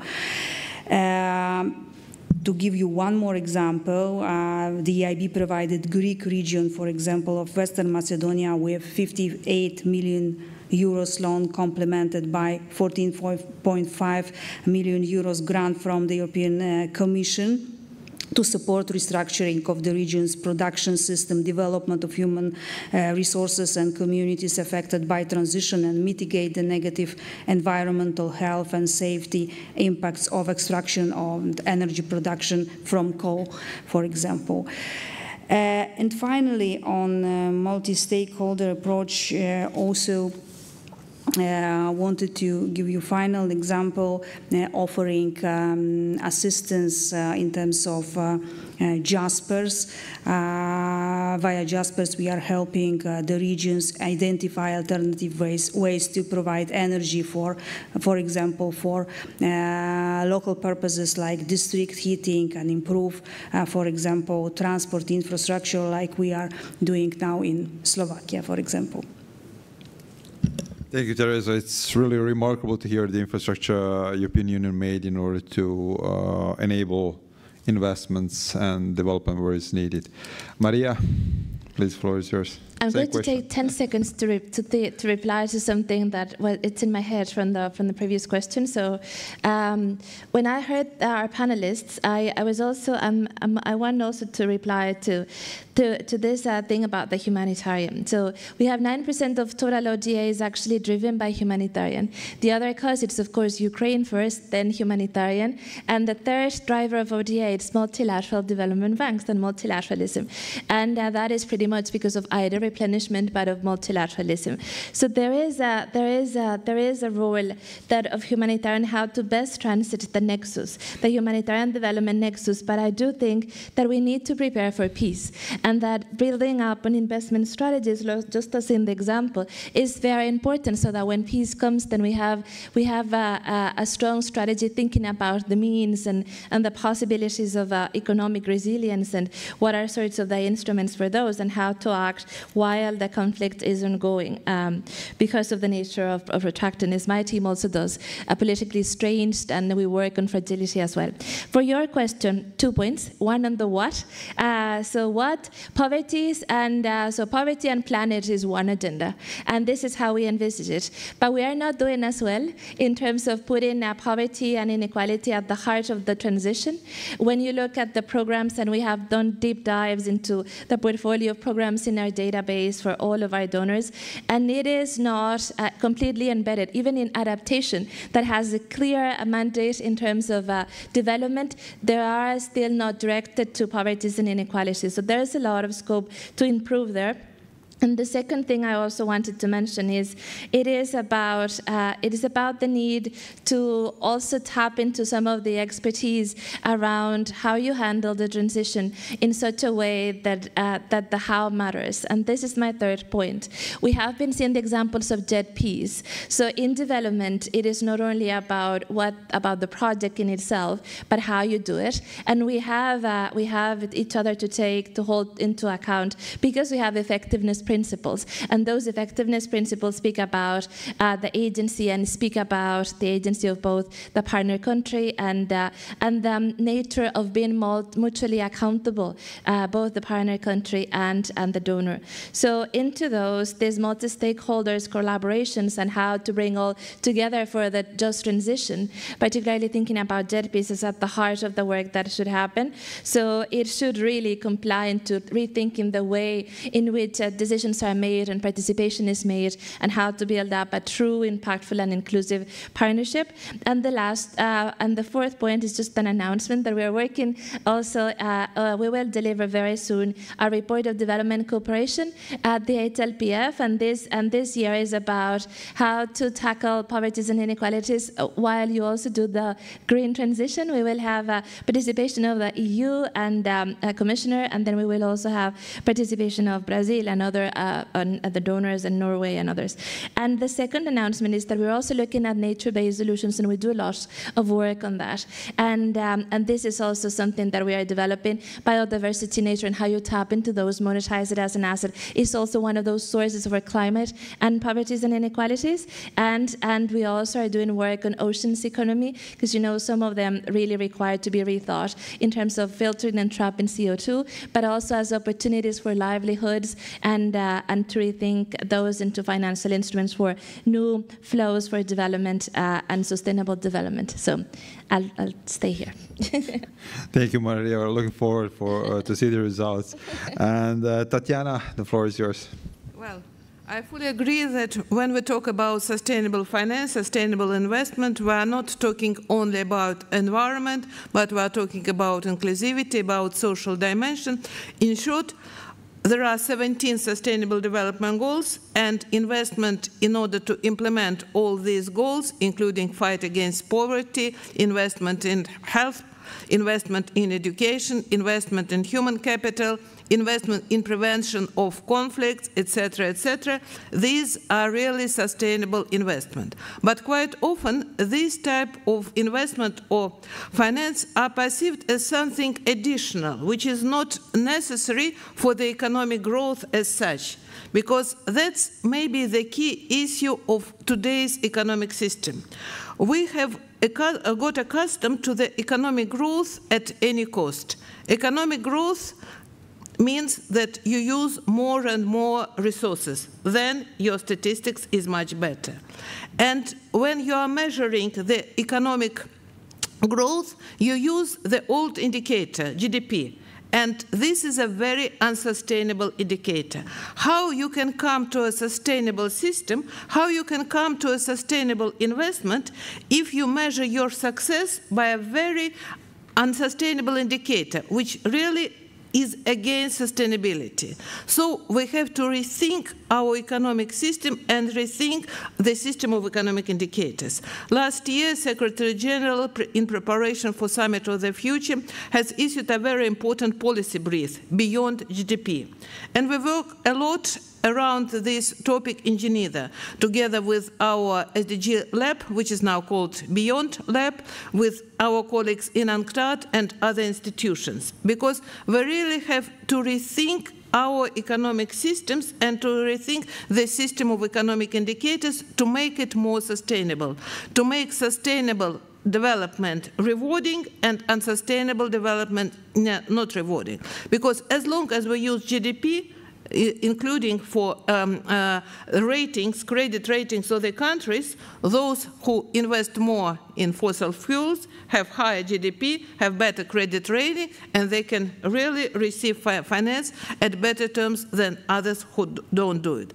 We are often speaking about 2030 agenda, but it's time already to start thinking beyond 2030, because beyond 2030, we will have to develop in also a sustainable way. All these development goals, even if we fully implement them, they will be as relevant beyond 2030 as they are relevant now. That's why we really have to talk about long-term sustainability. Thank you, Tatiana. Colin, please. On the issue of sustainability, I just maybe make 3 points. As a humanitarian agency, and specifically as ICRC, given our mandate, that is, one that has to do with conflict, one that has to do with the protection and the advancement of international humanitarian law, one to do with protection and assistance of people. Multi-stakeholder relations are hugely important and wider than almost any part of the system. And I say that without fear of contradiction because I spent 30 years at the World Bank working on development. So I know how wide those relationships are. But for us at ICRC, they're even wider. Here are the reasons. One, we need stakeholders to give us access. When everyone leaves, for us to be able to operate in any given environment, we need to talk to the affected communities, we need to talk to non-state armed groups, we need to talk to governments, we need to talk to everyone who is relevant.